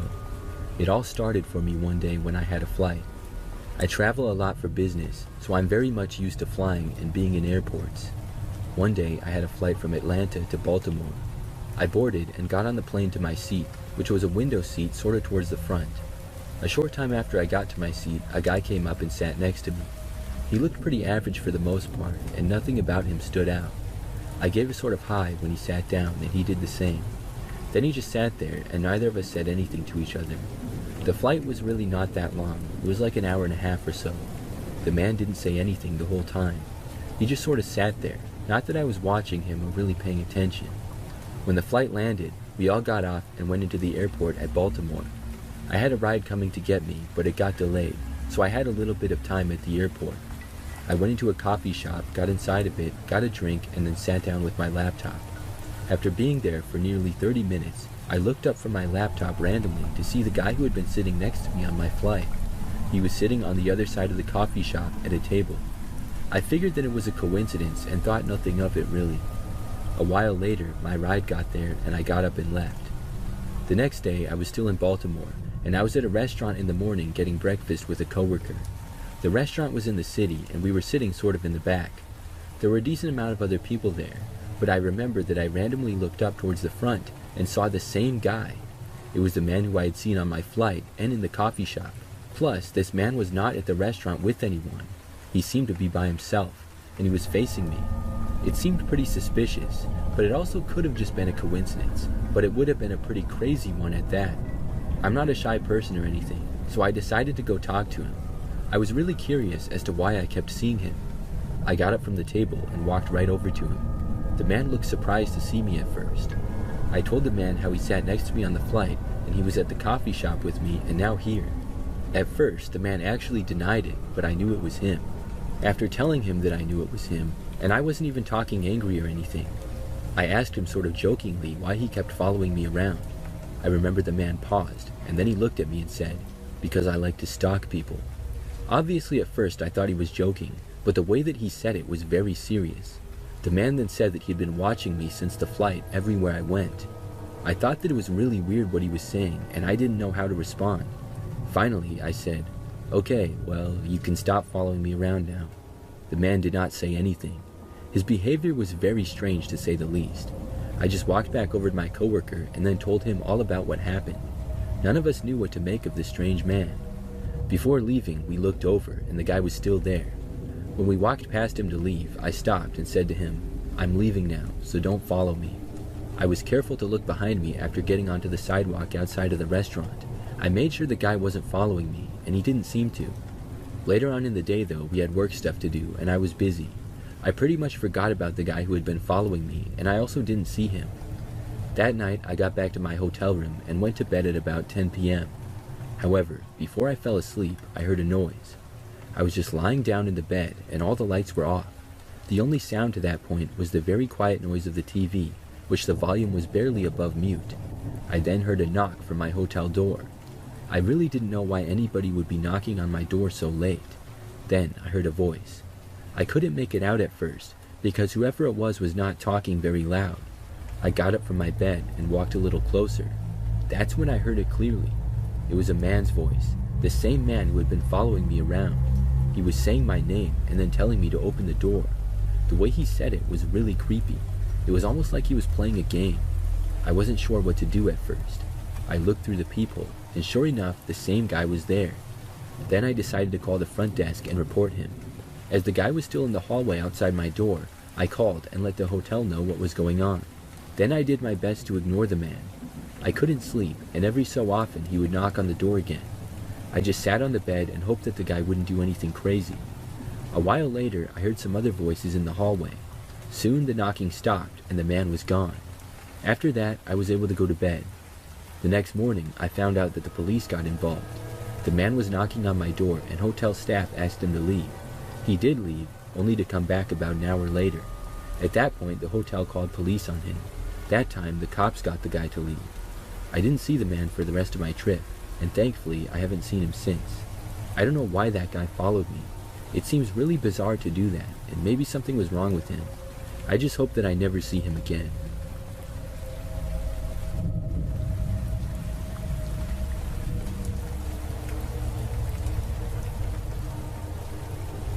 Last year, I had to pick up a friend from the airport. I didn't really mind it too much because I don't live that far away. It's maybe a 15-minute drive.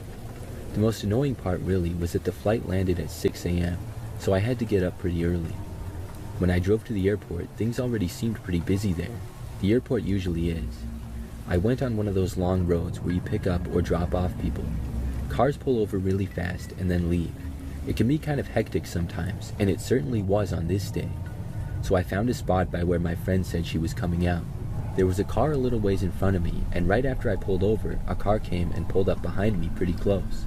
I texted my friend that I was there, and just moments later, I saw her come out of the doors. She came up to my car and put her bags in the back. Then she got inside the passenger's door. Right as I was about to put the car into drive, this car came up really fast and then turned right in front of my car. It parked extremely crooked, halfway in front of my vehicle and halfway to the side of it. It was the most careless parking job I've ever seen. There was another car parked a little ways in front of me, so I guess they wanted to squeeze in between us. The car stopped and someone got out of the passenger's door and headed towards the airport. The driver stayed in. I was a little bit annoyed at the borderline reckless move. However, I figured it must be a quick drop-off and they would be on their way. Except, the person did not leave. Meanwhile, the car behind me wasn't leaving either. I was completely boxed in. I sat there just waiting for over a minute. I didn't know what the person in the car in front of me was doing. There was a guy in the driver's seat and he appeared to just be sitting there. I honked at him so I could get out. That's when I saw the man who was behind the wheel look over at me and give me the bird. This made me real angry, and I honked again loudly. However, he did not leave. He just sat there. Just then, though, the car behind me finally started to leave. After it did, I backed up and turned to go around the man who was parked crooked. However, just after I passed his car, I saw he suddenly backed up and then started to go forward. He was now driving behind me. This enraged me even more. It meant he literally could have left whenever, but he was carelessly blocking me in for no reason. As I drove out of the airport, the car followed.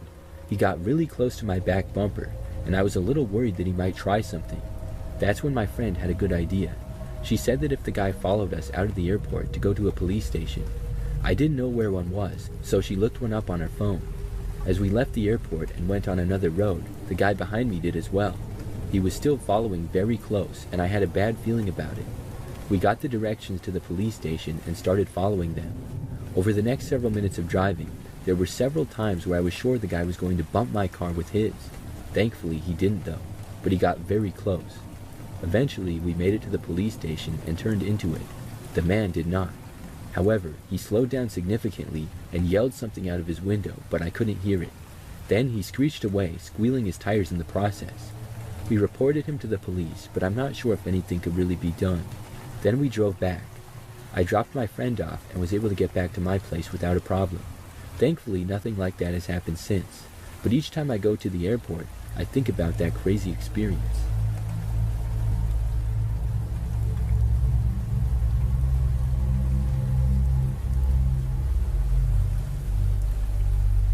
This happened several years ago.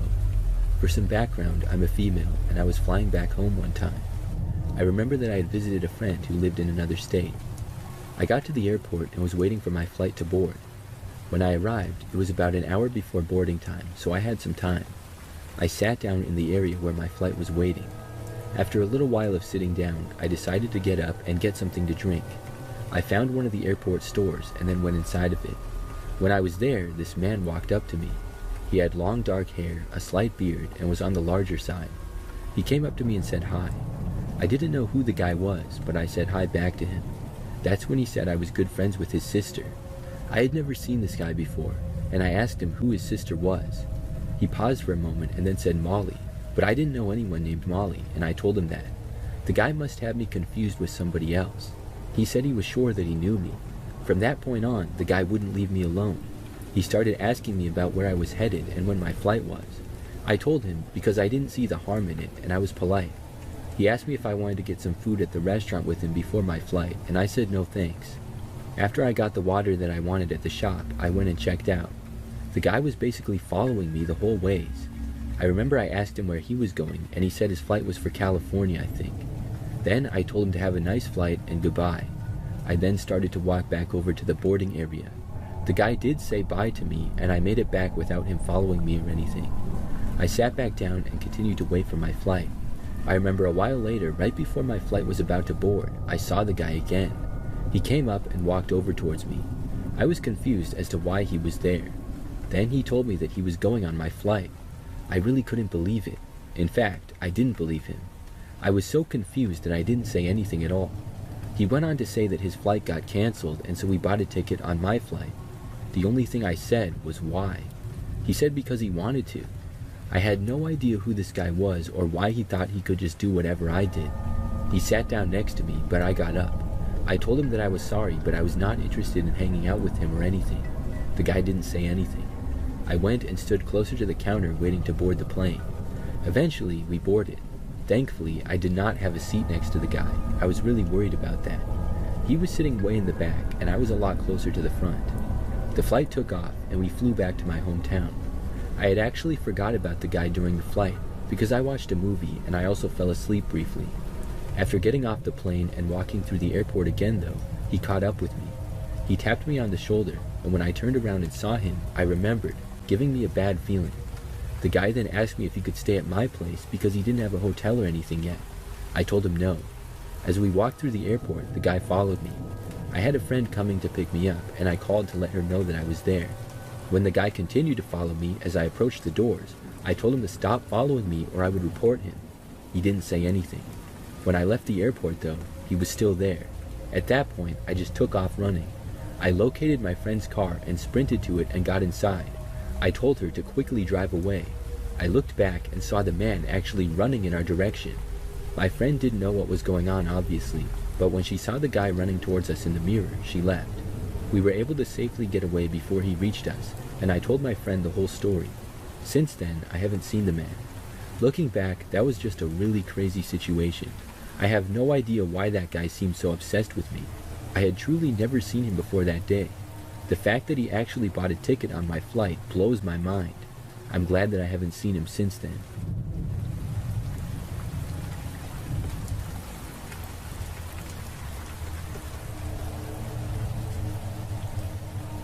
A few years ago, I had a flight back home. I was flying from Dallas to Chicago, and the flight back was pretty nice. The story really begins after we landed. My flight landed sort of late, at about midnight or so. Afterwards, I walked through the airport and then waited for my ride, which didn't take too long. I got picked up at the airport by my friend, and after driving me back, she dropped me off at my apartment. It wasn't too long of a drive because I lived fairly close. After getting back, I went inside. I was tired from the long day of travel, and it was really late, so I pretty much just got ready for bed at that point. Afterwards, I looked on my phone before getting in bed, and I saw that I had a missed call. I didn't recognize the number and was wondering why somebody would call me so late. Just as I was looking at it, they called again.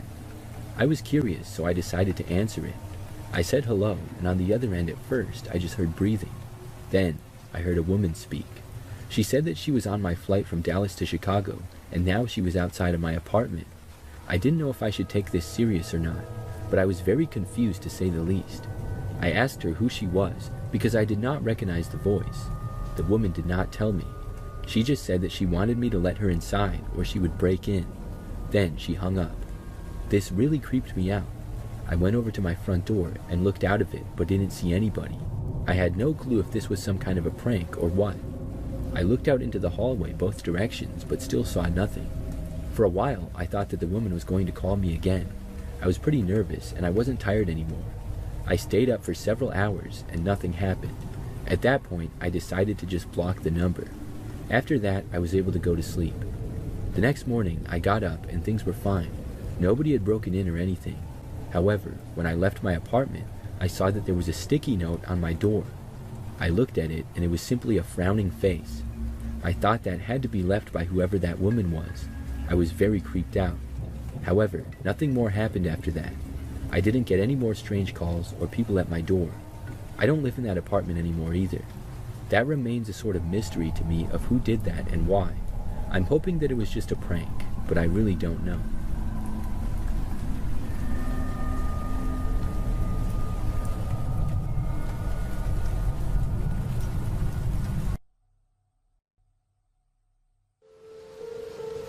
I'll never forget this night. The pizza place I worked at was about to close, and I was getting ready to go home when the phone rang.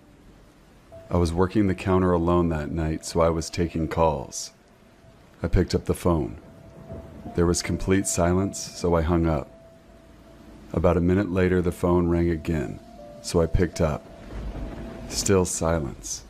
I was about to hang up again when I heard the very weak and cold voice of an old woman on the other end. She said she wanted a regular pie delivered. I remained polite on the phone, but on the inside I was screaming. I just wanted to get home and end my shift. I called out to my boss that someone was requesting a delivery, and of course, guess what? He told me I had to go. I was upset at first, but I realized it was another tip, and the old ones usually tip the most, so I decided to go through with it. I wrote down the address, told her it would be there soon, but she had already hung up the phone. I thought to myself how rude that was, but I ignored it and yelled to the chef that I needed one more regular. My boss told me to just go home after the delivery, as the place would be closed. So a little before 10 o'clock, I got in my car, put the address and the GPS on my phone. The house was 7 miles away. The GPS took me to the quiet side of town. I arrived at the house. It was a small one-floor home on a very quiet and empty street. I took the pizza and walked up to the door and rang the doorbell. There were no lights on in the house. I hoped that she hadn't given me the wrong address. I rang the doorbell again. There was still no answer. I was about to give up when I turned my head and saw someone standing at the window. I got a little freaked out and backed up at first, but I eventually got closer to the window to see a person. It was an old woman, probably in her late 70s. She was just staring at me with a blank expression. I yelled at her through the glass that I had her pizza. She didn't react to what I said, so I screamed it louder. A large smile ran across her face. Not a pleasant, genuine smile. It was a smile that sent chills down my entire spine. I still remember that exact same face she made through the window. I decided that I was freaked out enough and got back to my car and set the pizza down in the passenger seat. I had to text my boss about this. After I shot him a quick message, I started my car ready to get the hell out of there. I looked to my right to get one more look to see the woman, standing right outside my passenger side window, giving me the same stare she'd given me before. Put my car in drive and floored it down the street, never looking back. My boss never made me do a late night delivery again. Delivering food at night is usually peaceful. The roads are clear, there's no rush, and you just hop from one house to another, dropping off burgers and pizzas while listening to music or podcasts. I've always liked it. It's kind of meditative, actually. Just me, the dark streets, and my thoughts. But that night felt different, and not in a good way. It was late, maybe around 11 p.m., and I'd been driving for a few hours. I only had one more order to deliver before I called it a night. It wasn't a long run, just another drop-off at some out-of-the-way spot on the edge of town. You know how it is, long roads with no one around, houses way spread out, and no streetlights anywhere. It was a pizza and a soda. Easy. I grabbed the food from the restaurant, threw it in the passenger seat, and punched the address into my GPS. It was about 15 minutes away. I figured I'd drop it off, maybe get a nice tip, and then head home. I started driving, the streets quickly getting quieter as I left the busier parts of town behind. It was one of those clear nights, the sky pitch black except for a few stars. All I could hear was my engine humming and the trees rustling when the wind kicked up. The further I drove, the emptier the roads became, with houses becoming more spaced out until they pretty much disappeared entirely. Normally, this wouldn't bother me. I like the isolation at night. But something about this particular drive felt off. I was maybe 5 minutes into the drive when I noticed a car behind me. It wasn't tailgating or anything. It was keeping a fair distance, but I could see the headlights in my rearview mirror, and for some reason, that bugged me. I looked at the road ahead, empty, and then back at the car. It was strange seeing another vehicle out here this late. I tried to shake it off. Plenty of people drive late at night. Maybe they were headed in the same direction. Shouldn't be a problem, right? I kept driving, the car still behind me, always at the same distance. It wasn't close enough to feel like it was tailing me, but it wasn't far enough to feel like a coincidence either. I figured maybe they'd pass me eventually. But they didn't. They just stayed there, like a shadow, always a few car lengths behind. I looked at the GPS, 10 minutes to go. I could handle 10 more minutes of this. As the minutes ticked by, I started to feel the tension creeping in. That car was still behind me, keeping pace no matter how fast or slow I went. I tried to rationalize it again. Maybe they lived out here too. Maybe they were just headed home, just like me. But something about it wasn't sitting right. I made a turn onto a smaller road, not the kind with only one lane in each direction and barely any shoulder to pull over on. The road twisted and turned, dipping into small valleys and rising back up again, with thick woods on either side. The kind of road where it feels like you're the only person for miles. Except I wasn't alone. The headlights were still there, still following, as steady as ever. I got that gut feeling, the one that screams something's off, even if you can't figure out why. I checked the GPS again, 5 minutes left, just 5 more minutes. I took another turn, this time onto a road that was barely lit, the trees on either side closing in like a tunnel. The car behind me took the turn too. Now I couldn't shake it anymore. There was no way they were just casually going in the same direction. I wasn't even sure this road led to anywhere else. I sped up, trying to put some distance between us, but the car sped up too. That was it. No more rationalizing. I was being followed. My heart was racing. What the hell did they want? Were they trying to rob me? Was it some psycho messing with me? I knew I had to do something. I couldn't just keep driving and hope they'd lose interest. I wasn't going to lead them to the customer's house either. No way. So I made a split-second decision.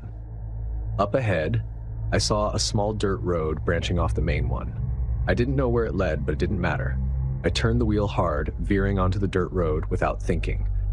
The tires skidded on the gravel, kicking up dust as I sped down the narrow path, the headlights behind me disappearing for a second as I rounded the bend. I checked the rearview mirror. Nothing. For a brief moment, I thought I'd lost them. But then, just as quickly as they'd vanished, the headlights appeared again, bouncing over the uneven terrain as the car turned onto the same dirt road. I let out a low curse. This wasn't going to be easy. The dirt road twisted and turned, narrowing even more as I drove deeper into the woods.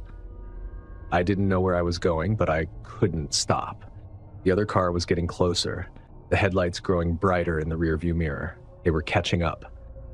I tried to stay calm, keep my focus on the road ahead, but the fear was clawing its way up, making it harder to think straight. I could hear the tires crunching over the gravel, the branches scraping against the side of my car as I sped past.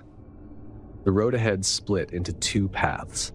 I had no idea where either of them went, but I didn't have time to think. I took the left path, hoping it would lead somewhere, anywhere, that would get me out of this mess. The car behind me took the right path. For a second, I didn't understand what had just happened. Why hadn't they followed me? Why had they taken the other path? But then, it hit me. They didn't need to follow me. They knew these roads better than I did. They were cutting me off. The moment I realized what was happening, my heart was beating out of my chest. They were going to loop around and block me off. I slammed on the gas, pushing my car to its limit as I tore down the winding dirt road, the trees blurring past me. I had to get out of here. I had to find a way back to the main road before they could cut me off. But the road was getting rougher, the ruts and rocks making it harder to keep control. I could feel the car struggling, the wheels skidding on the loose dirt. Up ahead, I saw the trees thinning out, the road starting to straighten. I was almost there, almost back to safety. And then, just as I thought I was in the clear, I saw it. The car was there, parked sideways across the road, blocking my path. The headlights were off, but I could see the dark outline of the vehicle, waiting for me. They had gotten there first. I hit the brakes, the tires screeching as the car skidded to a stop just a few feet away from the other car. My hands were shaking as I gripped the steering wheel, my mind racing for a way out. There was no turning around. The road was too narrow and they'd catch up with me before I could get far.